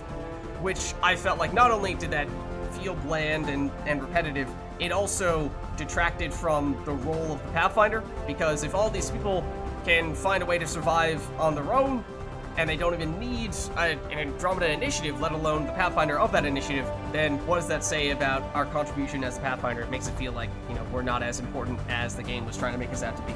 So that definitely was a bit of a detraction as well. Then, you know, there were, of course, things like fetch quests, which at times got pretty lengthy. Contagion, in particular, I think was the name of the one that was the most egregious there. And then, it's a minor complaint, but it felt like, in the original trilogy, there were a bunch of planets or locations that had their own separate missions. Not just the main worlds, and that rarely, if ever, happened in Andromeda. But overall, the gameplay was really good. And that is, of course, in many ways one of, if not the most important things in the game. But what is this? Because that is Meridian. But that's a different cat. And that seems like that was supposed to be setting up for a sequel of sorts, because we did, of course, learn that the Archon is not acting alone. He is actually taking command from, or getting directions from, other Ket, that even outside the Helios cluster, but of course, there's no sign of any Andromeda sequels, although the original, Hey, well, Sarah. there's another I'm Mass getting Effect too game used coming to later. this. How long? Weeks. Relax. You haven't missed much. The Ark and the Sleepers, they're safe in the sphere? There is, of course, the Mass Effect, whether you want to call it 4 or 5, or the sequel that it's not super clear just yet. Is it a follow-up on the original trilogy? Is it somehow tying together both Andromeda and the Milky Way series? But alas, let's see, because we do still have some things to do here with our sister, the Ark and Sleepers. They're safe in the sphere, so yes, we crash-landed the Hyperion on the Meridian planet, whatever it's called. And so now basically that means that we have no choice but to permanently set up shop there with the humans and basically make that our main planet, I guess. I mean, sorry, other people, other species, but I guess we just call dibs on what is presumably the most desirable of all the planets. Hey, I mean, we activated the Meridian, so now everything's fine, right? It's okay. Ship is part of Meridian at this point? Safe and sound, permanent? I don't know. Either one, really. You better like where we parked, because it's home now. The Sleepers wake to an amazing view. We did it, Dad. What about your implant and Sam? I am once again helping the Pathfinder activate Remnant. Our connection has been restored to normal. Normal. You need him again? Also, and this reminds me, the other thing with the narrative was space magic, which they went really far with the whole, yeah, you know, just suspension of disbelief. Don't worry about it. This ancient technology can solve all of your problems, which, yes, that's maybe more so one of those things where you can say, all right, it's sort of a bland, one might say lazy way to progress the plot. Whereas, personally, I would have greatly preferred if the game embraced more the details of, okay, what does it mean to terraform all these planets in this completely foreign galaxy? How do we do things that specifically target improving the quality of the water supply, you know, and actually doing missions that would, in a real-life situation, affect the water supply? Like, we might have had one or two of those, but, like, well, we're gonna set up a water purification plant and instead of randomly getting all this ancient technology to solve all that stuff for us. You know, things like that. Obviously, you know, I'm just, pointing to one specific example, but those types of things where it felt like the game could have gone a little more in the science-y direction, which, of course, there are, I'm sure, some people who just want to play the game and not to worry about the specifics of all that stuff, but that's one of the things that initially intrigued me so much about Andromeda, is that I really like that type of stuff. Heck, I did my college thesis on that stuff.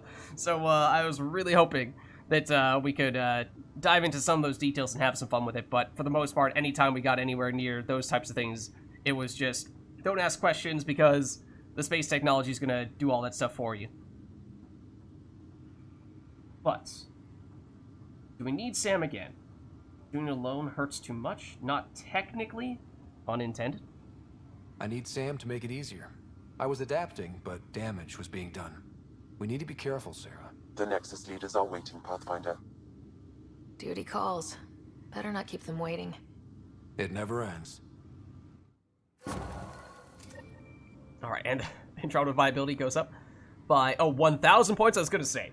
If you're gonna give us Andromeda viability points for that, surely you have to give us a lot for activating Meridian. Although, actually, that'd be interesting to see.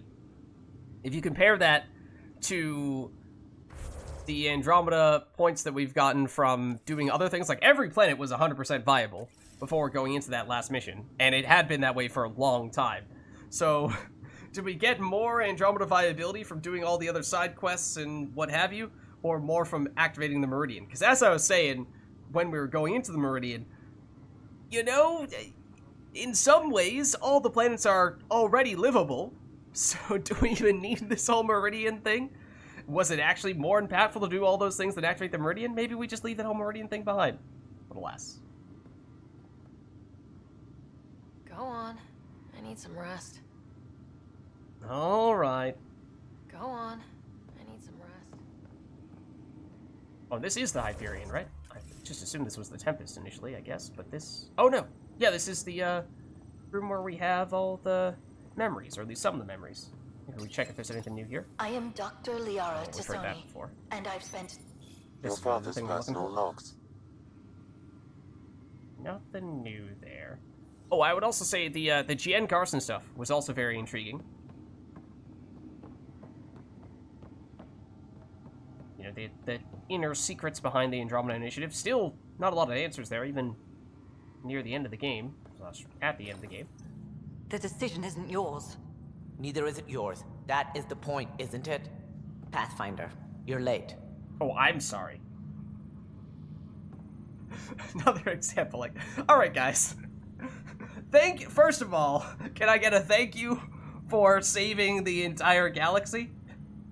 The first thing you have to say to us, after we just saved everybody's butt, is, you're late. Alright, way to miss the forest from the trees, buddy. Can't give one day off? Business? Alright, to business then. Alright, get to it. What's so important? Initiative protocol. Thanks to you, we can finally proceed as intended. As outposts become colonies, the cluster needs its own voice, a true council. Oh, and no, while I not maintain Addison. that it is premature, we must nominate an interim ambassador to represent concerns outside the Nexus. Or rather, you must nominate someone. Oh, okay. What exactly does this person do? Interim ambassador? To what and for who? To the Nexus. The eventual goal was always a galactic council, but Meridian has accelerated concerns. An ark has landed. The vaults may make outposts self-sufficient, and we can't claim to represent a sovereign Angara. An interim ambassador would represent concerns outside the Nexus, until elections when we can all step aside. At the appropriate time. Okay.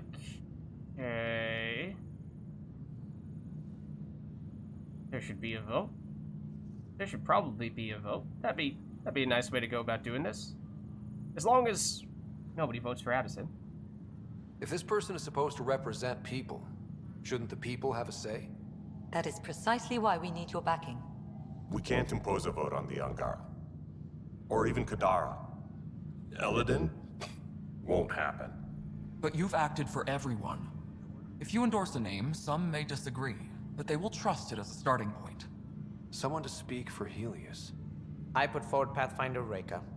I'd suggest you, but someone might think you killed the Archon to elevate yourself. We can't allow the appearance of that.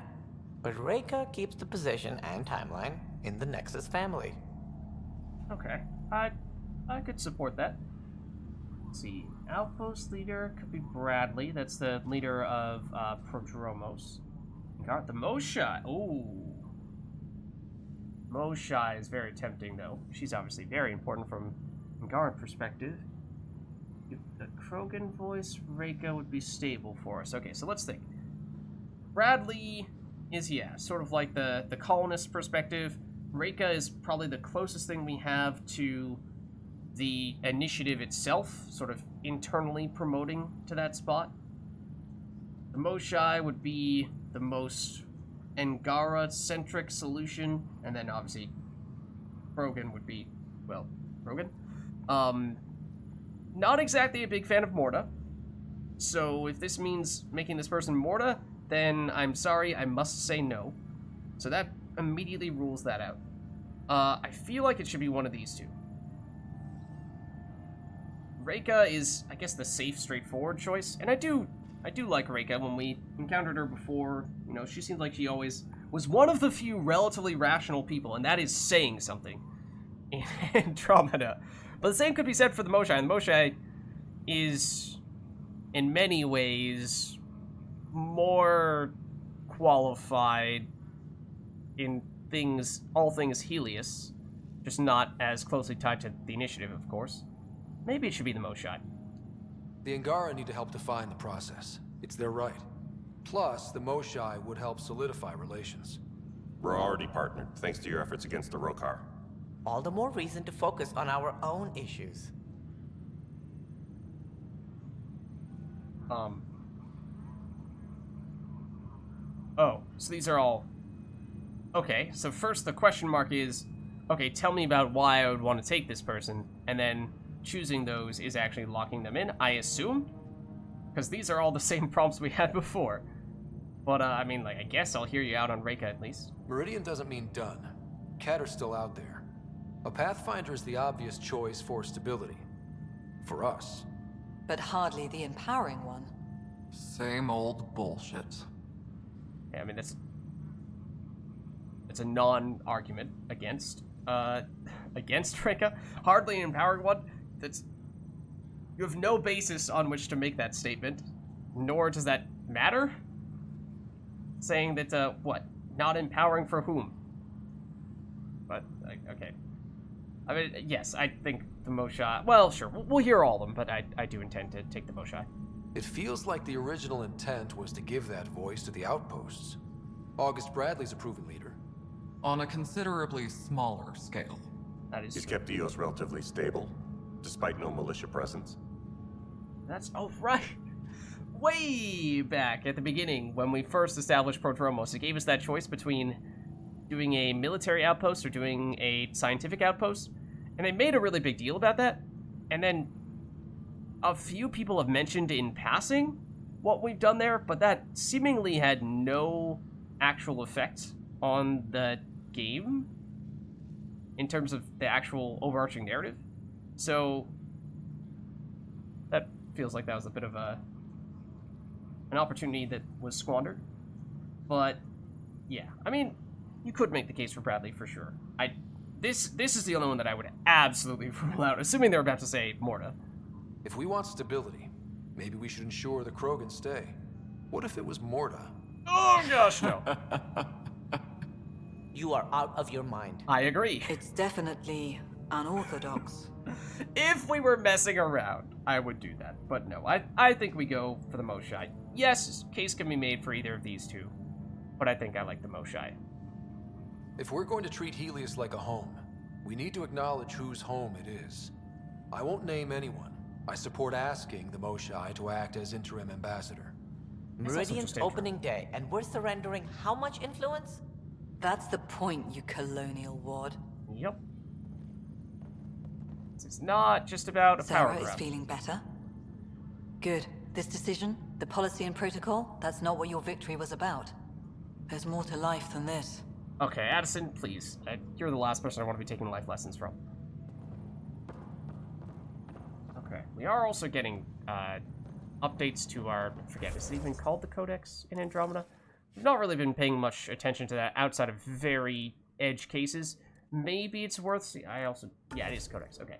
Maybe it's worth taking a quick look at the Archon, like, major things that we just... Because obviously we just finished the big final mission, but as we're seeing here, there's still a little bit of follow-up after that.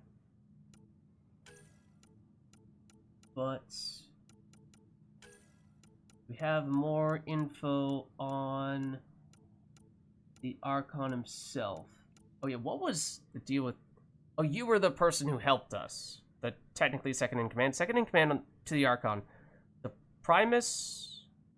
I don't know they were pronouncing. Is reportedly trusted with leading many of the Ket's most dangerous factions. Apex teams have cited her as hands-on leader at key Ket positions, and orders from her are treated as coming from the Archon himself. Her main area of responsibility appears to be managing the Ket conquest of Helios via exaltation. Inasmuch as we can determine from scant details on Ket culture, the Primus, I think, is believed to be extremely orthodox. Intercepted and translated reports show her ordering punishments for Ket who deviate from social norms and traditions. She has also reportedly expressed concern over the need to break off military exercises or recon missions to investigate remnant technology, suggesting this is not a normal element of Ket expansion. Evidence now proves that the Primus and the Archon are at odds. Investigations show that the Primus disapproves of the Archon's single-minded interest in remnant technology, believing it to be a distraction from the Ket's attempts to conquer Helios. She has reportedly attempted to correct this focus on the remnant with little success, and appears to have no recourse left other than to replace the Archon. So yeah, this is the weird thing, is that basically, I mean, sure, there's some interesting aspects of this where there's some conflicts amongst the primary enemy, but the whole point where the main antagonist is the one who does not understand the primary goal of his group, and it is only this secondary character who does, was really weird. So it feels like, in many ways, Primus should have been the antagonist, and then if you want to have the Archon be a side character who makes some occasional appearances, who offers an alternative to the traditional Ket way, then okay, that might be interesting. But otherwise, as the game stands, with Archon as the main antagonist, he's just all over the place, because he does a bunch of things that are counter to the overarching Ket objectives, and it leaves you shaking your head, wondering how this guy can be taken seriously. With the Archon dead, the Primus is now de facto leader of the Ket forces in the Helios cluster. Freed from the distraction of investigating and defending remnant structures, we can expect the Ket to remain a clear and present danger under her leadership. So that must have been the person that we saw the camera zooming in on after we finished that final encounter, because it seemed as though, yes, clearly there was some important person who the game was kind of framing as if they were going to be the next antagonist in the next game, so okay, maybe that is why Primus got that sort of treatment, because eventually she would have become the main antagonist, but as we know, Andromeda may have been intended to have some follow-up games, but that didn't really end up coming to fruition. But it still feels like even if the intention was to have two big bad guys, one of which you face as the main bad guy in this game, and the other one is a secondary character but gets set up to be the antagonist in the next Andromeda game, if there were to be a sequel, it still feels like you should have flip-flopped them.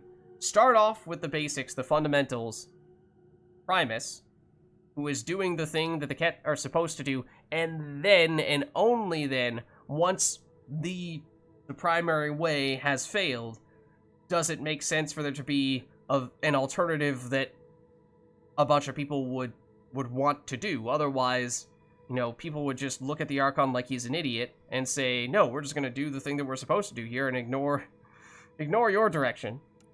So yeah, that was very strange. I was looking for there is the Archon. Okay. So let's just read up on him as well, and then maybe, I don't know, I was assuming we were going to get a little more on the Jardin and the Scourge, beyond just that the Jardin created the Angara and that the Scourge was a weapon. We still don't know who created the Scourge, or how it was used, or how it was deployed against the Jardin. So the individual known as the Archon is leader of the Ket forces in the Helios cluster. Though rarely cited, his arrival at Ket installations is reportedly greeted with fearful shows of deference, the execution of dissident Ket, and the presentation of valuable remnant technology. The Archon has maintained control of the cluster for almost 75 years, reportedly through a combination of long, patient strategies and brutal subjugation. According to Angara sources, the Archon arrived in Helios with a pantomime of diplomatic overtures that confused the Angaran leadership and provoked them against one another before he ordered the conquest of their worlds. In recent years, the Archon has taken an increasing interest in Remnant technology, ordering new dig sites and touring Ket-defended Remnant structures. He is said to take many Remnant specimens aboard his flagship for study at leisure. Those who interfere are executed on the spot or hunted down by the Archon's sword, his mysterious and feared enforcer, who we at one point in time defeated, I think, as one of the Ascendants. According to the Moshae, the Archon is focused on Meridian, the control center of the Remnant Vault network, and is in his hands. Meridian could be used to devastate the planets of the Helios cluster, rendering them uninhabitable and giving him a hold over all sentient life here, even though that makes no sense because he needs all the life to survive, otherwise he can't exalt them. Though he reportedly knows its location, the Archon has been unable to develop an interfacing method, meaning the greater secrets of Remnant technology are closed to him.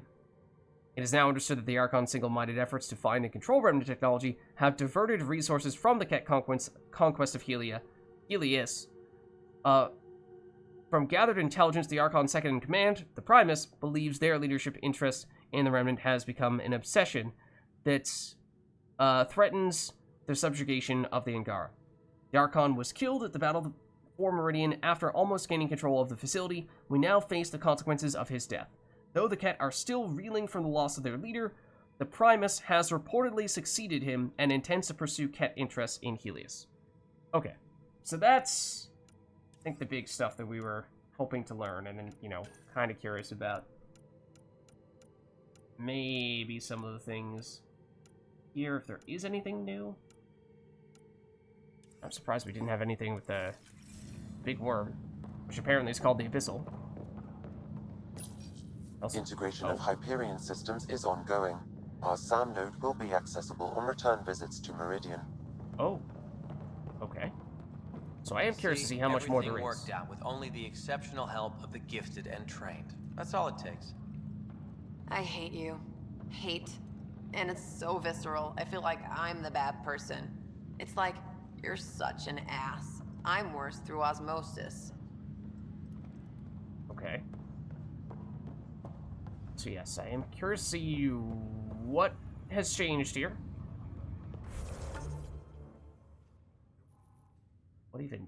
Where are we, technically? This is Meridian. This is formerly the Hyperion that has crashed on Meridian. So I want to see what has changed and how much there is to do post last big mission. Ryder, enjoying the fruits of your labor? You deserve it. Thanks, Callow. The Tempest is getting some much-needed service. I thought I'd leave them to it. But I wouldn't miss the big day. Meridian looks so different out of the cockpit. I think I understand better why you do what you do. Career change? I mean, you're still involved in the whole pathfinding thing. Finding Meridian crystallized a lot of things about being a pathfinder. I expect many around here are thinking about their own potential. I don't pretend to understand everything, but Meridian must have opened a lot of doors. Not all of them safe. I want you to know that it'll be my privilege to keep flying you to them. Alright, we'll need you. Thank you. It means a lot that you want to stick with us, Callow. Of course. And keeping my ship is a plus. I've learned a lot from you, Ryder. And Gil. Though, please don't tell him that. Things will change now. But that's all right. Nothing's ever really lost. Okay. Talk to your squad and crew. Epilogue, home and away. 1 out of 10. Alright. See who else we can converse with here. See what they're up to. PB is dancing up apparently. Yeah, I swear I remember my time in cryo. It's like I've been here before. Crazy, huh? Oh, and Suvi. Okay. And like, okay, there's a bunch of people here. Thanks. Pathfinder, thanks for the invite to the party. I didn't organize anything. Not this. Landing day. That was worth jumping galaxies. Alright. I mean, presumably a bunch of people are, I guess maybe not quite yet coming out of cryo, but that'll probably happen very quickly, very soon. Hiya. And they say you're the one to thank. I mean, obviously we have to do this. Oh, it's the Shepherd Shuffle. It is the Shepherd Shuffle. Hiya. We should chat with PB, but also we should read this data path. Future potential and protocol. The Nexus technical record. Gardon language study. Yeah, I was hoping we'd learn more about that. Reporting Tigbelan linguistics. Gardon technology remains inscrutable. We can't even determine their intent in building Meridian, and partial translations only serve to provoke concerns. Research is ongoing. So yeah, I mean, technically, do we just say that all Remnant technology is actually Gardon technology? What does this mean, Sam? The language is imprecise, or perhaps too precise, but the potential capacity of Meridian is clear. Unlimited. Space magic. Oh, good. You're here. Maybe the festivities can finally begin. Oh, we were already I dancing don't it like up. sitting on my ass. Places to see, people to go. Yeah, you know what I mean. Well, let's get this show on the road. Meridian looks great, but, you know, been there, done that. You sure about that? Hey, this was a big accomplishment. It's important to enjoy it. Don't get me wrong. I'm proud of us. Helios is changing, and will be for a long time. I'm just antsy. Don't want to miss a thing. Oh! Don't want to close I your almost eyes? forgot. Kalinda sent a congratulatory message. She was angling for an invitation, I think. Denied. Hope you didn't turn her back into an enemy. Oh, you're always so serious. Enjoy the moment. We're here to celebrate, remember? Yeah, I mean, that's kind of what we were just telling you to do. Look who's talking, Miss Bissale. Just keeping you on your toes. For now, you're right. The galaxy isn't going anywhere. Let's have some fun. Alright. Checked in with PB, and we have Suvi here as well. I assume, yeah, I'm Callow counted. Suvi may not be out in the field with us, but she's still an important member of the team. Meridian, huh? I see it every day, and I'm still amazed. We're really starting to put down roots. It's wonderful. How long have we Did I tell been here you? now? The team's working with the Angara to set up a joint research body. Because the way you just said that suggests that there was a pretty big jump in time between our fight with the Archon and today. Been here for days, you say? That sounds exciting. I know, I can't wait. Us helping them helping us. Can you imagine what we could accomplish? I'm getting all misty just thinking about it. Alright, sounds like the plan's back on track. This was always what was intended. Nice to be here, finally. We always knew what we wanted, but for a while we couldn't see it. Now it's here, it's happening, and it's beautiful. Alright. It's good to see. Heading groundside? As for Lexi, Still standing? Still standing. Then I did my job. Somehow. Nothing more need be said. I don't know about that, but thank you. There's one thing. Dr. Lexi Tapero, thank you. Yeah, that did it. You jerk. Go on.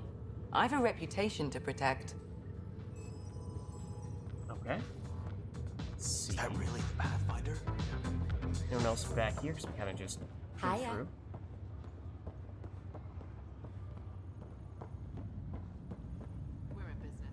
Just see what's going on in the various places. Darla Vos Hyperion. Well, that's a Quarian-style name, named after the Hyperion. That's interesting. I don't recognize your name. Up straight, everyone. This is the guest of honor. Like you have to tell anyone that. Hunter, this is our opening. Let there be some sense of ceremony. As I was about to say, hello, Pathfinder. I am Chief of Operations, Ayora Pile. Second Wave Placements Officer, Darla Vos Hyperion. Hunter Carey, Reconstruction.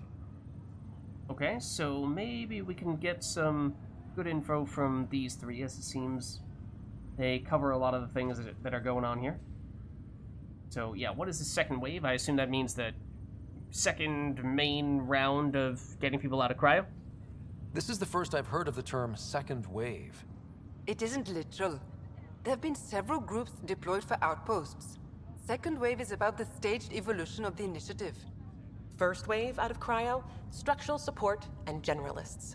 food and fences. Second wave is organizational. Less generalists, more specialists.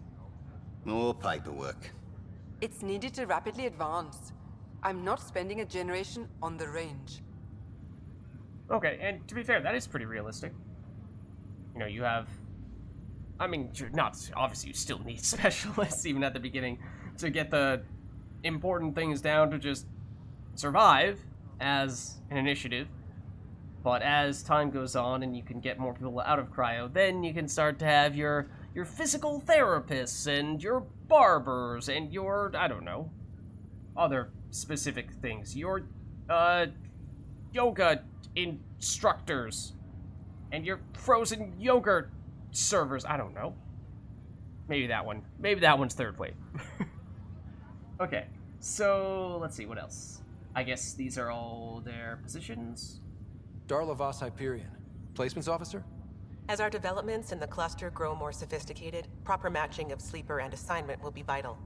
My mission is to ensure compatibility and fulfillment. When are you changing your name to Vast Meridian? I keep Vass Hyperion to honor the ship that brought us here, as my godparents would want. Just saying we're staying. Your godparents? Please forgive Hunter. He is an ass. Okay. Okay. Chief of Operations. I don't remember which person this was. You're in charge of Meridian? That's a big statement. I will oversee the operations and establishment of our port. Exploration and study of the interesting substructure will be handled by Initiative R&D. I'm told that may take lifetimes. We'll ensure that we have them. That's what I trained for. Alright. As for the reconstruction... Hunter Kelly, can I get some clarification on reconstruction? Sure thing. I'm tasked with turning this once proud vessel into the future proud human capital. It's more complicated than that. No, it's a structural and organizational nightmare. Which is job security, which is perfect. Come back in a year. This'll be a galactic hub. You won't know where the Hyperion ends and Meridian begins. Hopefully. Sounds like Meridian is in good hands.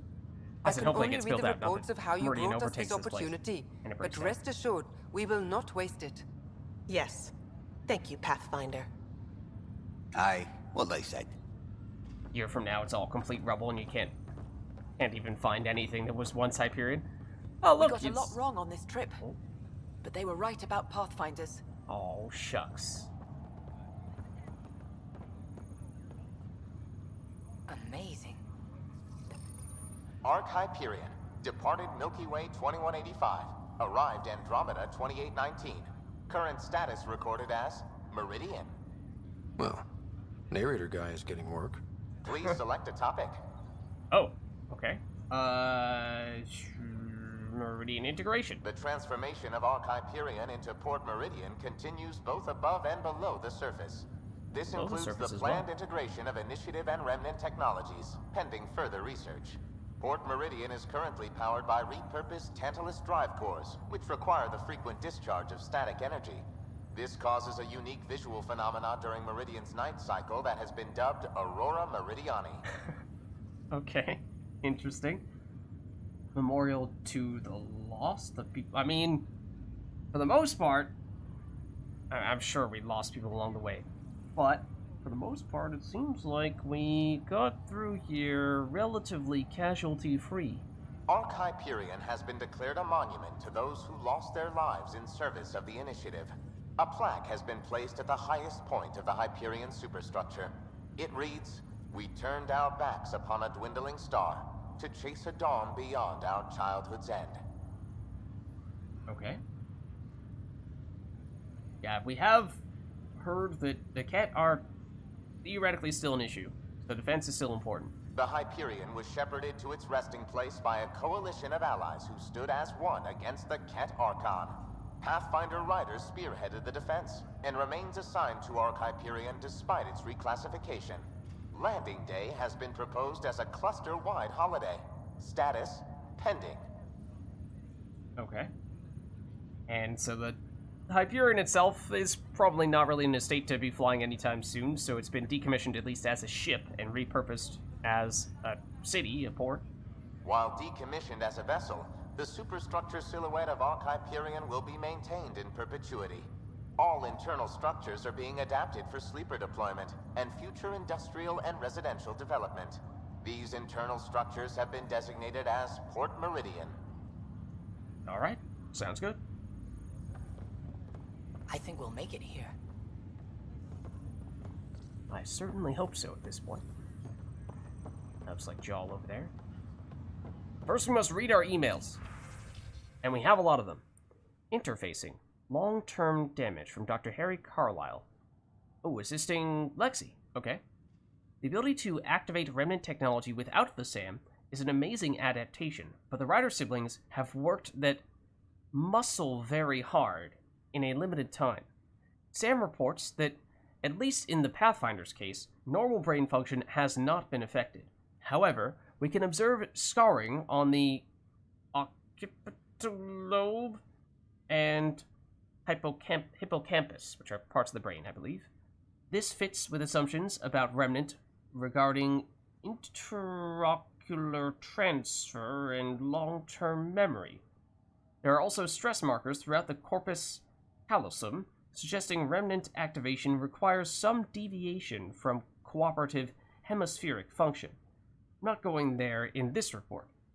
That split brain business has always skeeved me out. Okay. Recommendations, ongoing monitoring of the Ryder siblings. Yeah, so we have magically found a way to, with our brain power, interface with remnant technology, even without the assistance of Sam. And so that's why they're, like, in this case, studying that and trying to figure out if that is something that might be possible for other people to do as well. So ongoing monitoring of us. Restriction of remnant interfacing unless Sam assists. Please do not do that in the future. This was one hell of a Hail Mary, and we all got lucky. Let's not push it. Fair enough. Notes to shut Tan up. Okay, I'm curious to see who this is who sent this. Regarding what did the Archon actually do and will it kill us? Please summarize this in a form that Director Tan can easily digest. I'd like him off my butt at our earliest convenience. We're examining everything, including the Archon's eye, his Omni-Tool equivalent. Many functions remain unknown and seem specific to exaltation, according to genetics regarding Krogan. It appeared to allow the Archon to externally manipulate the SAM connection, but it's unclear how useful the Archon's own data will be. He clearly wasn't aware how difficult it would be to attempt to interface with Meridian, despite observing the hemorrhaging of the Pathfinder suffered while interfacing with far smaller remnant elements. Yeah, and, you know, that's one of those things where, as we were kind of saying before, how exactly did the Archon just almost instantly find a way to manipulate Sam? And then manipulate remnant technology soon thereafter? Yeah, it was a little bit bigger of a leap than I would have liked to have seen. Would have preferred if we had a little more reason to believe that the Archon had that capability. The data from Sam suggests the Archon managed to poke some form of maintenance protocol. The remnant that he summoned were enacting some form of corrupted cleaning behavior. The architect was itself in some state of construction disrepair. As for Meridian's activation, that was not the Archon. The simplest analogy is that touching any system was akin to approaching a motion-detecting light. As soon ships approached, Meridian began to transition out of dormancy. Okay, more notes to shut up Tant. We still don't have any sign of who this is writing this. Let's see, so continued. Could Meridian be weaponized? Technically, anything can be weaponized if you throw it hard enough. Note, do not say that to Tan. We're getting into who are the Jardan, and what did they intend territory. Signs point to Meridian being a life lab or seed world, and that includes aggressive terraforming through networked vaults. This could be dangerous. While it is tempting to look at the Purge state of vaults and wonder if that could be turned into a planet-wide event, we've seen no evidence of that capability. Do not send the section below to Tan. Not helpful. Some pendant says that ever since the 2037 outbreak on Earth, every military-run human lab has had protocols for emergency sterilization of facilities. Solarians have similar fail-safes, again, in military facilities. Has anyone asked whether the Meridian Sphere and connected vaults were considered civilian enterprises? We know that the Scourge was a weapon, and that the Jardin were deliberately targeted, but we've no indication why. Seems like we'd want to know that. Yeah, that is one of the big questions that I've been asking. And I would have thought we'd hear more of that, but maybe that was another thing that was kind of left out and assumed that should there be an Andromeda sequel, some of the answers could be saved for that. Okay, let's see. Security evaluation Apex collected. Status ongoing. We've already hosted multiple Angaran factional heads. Separate concerns have been logged for 2 of those. Panel Project and IO-1. We're making liberal use of their expertise. It's possible that some of Meridian was designed for them to access. They can't, of course, but they've been no end of help about adapting our technology to integrate somewhat into the Meridian power structure. The Angara welcome any access, and we're glad to host it. No doubt some of them are interested in their connection to the Jardin.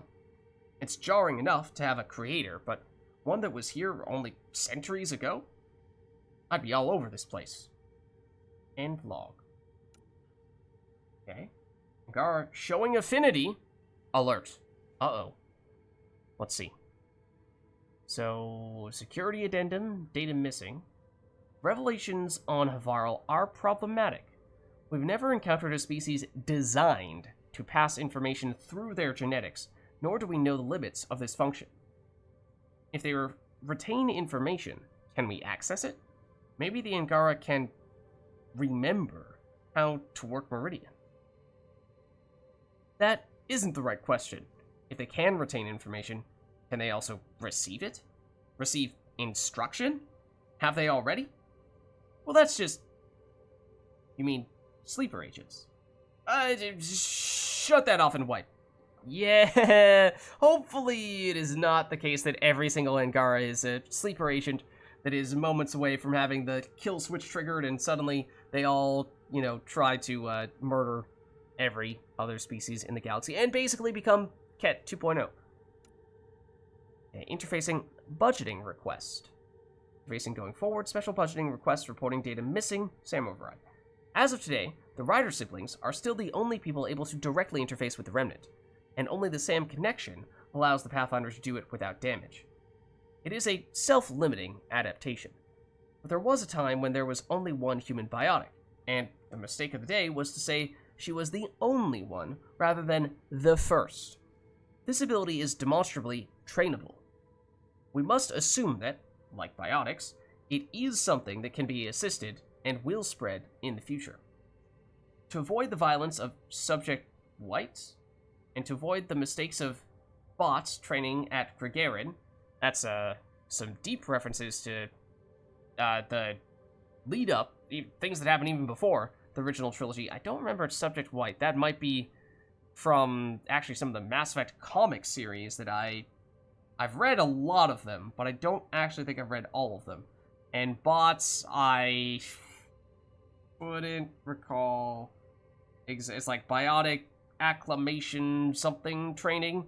It's was at one point in time the primary human biotic training facility. It's where Caden from the original Mass Effect trilogy did his training, and then some things happened there, and things did not go so well, and it shut down. But, so yeah, they ran into issues, and so they're looking to not repeat those same types of issues here. So we must begin preparations now. We live inside a machine made by aliens we can't comprehend. I guess that is technically true, although grammatically that's incorrect, because you're saying that we can't comprehend the aliens, not that we can't comprehend the machine, but that is also technically true, but you're missing the... Okay, I digress. The next person to control Remnant cannot be an accident. Welcome to New Zero. Let's be ready. Okay, one more.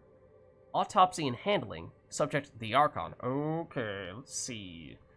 What can we learn about him? Cause of death. The jokes will cease. Cause of death is not Pathfinder. I may be second wave and didn't see the fight, but there are no monsters in my morgue. This being will be afforded the respect of our profession. especially since the cause of death could have been direct consequences should our Pathfinder continue to manipulate Revenant or others seek training in their use. While this also worded terribly, that is, yeah, no, no, that is correct, never mind. While the structures of the Ket brain are unknown in purpose and, perhaps, design, the damage to tissue is obvious. When the devices of Meridian were denied an external power source, they, in part, drew from the Archon's own augmentations. So did the Archon, I mean, obviously it, genetic augmentations from exaltation, and we heard that he was getting only the best of subjects for exaltation, but did he actually have synthetic augmentations like Saren did? I mean, he certainly had some odd protrusions from his body, some of which seemed to be of organic origin, but some maybe were not. So this repeated surge and transfer inflicted internal burns and, shockingly, shocks and lacerations. However, it is my opinion that these injuries, while severe, were survivable. I say this because I have personal history with treatment of biotics who have strained too far and damaged themselves. The fatal element here is different. The use of Remnant is not just a physical strain, it seems to draw some part of the mind into the manipulated element, division on consciousness.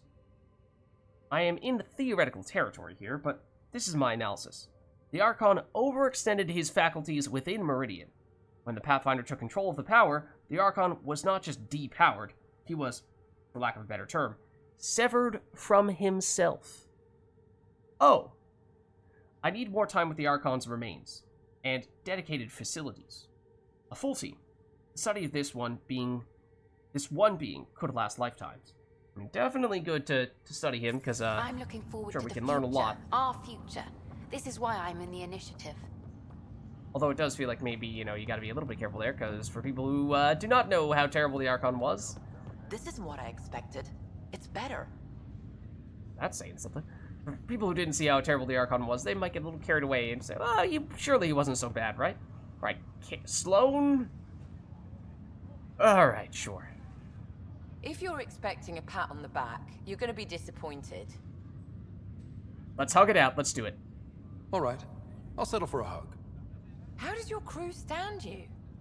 Some people find me endearing. Charming, even. More like insufferable. But you do get results. That was dangerously close to a pat on the back. You're hearing things. Okay. Was nice to see that Sloane Kelly did show up when it mattered most, of course. And at the time was actually very, not only supportive in that she was there in person, fighting alongside us, but, also gave us some moral support, which was a little bit surprising. But then, as soon as we get back to usual. Hey, Ryder.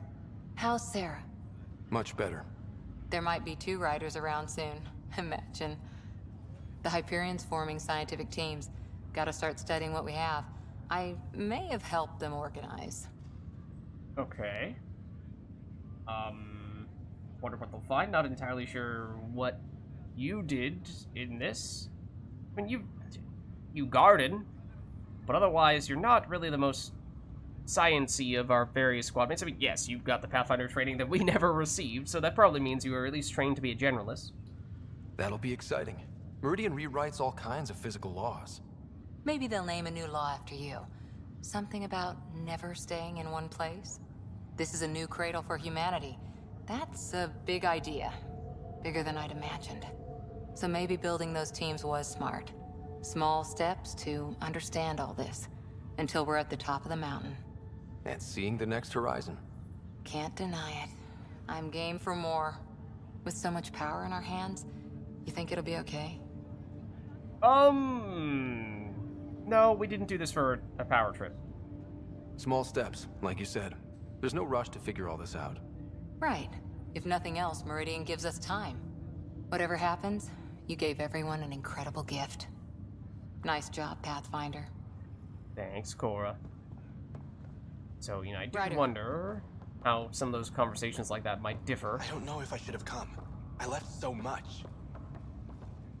Depending on various decisions that we made over the course of the game. There's the Moshai. That's also Ephra, although it looks like we can only speak to the Moshai. We did choose to have the Moshai be the liaison person. Pathfinder. I'm told I'm about to get exceptionally busy. Sorry. Which, given your health, is unwise. We all gave of ourselves, Ephra. It was time. And as this ambassador, I will continue to do so. I mean, yeah, the Angara deserve a voice, exactly. I couldn't impose a voice on the Angara, temporary or not. We've always had a voice. This just means your leaders have decided to listen. Also, don't assume my name brings universal approval. You know how varied our opinions can be. I can't speak for everyone, but I will gladly help create the system that does. Ansala Venjuri, Pathfinder. There is much yet to learn. Alright. I mean, I still think she's probably the most qualified of all the potential options to be the ambassador. I don't know and if I should have come. I left so much. Also pretty important for us to have someone representing the Angara, seeing as how there are probably still more Angara than any other species in Helios. So, kind of important that we have their support. Alright, Liam. Added up with you. Hello? Pathfinder. Catch seat for you. In your planet. That's not getting less weird. About time Meridian got a proper grand opening. We all need this. Heard Sarah woke up. How's she doing? It's... You know, she'll get better. She'll be back on duty in no time. Too soon, if we let her. So, you're telling me you're having trouble explaining limits to a Ryder? Hey, know who I just talked to? A second-wave technician, fresh out of cryo. Just had his first sunrise in Andromeda. He couldn't stop crying. Just him? Must be something going around. Maybe you're the carrier. It's really feeling like home, you know? Finally. They haven't given you 5 minutes alone since the fight. Have you had a chance to let it sink in? I mean, we've been reflecting as we've been chatting with people here. Sometimes I just stare out the window, thinking, we did it. It's hard to believe. I feel you. Just ground under our feet, knowing it's ours. I can't wait for more people to wake up. Enjoy it, Pathfinder Ryder. Tomorrow, we're back on the job. So yeah, conversations like that make me wonder, you know, do they differ depending on how things went over the course of the game? Can you, if things don't really go according to plan for whatever reason, you know, you make some bad decisions somewhere, can you have it so that the Meridian is not so intact and things are not all sunshine and rainbows at this stage? And if so, I'm not sure what the factors would be that would play into that. Because, of course, we had missions along the way that had some, seemingly, impacts at some point.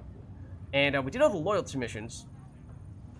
And, we did all the loyalty missions, which at least in Mass Effect 2, of course, is sort of the thing that, by and large, determines whether squad mates are going to survive. And now I'm trying to think of where would there have potentially been places for squad mates to have gone down had we not done the loyalty missions. I imagine it would have been that last fight with Archon, when we had, you know, the squad mates more or less showing up one by one unexpectedly over the course of the fight. And I guess maybe they would have suffered an ill-timed, mortal, fatal blow. Had we not done the loyalty missions, that's at least what I would think. Who are you? So glad you're up and around. I have important news for you. There always is. Yes, discoveries every day, but this is something we've been waiting for. Listen. I have no idea what that is. So, white noise? Sorry, Sam. Active filtering. Initiative Protocol Alpha Alpha to the screen. Protocol what? Processing. Repeating. This is the Ark Kira. The situation Orions? is not under control. Note and avoid until further update. Repeating. Is that? The Quarian Ark. And Elcor, Drell, Volus? Hanar, I think. That's some delicate business, putting Hanar in stasis. Point is, They're still out there. The Keyless wasn't destroyed. So this is the first time we've heard about this. Why did no one ever mention that there was a Quarian arc before? And are you saying that there also happen to be Elcor and Hanar on the same arc? Or were you saying that they have their own separate arcs in addition to the one that we just heard about? But I mean, I assume the same arc, probably. But, well, that'd be strange, given how that's not the case for anyone else, but given how we're talking about this one arc that we only just learned about, I assume that's why you brought up those other species as well? That's fantastic news. We need to report this right away. It's good news, but it bounced too many times to trace, and... That's not a distress call. It's a warning to keep away from wherever they are. Whatever's happening, they don't want to be found yet. We have to trust their pathfinder. All we can do is wait. Okay. Hi, Ryder. Well, so that feels like, first of all, very silly, because we are in a much better place now to assist them than we would have been before, now that we have started to set ourselves here on Meridian and can get more people out from Cryo, and, you know, compare that to every other arc that we rescued when we were much less prepared, much less capable of taking the time and expending the resources and what have you to assist, and yet we still got that done. So what that feels like is that's just a convenient plot device to make it so that there is a future arc to try to rescue for what would be a subsequent, or a sequel, Mass Effect Andromeda game. So I assume there's not going to be some post-main quest mission for us to go track them down, especially not with what Ryder was just saying. But let's check in with Vetra, shall we? And Sid, I assume. So Tan says he's gonna let me stick around and help with the... Hey, Ryder. Maybe I should leave you two alone, huh? No need. We'll get time alone before too long. Oh, hey. Easy there. Easy there, Vetra. Heard any gossip? No. You ready to get going? We've still got a lot to do. You know me. I'm always raring to go. Oh, she's all grown up, leaving home, doesn't need me anymore. That'll be the day. We'll handle my deals on this end while I'm gone. Sisterly collusion? Sounds like you two have a good arrangement. It's getting there. A little trust goes a long way. Helios has really turned into the fresh start I wanted, in so many ways. And now with Meridian, we're really going to make this place ours. I can't wait. You know where to find me when you're ready. All right. There's hope in data. Always. More emails? More emails. A signal from ComSpec Enzo Ames. Okay, calm down. There's something. It's been bounced to knows how many times, and it's patchy as hell. But I know an ARC signature when I see it. Arquila Cia is out there, the one that we just learned about. It's damaged, or something. I've put probes out, but with the Scourge, who knows where it is. I'm logging everything, and I mean everything. If a spit bug burps on Eos, I'm parsing it. Because the worst thing, signal isn't a distress call, it's a warning. So yeah, I mean, this just feels very silly. Like, oh, here we are, multiple different species who have now established themselves at least a bit on this planet here and in the cluster as a whole. We also have the Angara, who were here from the get-go, who are way more established than we are. So we have way more resources and people, you know, manpower, people power.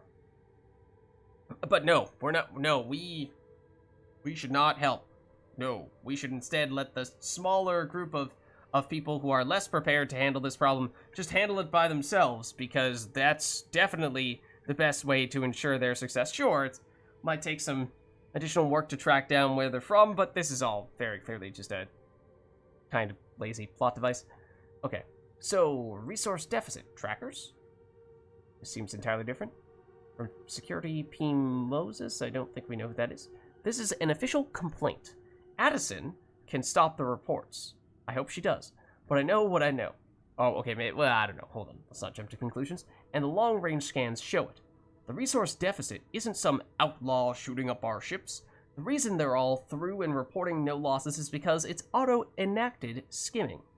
An emergency drop triggered by backdoor codes.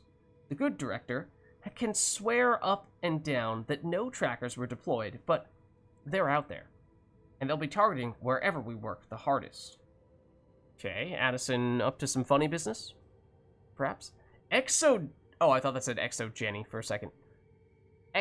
Exogeo studies? Is it?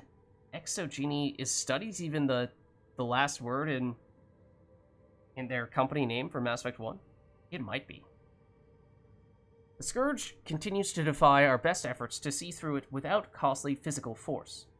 Flying blind is not viable, despite the continued reassurance that only remnant drive systems act as attractors to the charged enemies within. Until we understand the full mechanism of this weapon, and we must remember that it is a weapon, we need other means of navigating it.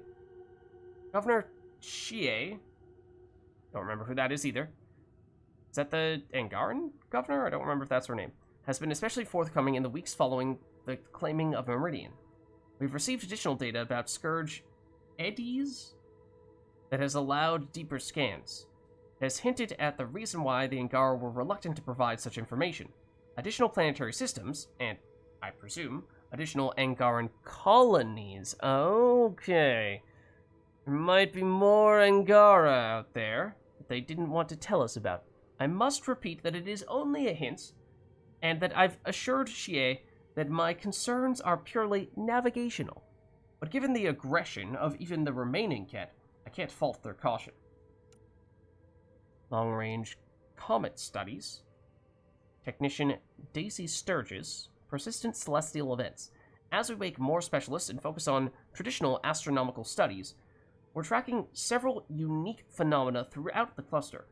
The Scourge continues to mask long-range mapping, but, in this case, it's actually helped. We're tracking a group of comets with peculiar mass signatures, suggesting they are exceptionally high in pure precious ores. In fact, Alphonse has nicknamed them the Precious Few. We don't have many ships with the speed to approach, but observations would be valuable in every sense. The names of all the comets: Tomoko Zero, Revolver, Jim Dandy, Dawnstar, and Tallulah. Okay, oh, there's over, and that's Strack right there. No, kid. Old man? This place is something else. Yeah, we can actually get out and... Well, I mean, this suggests that we haven't already been exploring. We absolutely have. And it suggests that we haven't already started. And we absolutely have. We can finally start doing what we were supposed to do when we first got here. Explore. Speaking of that, I sent out what's left of the Macmore scouts. Nearly drowned me in reports until I pointed them at Tan. Told him to be extra wordy just for him. He'll love that. He wanted the job, he can have the reports. It's not over, you know. There'll be more Ket and whatever else is waiting out there. We'll be ready. We'll be ready. But that is interesting, because of course, the Krogan scouts were the things that came up. Was it technically?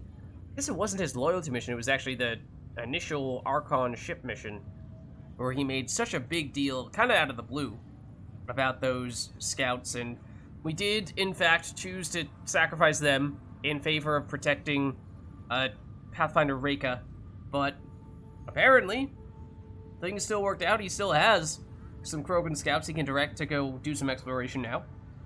Whatever happens, we'll be ready for it. Pathfinder and crew ready to take on the galaxy, huh? They won't know what hit them. Alright. Oh, I mean, I was just trying to check the map here. Oh, that leads us to the Tempest. Okay. We can also see where our squad mates are. Did we chat with Jaal? We might have walked right past Jaal. Might also be the... Is he the last squad mate? He might be. Ryder. Let's see. The Machine of Life. For Nexus Technical Record. Jardan language study. Reporting Tigvellan linguistics. We are beginning to suss out operational files, but identifying is different than understanding. Are we sure we should poke this thing? I'm starting to think even the Jardin were concerned by Meridian. Oh, okay. Even these Jardin were surprised at what they created. It is not uncommon for a creator to be surpassed by their creation. Couldn't anyone else have said that? Okay. Oh, it's like cash. I swear I remember my time in cryo. It's like I'm Heading groundside? It might be time to chat with Joel, because I don't think we did. Got a job for us? I don't know if I should have come. I left so... So this is how you all party, hmm? Pretty tame, but don't tell the host I said that. Excuse me. Meridian is amazing, though. You accomplished the inconceivable. Conceivable? I'm grateful to be part of it. Well, we needed you. Couldn't have done it without you and the Resistance. But mostly you. That's kind. I'm glad I rose to meet your expectations. To think that when we met, the Angara and your initiative struggled to find trust. The way we arrived on Aya was over the top. You know, uninvited and on fire. Yeah. Maybe less than ideal. Agreed. A little bit. Guess it worked out okay. Ryder, the Angara will never forget how you saved the Moshai. But more than that, we'll never forget how you fought the Ket beside us. How we destroyed the Archon. Meridian is a new beginning for your people and mine. Together. Oh, our cheesy happily ever after. I mean, it is kind of true. We even, of course, made the Moshai the ambassador. It's like a fairy tale. Do you have those? Where everyone walks off into the sunset holding hands? At a time like this, I think it's strange that you can't resist making a joke. It's not really a joke. I can't, so. Joel, our people... Actually, no, I can't. Actually, I kind of like it. Okay. Let's see, there's still one more squad mate who we've yet to chat with. Who is it? How's things? Gil? Is he somewhere? I don't think we've talked with Gil yet. Let's get out there, huh? Pathfinder. And that's him right there. Okay. So I assume, I mean, there is the doorway over there to the Tempest. I assume we aren't technically supposed to go there just yet, although we can try. Hiya. Supposedly is where this leads. Oh, depart? No, not yet. Not yet. No. Okay. Ryder. So that's our way out of here. I can't Let's believe talk heading with groundside? Gil first, at the very least. Hey, Ryder. Jill is walking the walk. The procedure took. I'm gonna be a dad. Congratulations. I'm thinking Mary if it's a girl, Deanne if it's a boy. Mary, Deanne, Marie Deanne. Pretty cool, right? Speaking of jokes, yeah, you better ask Jill, because I hope that's a joke. Jill might have something to say about that. Oh, right. Note to self. Bounce names off Jill. So, this is supposed to be a celebration, right? You getting used to any of this yet? Meridian? The dream becoming a reality? Yeah, also, as we said on previous occasions when Gil told us that he was potentially going to have a child, it makes zero sense. That's another thing where just logic temporarily goes out the window, where there's all this talk about, you know, strategically getting people out of cryo such that you have only the people who are making meaningful contributions to the initiative, and you have to be very conscious of the way that you make that happen, so that you have, at first, the people who are absolutely necessary to get you started, and then once you have the foundation set, then you can start to branch out a little bit and get more of the specialists in, people who maybe weren't as urgently needed, but as you're looking to expand, can help you do just that. And a baby is not really going to do any of those things, at least not for, I don't know, many years. And so it's basically means that that's just one additional person that you're adding on who is a dead weight. And that means that's one other person who you cannot bring out of cryo who would have contributed. So opportunity cost there. But alas, we've spoken about that already. So getting used to Meridian, the dream becoming a reality. We do still have a ways to go, I suppose. I mean, this was, of course, a huge step. We're not done by a long shot. Come on, try to ease up a little. Enjoy the win. But so you know, I've got the Tempest topped out and ready. You want to blow this hot dog stand? Just say the word. Callow's out there somewhere, time one on. If we're really sneaky, he won't even notice we're gone. Who's flying then? You? Why the hell not? I'm a quick study. How hard can it be? Yeah, no thanks. You're gonna be a dad. That's not the kind of thing you want to be doing when you're gonna be a dad. Hard. And how about the Nomad? Just once around the planet. No. Ugh, guess I'll just have fun down here. Alright, so he is the last person that we had yet to talk to. Turn to the Tempest to continue exploring, so seems like this is, you know, the post-game. Glad to have you. Oh. Where we're just reflecting with our squad mates. Talking about the big things that we've done that got us here. But at this point, perhaps things open up a little bit, and as we kind of heard before, Hiya.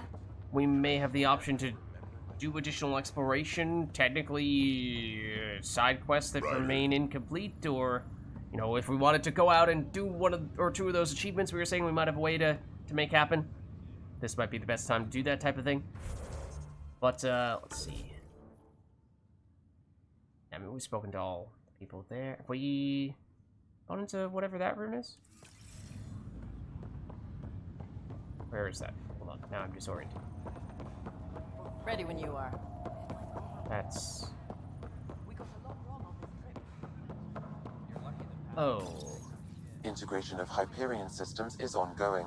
Our SAM node will be accessible on return Can't go to the visits to SAM node Meridian. yet. And that's where we came from? Okay. In that case, I think we have chatted with everyone who we can chat with, and that's Andros, I'm pretty sure. So it is cool to see. There are a bunch of people who we did various quests for along the way, or were squad mates of ours, of course. We either get the chance to talk to, or at least we see them walking around now. Of course, don't really want to chat with Addison, so maybe now's a good time for us to head out. Hi, Ryder. But it is good to see, you know, what became of everyone who we met along the way.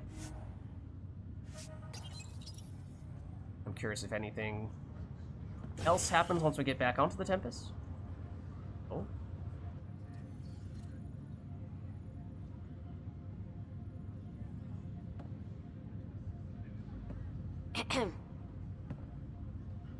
Making a quiet exit? It's very emotional, okay? This is difficult. I mean, we kind of still have work to do, I guess. Fellow Pathfinders. I can't stop thinking of what I could be doing. How much is still out there? There's always more. That is what brought us to Andromeda.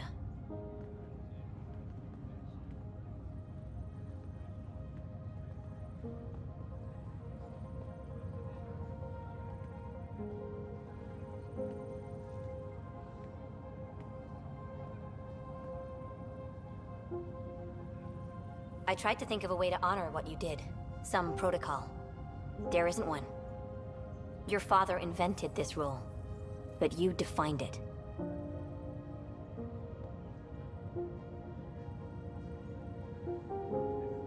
Hey, team.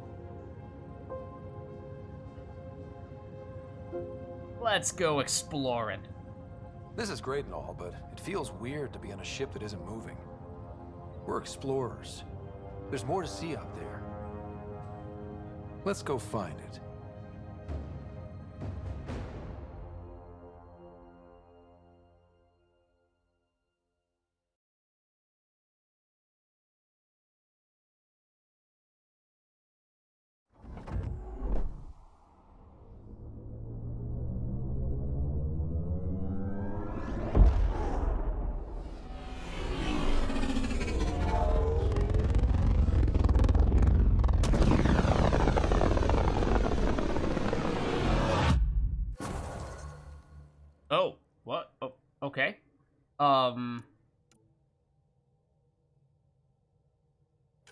the game just automatically opens up the...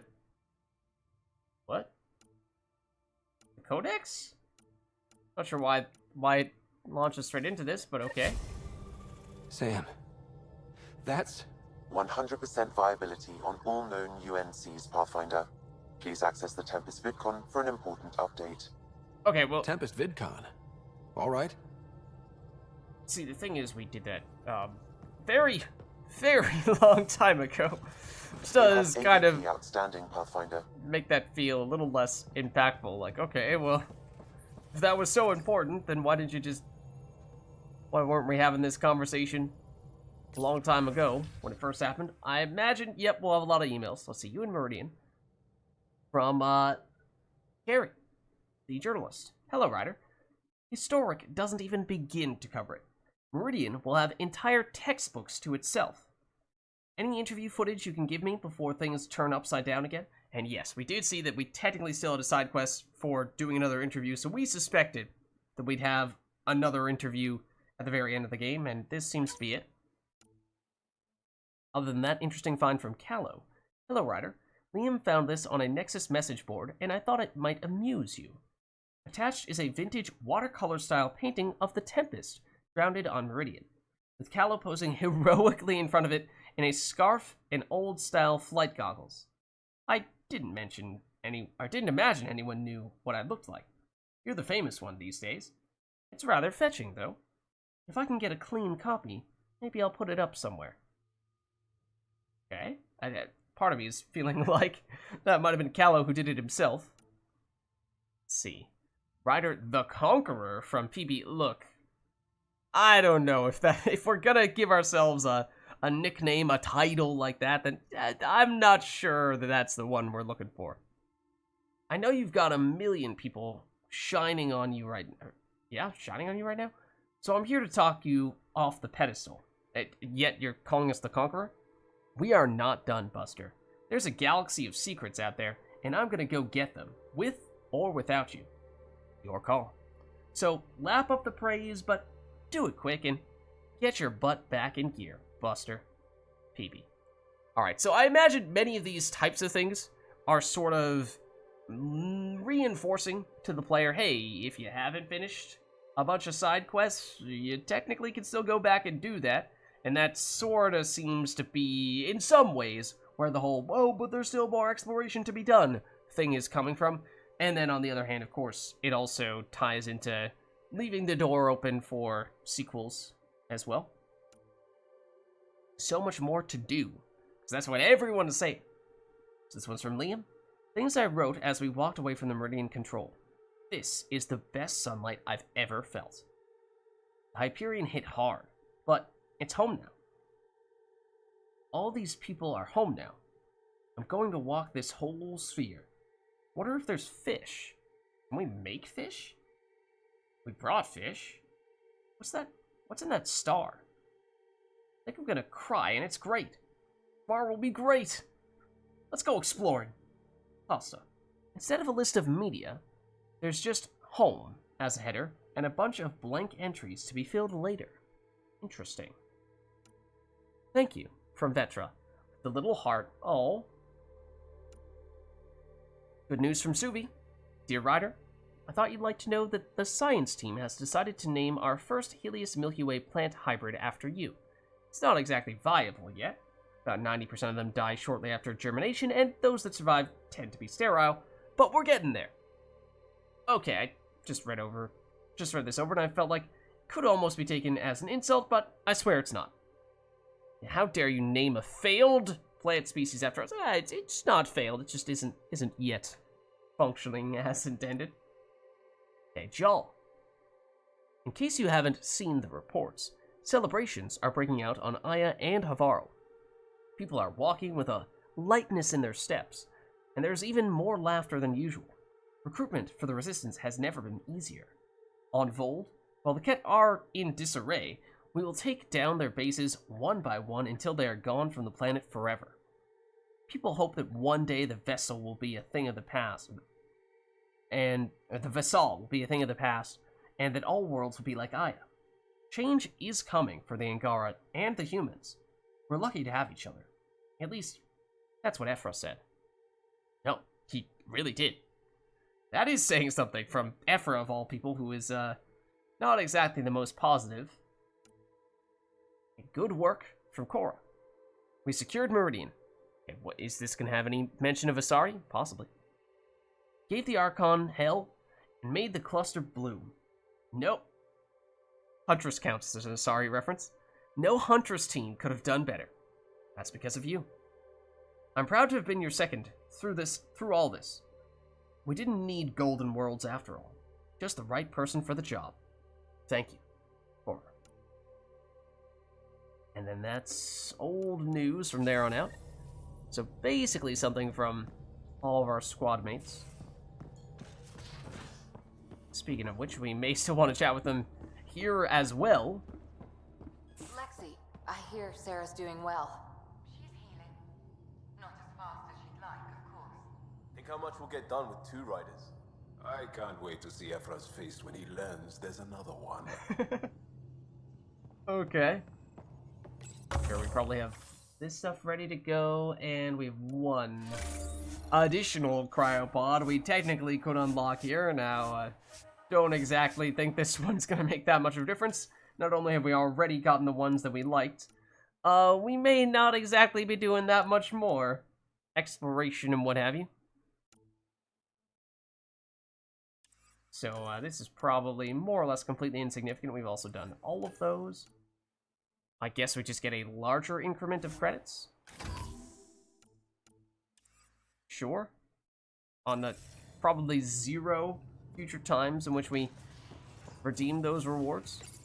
Strike teams, though, should mention while we're here, now that we have finished or are about to finish the Andromeda campaign, we are looking to start up doing Andromeda multiplayer more regularly in this time slot when we had previously been doing the campaign. So be on the lookout for that stuff. Should be coming soon.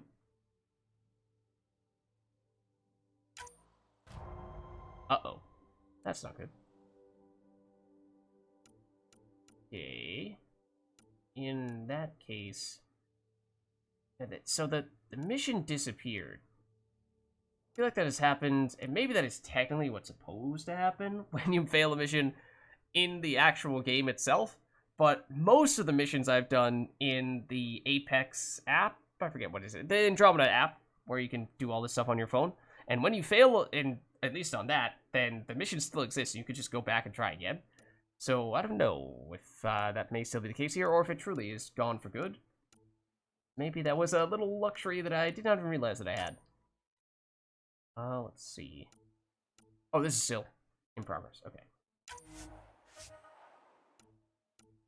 Send out some people here for the bronze mission. Shouldn't make a huge difference, basically. Anyone can go, and they should all be maximum probability of success. We do not have anything to redeem here because we failed the gold mission. It was an Apex mission as well, I think, so it's worth twice the Apex points, or the mission funds, which is significant because that does open up things you can unlock in multiplayer. Well, let's see if our squad mates have anything new to say to us now that we are back on the Tempest. Obviously, we spoke to them at Meridian. So?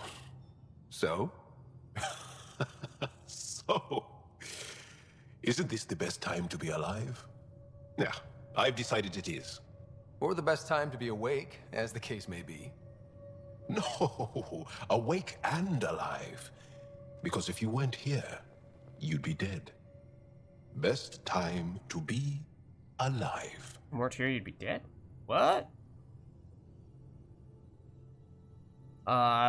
Here's another one where I don't know what the significance of this is.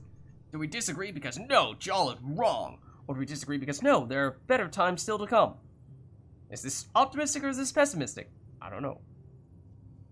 Don't the Angara say, we don't strive to make the future better. We strive because the present is lacking? Well then, we won't just stop at letting this be the best time to be alive. Ooh, hit him with a taste of his own medicine. I'll see you later, Jal.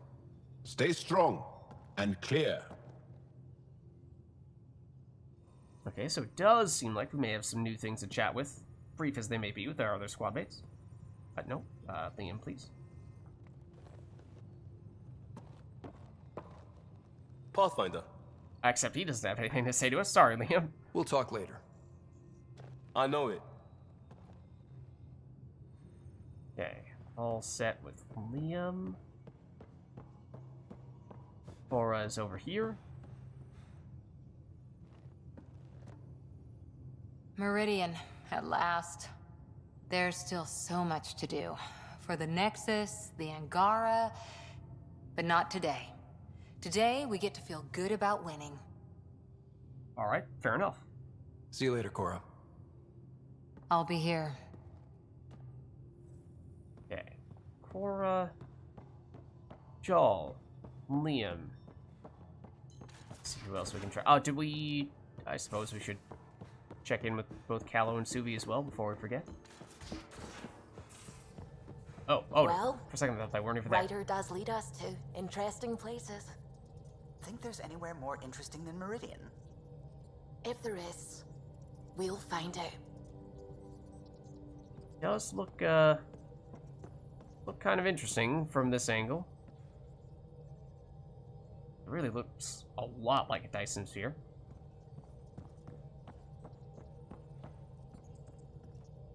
Where to next? Wherever we're needed, I suppose. We'll go wherever we're needed most. And now you sound like a superhero. But not saying you aren't, of course. And you're right. We're still needed out there. So what are we waiting for? You know, we just gotta chat up with our squad mates a little bit. What can I do for you? Oh, sorry, Callum. Apparently nothing new I'll for let you, you though. concentrate. You know where I'll be. It's a little strange how some squad mates have a lot to say that's new. Others have precisely nothing. Okay, chatted with all of you. Let's check in with Drac A toast and Gil, to I the guess. vanquished. The Archon, face down, ass up. How about to Meridian? To dreams and family. To whatever's next. May it be beyond our imagination. It's my toast, and it's to the vanquished. Here then. Oh, it's my toast. Hail the Archon Killer. I heard it was touch and go, but you really rose to the occasion. Alright, but let's just maybe not phrase it that way. Not much choice when your back's against the wall. Remind me never to piss you off. Alright, you know. Good talking to you, Gil. Anytime. I'd like to believe we wouldn't, you know, brutally murder any of our squad mates by what? Removing all the electronic or overloading their power source? You'll be fine, Gil. Don't worry. That was a good win. I wonder what other kind of trouble we can get up to. Relax. No, never stop. Never stop. I mean, that's kind of a snarky comment. I would never stop, I guess. So, yeah, sure. Relax in that case. Take it easy. Drac, take a breather. It's okay to slow down. Maybe I worry I'll get too slow if I don't keep moving. Maybe. Nah, he just has one mode. Fight. We can talk more later. Sure. Fair enough.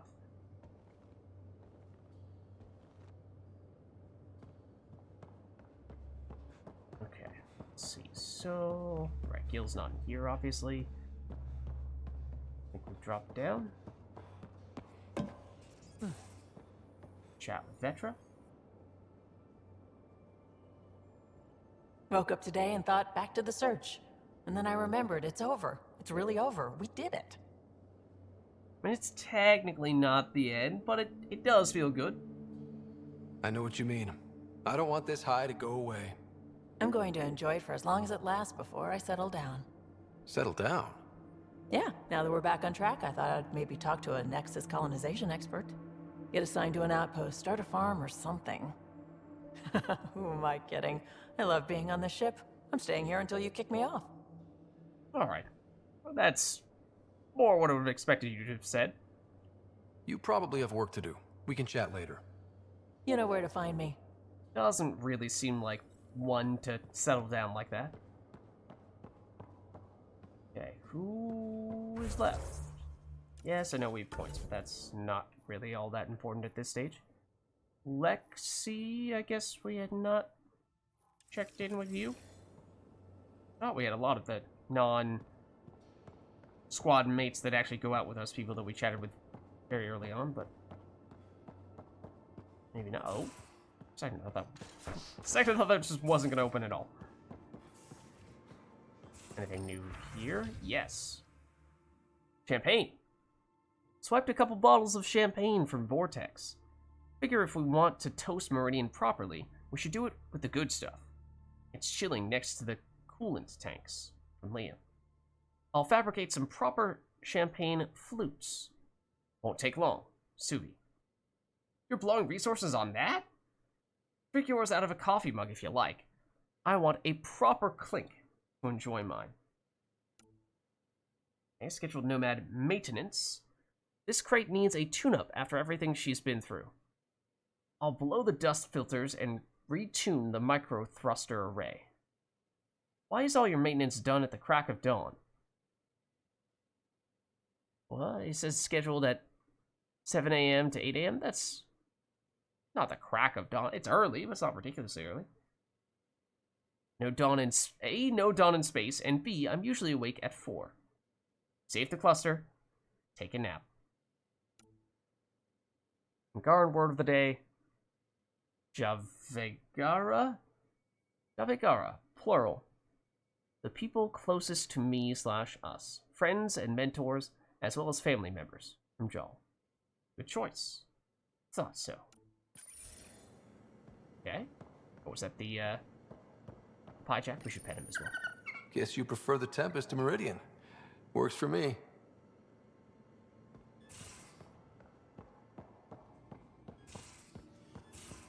Okay, I assume Lexi's not in the little kitchen area. He is over here. Ready for more tests? Not again. What? Lexi, I'm fine. Sit now, and I'll skip the blood work. Have you experienced any muscle spasms? Nosebleeds? Memory loss? Nothing significant. Don't worry about it. Besides the fact that we absolutely did have nosebleeds when we tried to interface with the remnant technology without Sam. I feel like my normal self. You haven't been normal since Habitat 7. Inhale. Exhale. You should know. Professor Hirik approached me about a transfer to the Nexus. Apparently my research on Ket anatomy has been useful to the militia. So all of our doctors are leaving us? Harry and now you perhaps? No, it's a good opportunity. If you want to pursue that, totally understandable. You could continue your studies in a low-risk environment. I turned him down. Oh. Truth is, I've discovered I do my best work in the field. And someone has to keep an eye on you. I mean, you have proven yourself, for sure. So, I mean, thank you, but you should really be doing this for yourself, not for us. You've kept me alive so far. We'll just ignore the fact you died on me. Twice. That is 3 true. times. 3? No, the first time's on Harry. I guess that's fair. Did we technically die when... at the very beginning of the game, when our dad transferred over Sam to us and we lost our helmet and all that? Or is that just a near-death experience? Also, I was actually trying to go over here to see if we can chat with Sam, because we were not able to do that on the Hyperion.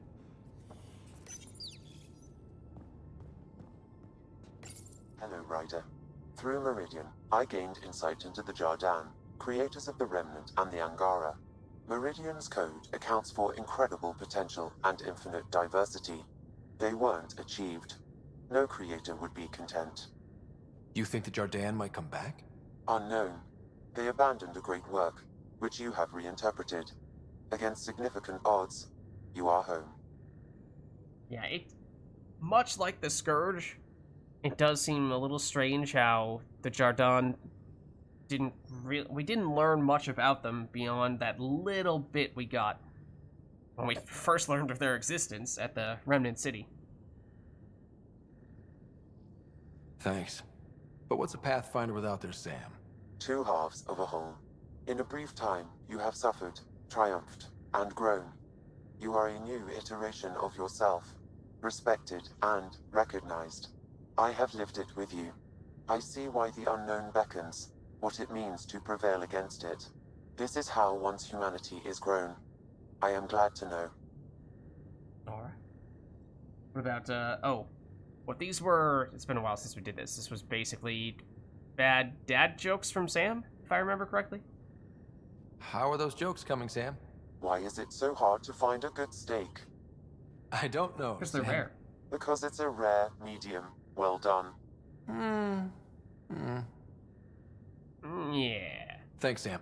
Nothing more. And this is where the model ships go, I guess.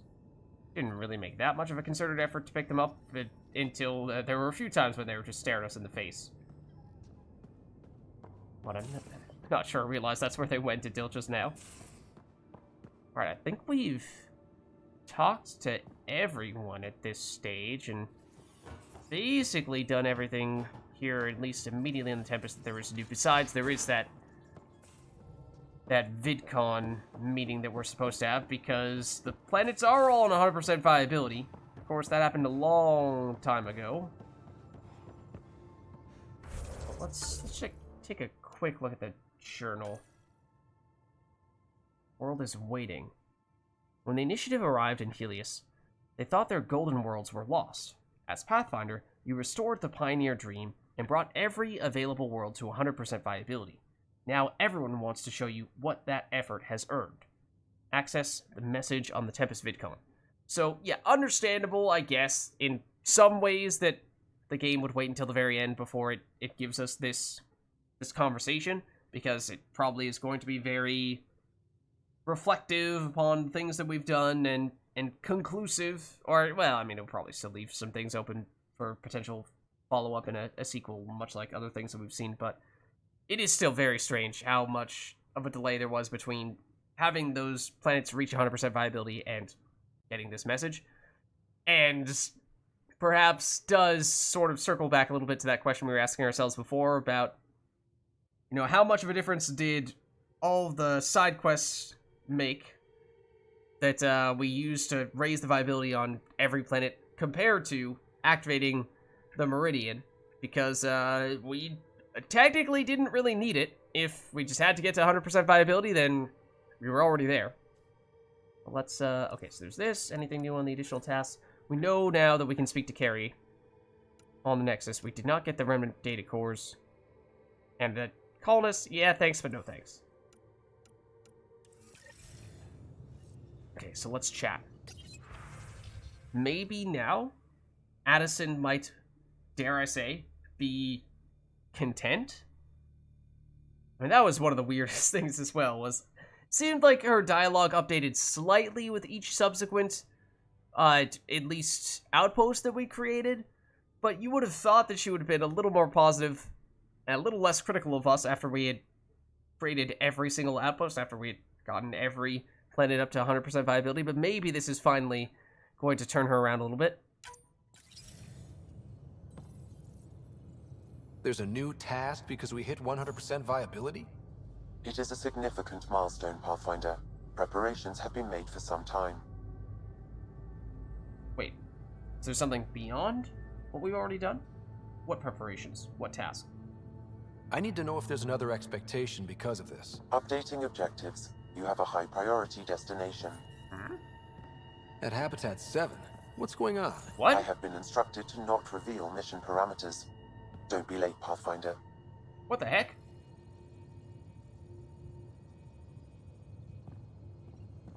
Okay. This is very different from what I was expecting. I thought this was just going to be super quick little, or relatively quick little conversation with Tan and Addison and other people in the initiative saying, "Oh, well done, Ryder," patting us on the back, congratulating us for having gotten every planet to 100% viability, and then that was just it. And it was, the conversation is basically the only thing for that quest, but no, this I don't know what the deal is. Oh, maybe after activating Meridian, Habitat 7 is now actually a place where we can set up shop? Okay, I'm a little bit intrigued in that case. Anything else we want to do here while we're at it? I don't think so. I think we're good. Head out. We're in stable orbit. Meridian, which we weren't able to read up about before, but let's see. So orbital distance, irregular. Orbital period, irregular. Radius, 1,800 kilometers. So it's not as big as a planet in most cases. How big is the moon? It might be roughly the size of the Earth's moon. Atmospheric pressure, 1.03 atmospheres, very similar to Earth. Surface temperature, not applicable. I mean, sort of. Holosphere protecting a controlled and malleable environment. Meridian is a technological marvel. Hub for the Vault network, and home to the growing center of human settlement in Helios. Okay, so is it in that northwesternmost system that seemed to be one of the only ones that we'd yet to explore? Well, we do have other things here that we can check out. Probe away. Anomaly found. We did hear mention of a few comets when we were at the Meridian. I don't know if this is actually one of the names that we saw then. So, Comet Jarov Bees. It's a... Oh. Really? I see what you did there. Really? Alright. Okay. Logged by its Angaran name, this comet has a highly irregular orbit that brings it back into systems at unexpected intervals, highly irradiated. Alright, jar of bees. Have to go pollinate some other systems, don't you? Okay, I suppose we'll check out the other planets in this system here. Sajor. We obviously were not able to go here until we learned of where Meridian was. This is big. I'm picking up something. Past 9. Let's see, third of Earth's atmosphere, and whoa, very hot, even for being extremely far out in the system. Past 9's orbital path is poised to take it on a centuries-long journey deep into the Scourge. Observing the results should provide invaluable scientific insight.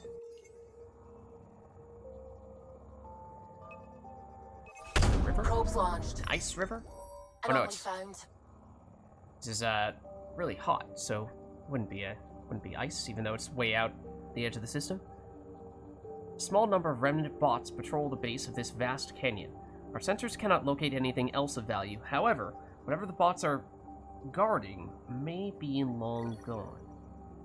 Some experience from that.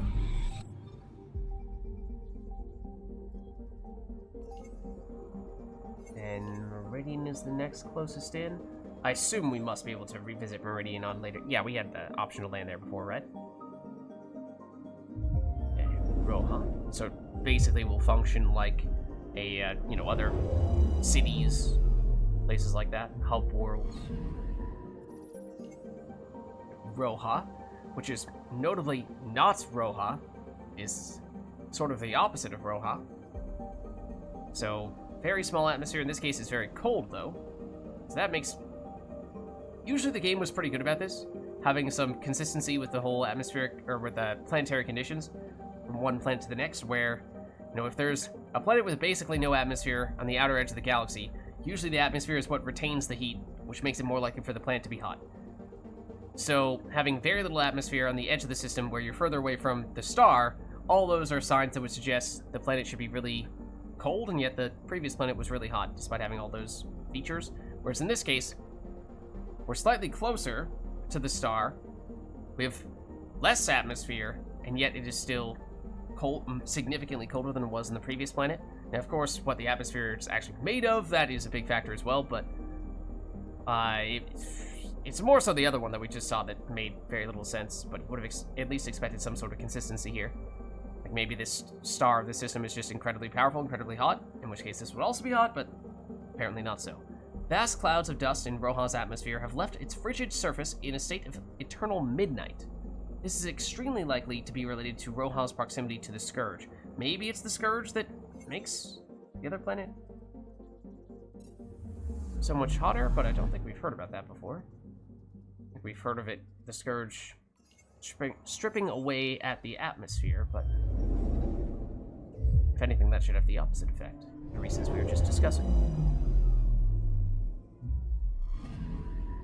Anomaly on sensors. Okay, past 77. Same amount of atmospheric as the atmospheric pressure, at least, as the first planet, roughly, and still hot. Definitely closer to the center of the galaxy and the star, or rather the system and the star. Abnormally cool for planets so close, in relative terms, to a B-type star. Okay, so maybe this is supposed to be a really hot star. Past 77 is a mountainous desert world with a nitrogen-heavy atmosphere. That's not a terrible thing. Probes launched. Anomaly found. Well, it is a mountain. This mountain, the tallest on past 77, is distinct in size and shape from its neighbors. Scans detect minute traces of element 0 embedded in the rock. Okay, well, we're not getting element 0, we're getting experience, which I suppose in some ways might even be preferable. I mean, we really don't need much of anything at this point. Even experience, really. One would imagine, at least. This looks almost Earth-like. Anomaly detected. Past 76. Again, very little atmospheric pressure, but it is very hot. At least in this case, it makes sense because you're right next to the star. The nickel and cobalt surface of past 76 is hot enough to melt many other metals. A few deposits turn molten and re-solidify with the change in seasons. It's gonna be this. Probe away. Which Tracking is a huge mineral deposit. Aluminum. Valuable light metal, this deposit is close to the surface and relatively easy to mine. And so we shall do just that. Alright, we've explored everything here in this system. And apparently this number here at the top says 98% progression is a reflection of both how much exploration we've done of each system, which I imagine is now at 100%, but also how far we are with the game as a whole, and I mean, I'm pretty sure this is considered a main quest mission back on Habitat 7, so that may be why we're not quite at 100% just yet, although I am also kind of curious to head back to the Nexus, maybe although less likely to see big things updating there. Just like the Nexus, there presumably is still some other things that people might have to say to us. Some people that we've not yet checked back in with. Let's head over, because I guess I do have a theory for what this might be.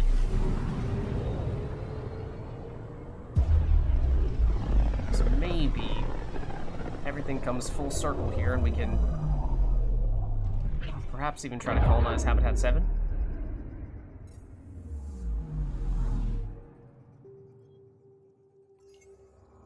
Okay, I assume that 100% exploration here. So it's not like we have new things to explore, but we do still have reason to come back here. Urgently, apparently. Oh, what's this? What's happening? So, back at Habitat 7. What am I supposed to see? And what's it got to do with 100% viability?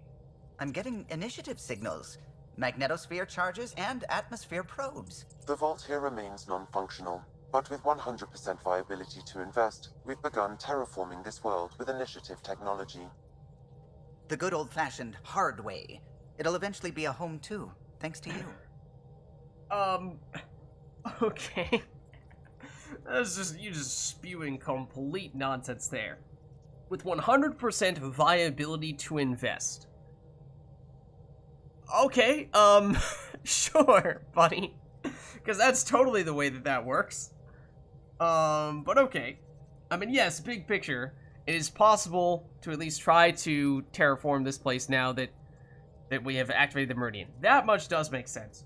But, no, viability is not some resource that is interchangeable across planets that we can save up in one place and then extract and reinvest elsewhere. That's not, it's not the way that works. It's not the way that works. But for full circle, that is what I was thinking. Dad may very well approve as well, but... Back where we started. Fitting. There is one more item, Pathfinder. Opening channels to the Nexus, Meridian, Prodromos, Deteon, Tevuni, New Tachanka, and Initiative allies. By unanimous vote, this world is to be renamed. Habitat 7 is now listed astronomically as Ryder 1. I hate that. Your world, Pathfinder. Their future. It's a terrible name. I hate it. It's so self-important. I don't like that. Okay, but mission accomplished, it seems. So okay, it did turn out to be a fairly brief one. I was kind of hoping that once it said we were heading over to Habitat 7, that we might briefly actually set foot back on it. But apparently that is not the case. We should, oh, that's true. We do still have the interview with Carrie about Meridian, which I assume takes place on the Nexus. So that gives us at least one concrete reason to go back to the Nexus, but I imagine there may be other people we want to chat with who might have other things to say to us there. You know, like, we should probably at least see what Tan has to say and what have you. Yeah, okay, so 99% progression it says here. And we know that the additional tasks don't really move that all that much, but I think this is technically... Is this also considered an additional task? I guess it is.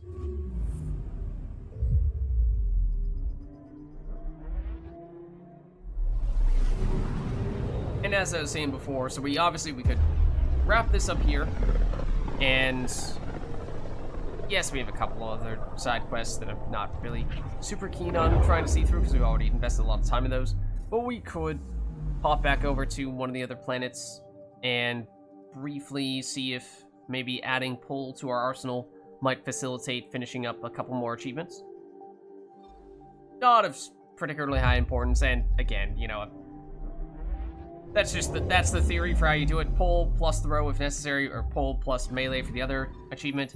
So, you know, I don't feel like that's captivating content, and may just do that after we're done with the full playthrough off stream and just, you know, not really have that. I don't really feel like that's all that necessary to share all that, because we've spent plenty of time already just messing around on those planets trying to do things like that.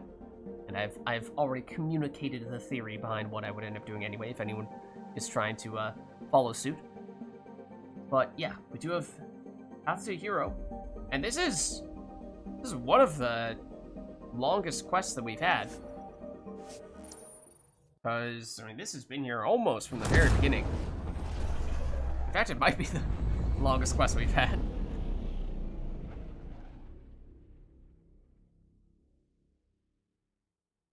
I mean, unless you want to say, like, the naming the dead bodies one, just because we did technically initiate it early, but it hasn't really had ongoing things to add to it. It was just that we didn't quite see it all the way through, and nothing has really changed about it. Whereas this has actually been actively updating, been getting new components to it, new things to add on throughout our entire playthrough. So I'm curious if just random conversations we overhear as we're walking through, if those have changed at all. If there are new people to talk to, if people that we have talked to in the past have new things to say to us. Maybe we check with Vetra here. What's up? Nothing. Just thought I'd look up my girl. Your girl? Okay, let's see what she says. Are you saying you aren't? This is very upsetting. Oh, Ryder. Anyway, I'm just taking a breather out here. Ready to go when you are. Okay, so not tied to updates to the main quest, although still kind of funny. Hey, Ryder. Okay. See my address. As in Beryl address? Maybe you've seen her. If I can just have a medical scan? Here. Or my sister Farima. Please, we were separated in the evacuation. Then we'll have you on your way. Yeah, I don't think we get any more beyond that, I guess. Y'all, yeah, I sometimes hang out in here. How's the cultural study going, Jal? Oh my god, our head! Read up on the Elcor Hamlet yet? Yes. I think the performance certainly elevated the source material. Did you know that PB's father was an Elcor? Had we heard that before? But yeah, the whole head twisting back like an owl, I feel like that's the kind of bug that you heard a lot about when Andromeda first came out, and you know, the game journalists made a big deal about it, and it certainly looked bad. Made the game seem like it was, you know, very incomplete, and I think that was one of the things that got patched, or I imagine one of the things that got some additional attention and got patched a little after release, and maybe that's why, for the most part, we have not really seen much of that in our playthrough. That's really certainly the most extreme example. There were some times, in fact, I think even today in particular, where Ryder's head just turned a little bit further to the side than looked natural. Yes, he was still kind of looking at other people. It was during big group conversations, but it still felt like those didn't quite seem right. Now, I feel like you probably don't have anything new to say to us.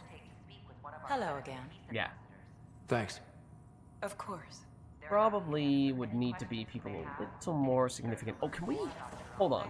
Have we tried speaking to the Jen Garson AI after doing the Jen Garson quest? Very kind, and my security's Hello concerns there, were Ava. addressed I'm Gian Garson, the founder of the Andromeda Initiative. I thought you might like to hear more about our plans. Of course, I do understand. Our own interactions Not sure if this will actually The Kets treat all create non-Kets more the things same, for us to talk about. Also, like excuse dirt me. under their feet. Try to have a conversation with the AI. Thank you very much. Or Okay. VI, I should say. Great. If you're seeing this, it means our pathfinders have done their job and made new friends in the galaxy. Welcome to the Nexus. But I want to put your mind at ease. Seeing our arcs arrive in your neighborhood probably raised some concerns. I'm happy to address them. Okay, never mind. Nothing new. Thank you for taking the time to listen. On behalf of my fellow Milky Way travelers, we couldn't be more excited about what the future holds for all of us.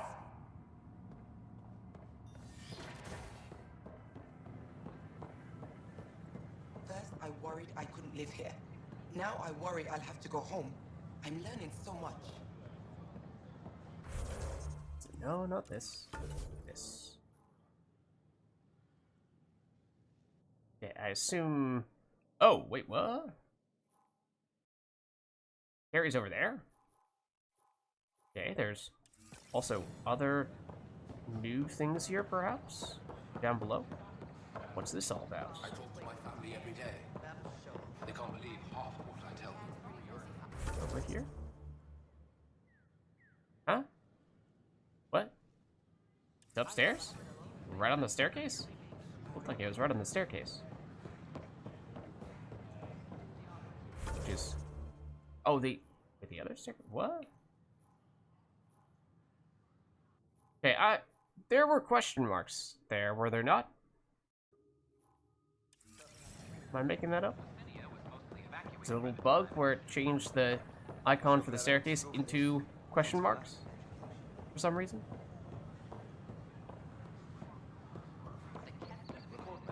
Pathfinder, do you Oh, there have she is. just a minute? Alright, so you are the primary person we're here to see, or at least the one that we know definitively that we have a quest for, but maybe there will be other late-breaking things. You're here.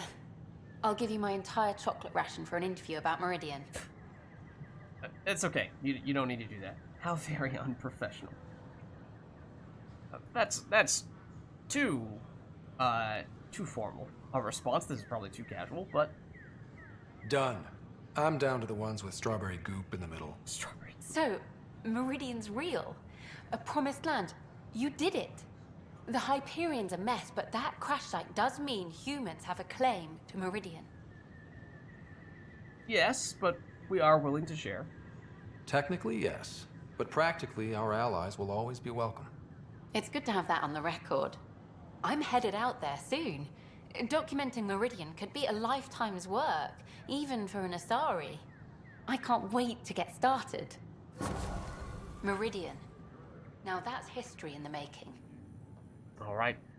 Path of a Hero complete, and as I said, a 50 experience for what, I mean, it's not a lot of work that goes into it, but technically, I think by many accounts, the longest mission in the entire game. At least takes the longest time to complete.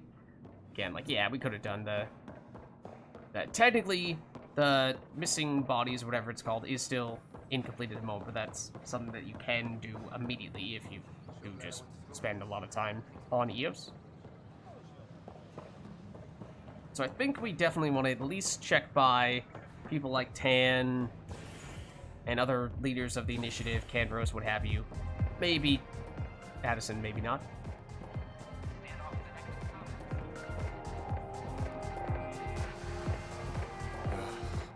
Things are tense around the pub. But not like that first 14 months, thanks to us. I think they raised the drink prices, though.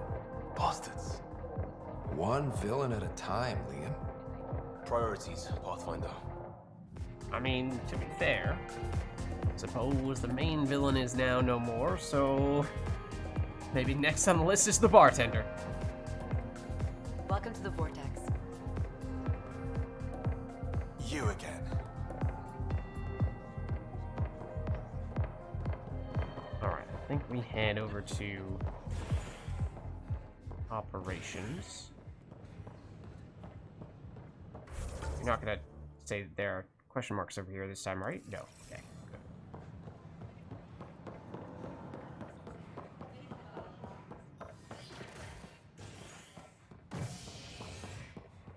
So, yeah, I'm curious. Yeah, can we even go to Hyperion anymore? No. Understandably. That would be kind of weird if we could.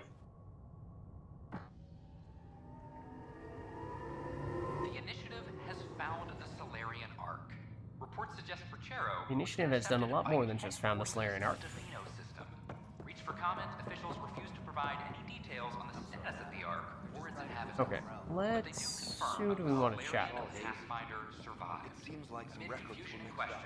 The Nexus now braces for a potential influx of Solarian psychotic episodes. This is Agent X. So I can go? Easy, pal. Someone from Medbay is coming to talk to you first. Yeah, that's probably smart. Let's just teleport him. Okay. Okay then. Stasis revival protocols are proceeding.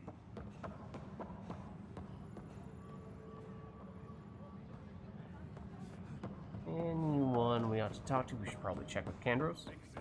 I'll handle any fallout. Meridian secure, the Archon beaten. That's a damn good job, Ryder. Apex is planning a tribute. A statue? They don't do statues. Just to hope it's a new victory cocktail and not a filthy marching song. I mean, it depends. Depends what kind of marching song we're talking about, just how good it is. We'll be the judge of that, thank you very much. Bye, Kandros. Duty calls. You and me both, Pathfinder. Hey, Ryder, I'd like a moment. Oh? Yes? Lieutenant Syax, right? That's me. I'm putting together Apex strike teams to protect the people and assets you're setting up out there. We don't have a good sense of what we're up against, and could benefit from your experience. Okay. I'll have Sam upload our insights on the Ket, Remnant, and Outlaw forces we've encountered. Thanks. You'll see. Apex will make a difference. Alright, that almost sounded for a second like that was going to be the makings of a quest. I don't remember speaking to you ever before. But maybe it was just a conversation and nothing else. Nothing more. Alright, let's check in with Kesh and maybe Drac as well. I'm worried about this place if the Ket find you. Then we defend the station. It's all we can do here. You just keep the Pathfinder safe and the Ket busy. And be careful out there. I only have one of you. Yeah, we've heard that before, many times. Hey there, Ryder. Let's keep it quiet. With all the areas of the station online now, Kesh is pretty busy. Okay, as if you're ever quiet. I don't know. The creaking of your old bones is pretty loud. I'd be distracted. That's why I'm not moving much, brat. Look at her working. Isn't my granddaughter something? Without her, this station would have fallen apart before you ever got here. Always proud of her. Things are going well. The outposts and resources you found have made a real difference. This place is starting to look the way it was always meant to. Krogan colony resources? It was you helping the Krogan colony smuggle resources back onto the station, wasn't it? We Krogan are a hardy lot. We probably could have managed just fine on our own. In the short term. Long term, it's in our best interest that the station, and those on it, survive. Okay. I'm done for now, as in bye-bye, adios? Or as in we are making a definitive declaration. We are done as a Pathfinder. We're resigning. Nothing more for now. See you later. Okay, don't read into it too much. Okay. I guess we'll talk to Addison. Oh, that looks... I feel like we'd never actually taken the time to look out that window before. That's cool.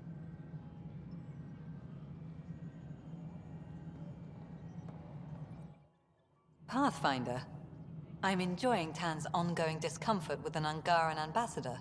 Not that the Moshai would take advantage. Such base manipulation is beneath her. So, what can I do for you? That's enough for now, Addison. Thank you. Director Addison? Goodbye, Pathfinder. Okay. But Tan, we should definitely chat with, and Hora's usually in here as well, I think. Maybe even some of the Pathfinders. Good to see you. All power grid adjustments must be approved beforehand. Yeah? Ryder, I have a confession. Since you saved me from the Archon's ship, I've worked tirelessly to justify the sacrifice made so I could live. With the Archon defeated and the Initiative's dream beginning to take root, well, I'm just happy to be here. Well, there may be more to do, kind of, sort of, but, I mean, yes, there's sort of more to do. We've done the big things, though, so you can relax a little bit. It seems like you've been working yourself up quite a bit about this, so enjoy it a little bit. Let yourself feel that. We all have cause for celebration. Alec would be proud. His dream lives on in you, and thrives. Well, that's very kind of you to say. Nice talking with you, Reka. I am at your disposal, Ryder.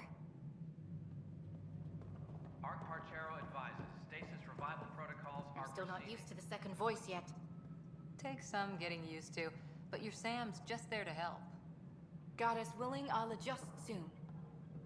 That is true. We haven't really heard that from any of the Pathfinders, other than, I suppose, our sister, kind of. Obviously, she's not a Pathfinder, but the whole, you know, what is it like to have Sam speaking to you on the regular? Hey, Ryder. Is your armor different than before? I feel like your armor was not usually this color. Good seeing you, Avitus. Stay safe out there. You did it. All your hard work paid off, and now, Meridian. Those Asari huntresses made a difference. Thank you. Of course. Feel that? It's like the whole initiative is resting easier thanks to you. Well, thank you. Good luck, Pathfinder. Goddess go with you. Yeah, we should probably check in with Cora as well while she's here. Vidaria's off to a good start as Pathfinder.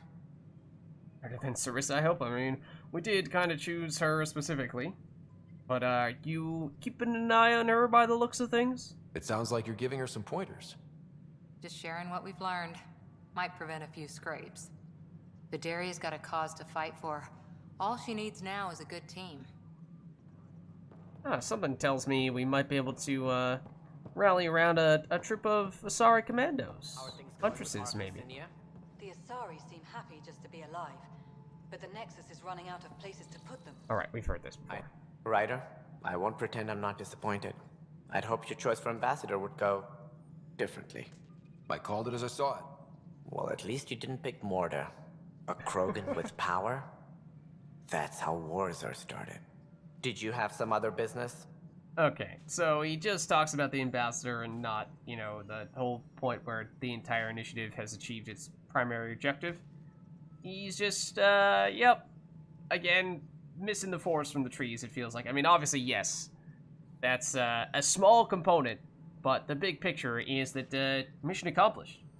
Mission accomplished. It's kind of like when we finish the main quest and the first thing anyone says to us is, "You're late." It's like, really?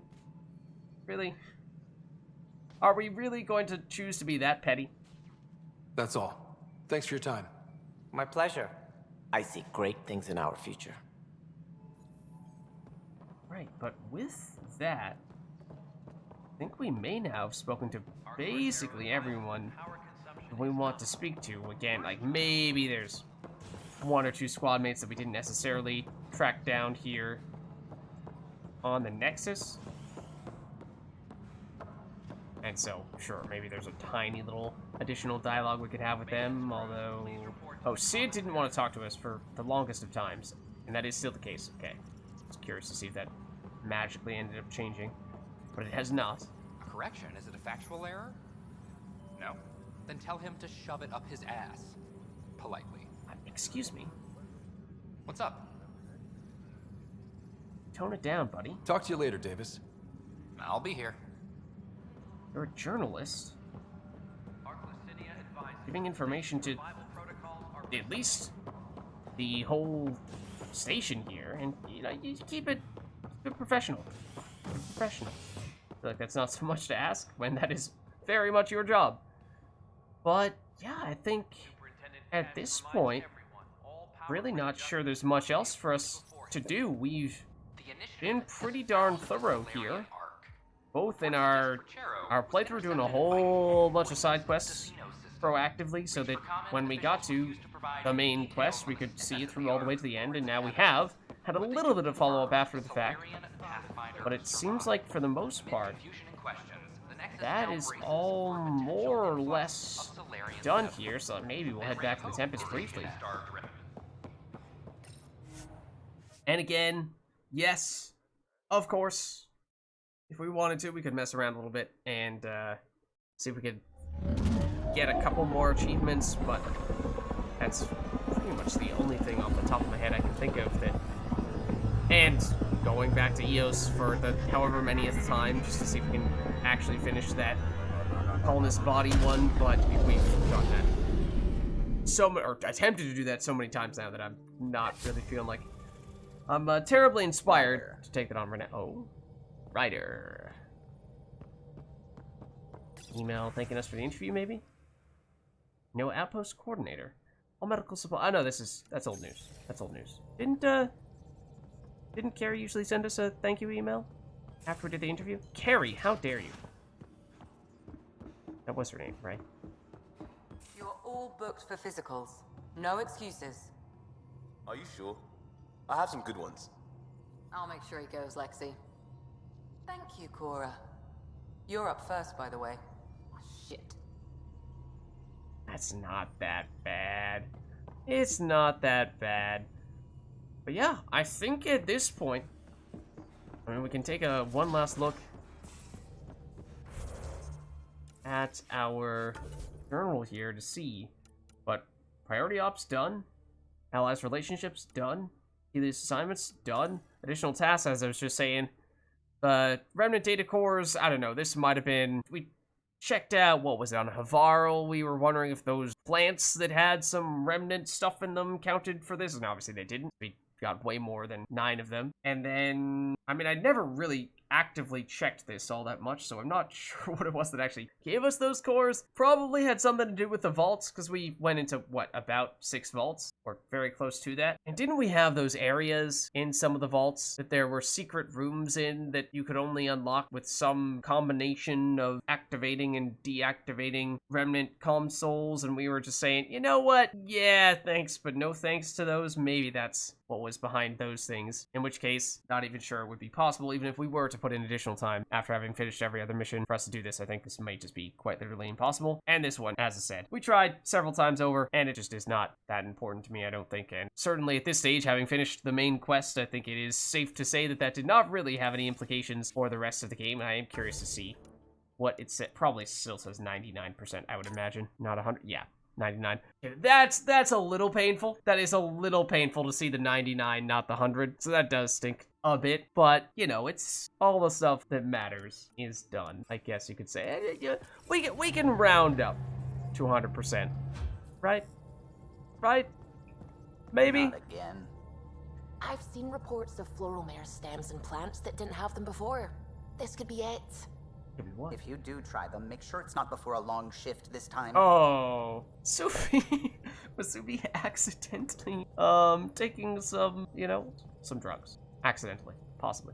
But yeah, I think we're, for all intents and purposes, we're done. I don't think we're gonna stick around to do these types of things here. I think, as we were saying, that feels like that's not that worth doing at this stage, and maybe I'll play a little bit after the full campaign and off stream, try to get those achievements. Maybe I'll even do the Colony of the Dead one and just be able to say definitively that I finished it 100%, because I would kind of like to be able to do that for my own sake, selfishly, but I don't want to subject you guys to more aimless wandering throughout EOS, because I feel like you will be bored to death if I were to continue doing that for the 20th time. But with all that being said, we have now wrapped up Andromeda basically in full. You know, I reflected a fair bit on my thoughts about the game when we saw the credits roll, but big picture, I think the game, yes, definitely had its highs and lows, and unfortunately the lows were quite low, which did make it very frustrating at times. But the gameplay, which in many respects is of course one of, if not the most important things of a game, was really good. For the most part, we got a specific skill setup that we chose, and we stuck with it for pretty much the whole playthrough. We experimented a little bit later on, and unfortunately, you know, one of the builds that I was hoping we might be able to do was not possible, and it was one that, before I knew which skills existed in Andromeda, in one of the Mass Effect 3 multiplayer VOD videos, you can probably catch it on YouTube somewhere if you scour the 300 plus videos of that, where I had mentioned in passing, like, if I could theoretically combine any set of skills on a character, what would they be? I probably spoke about that on a couple of occasions and might have given slightly different answers, but on one occasion I remember I had said that I wanted a character that could combine Tactical Cloak with Annihilation Field, so that way you can walk around while invisible and still affect enemies with your passive damage from Annihilation. And we could sort of do that for 2 seconds, but unfortunately in Andromeda, although you can get both of those skills on the same character, you can't have both effects active simultaneously. The only thing that you can do that half makes it work, and that's a generous way of describing it, was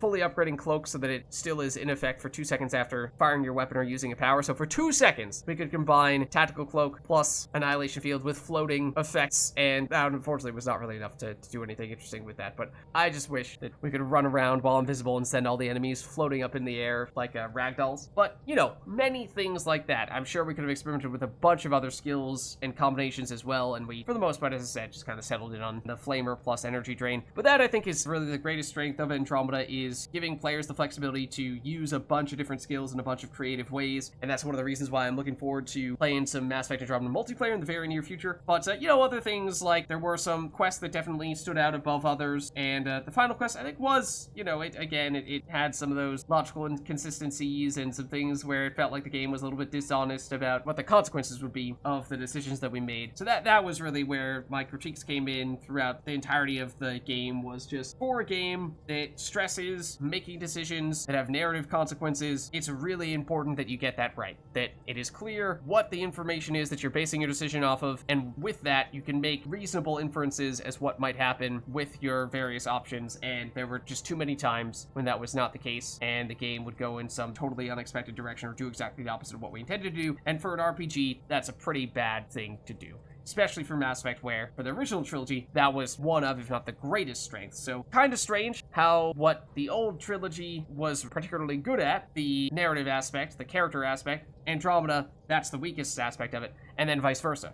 I mean, I still think that the gameplay in the original trilogy is quite good, and I'd argue is rather underrated still to this day, but that's sometimes the thing that people critique about the original trilogy, and that is definitely the aspect that Andromeda does particularly well. All the various skills and weapons and creative mods, that's another thing that we only kind of sort of experimented with a little bit, and I'm sure you could go absolutely crazy experimenting with those even further, and that could be a lot of fun to do. But so that way, Andromeda did a really good job with that stuff. But I think that just about wraps things up there, so thank you all for watching. Hope you enjoyed the playthrough. If you watched it from beginning to end, then thank you very much. Let me know down in the comments, because that was quite the time commitment, but thank you for that. Of course, we have played the original Mass Effect trilogy, and that is also on YouTube, so if you're interested in seeing other Mass Effect stuff, that also exists. There's a playlist for 1, 2, 3, and the whole trilogy all wrapped up together if you're interested in seeing any of that stuff. We're also doing Mass Effect 3 multiplayer on the regular, so that's another thing you can check out if you're interested in seeing more Mass Effect stuff. And then, as I said, now that we've finished the Andromeda campaign, looking to start doing some Andromeda multiplayer soon, and technically we've already done a brief stream on that, and I will post the VODs for that very soon if they're not up by the time this goes up on YouTube. But we'll be looking to do more of that in the very near future as well, and that may end up being a regular occurrence as well. Likely Friday nights, Lids Vids on Twitch. Thank you all for watching, and I should go.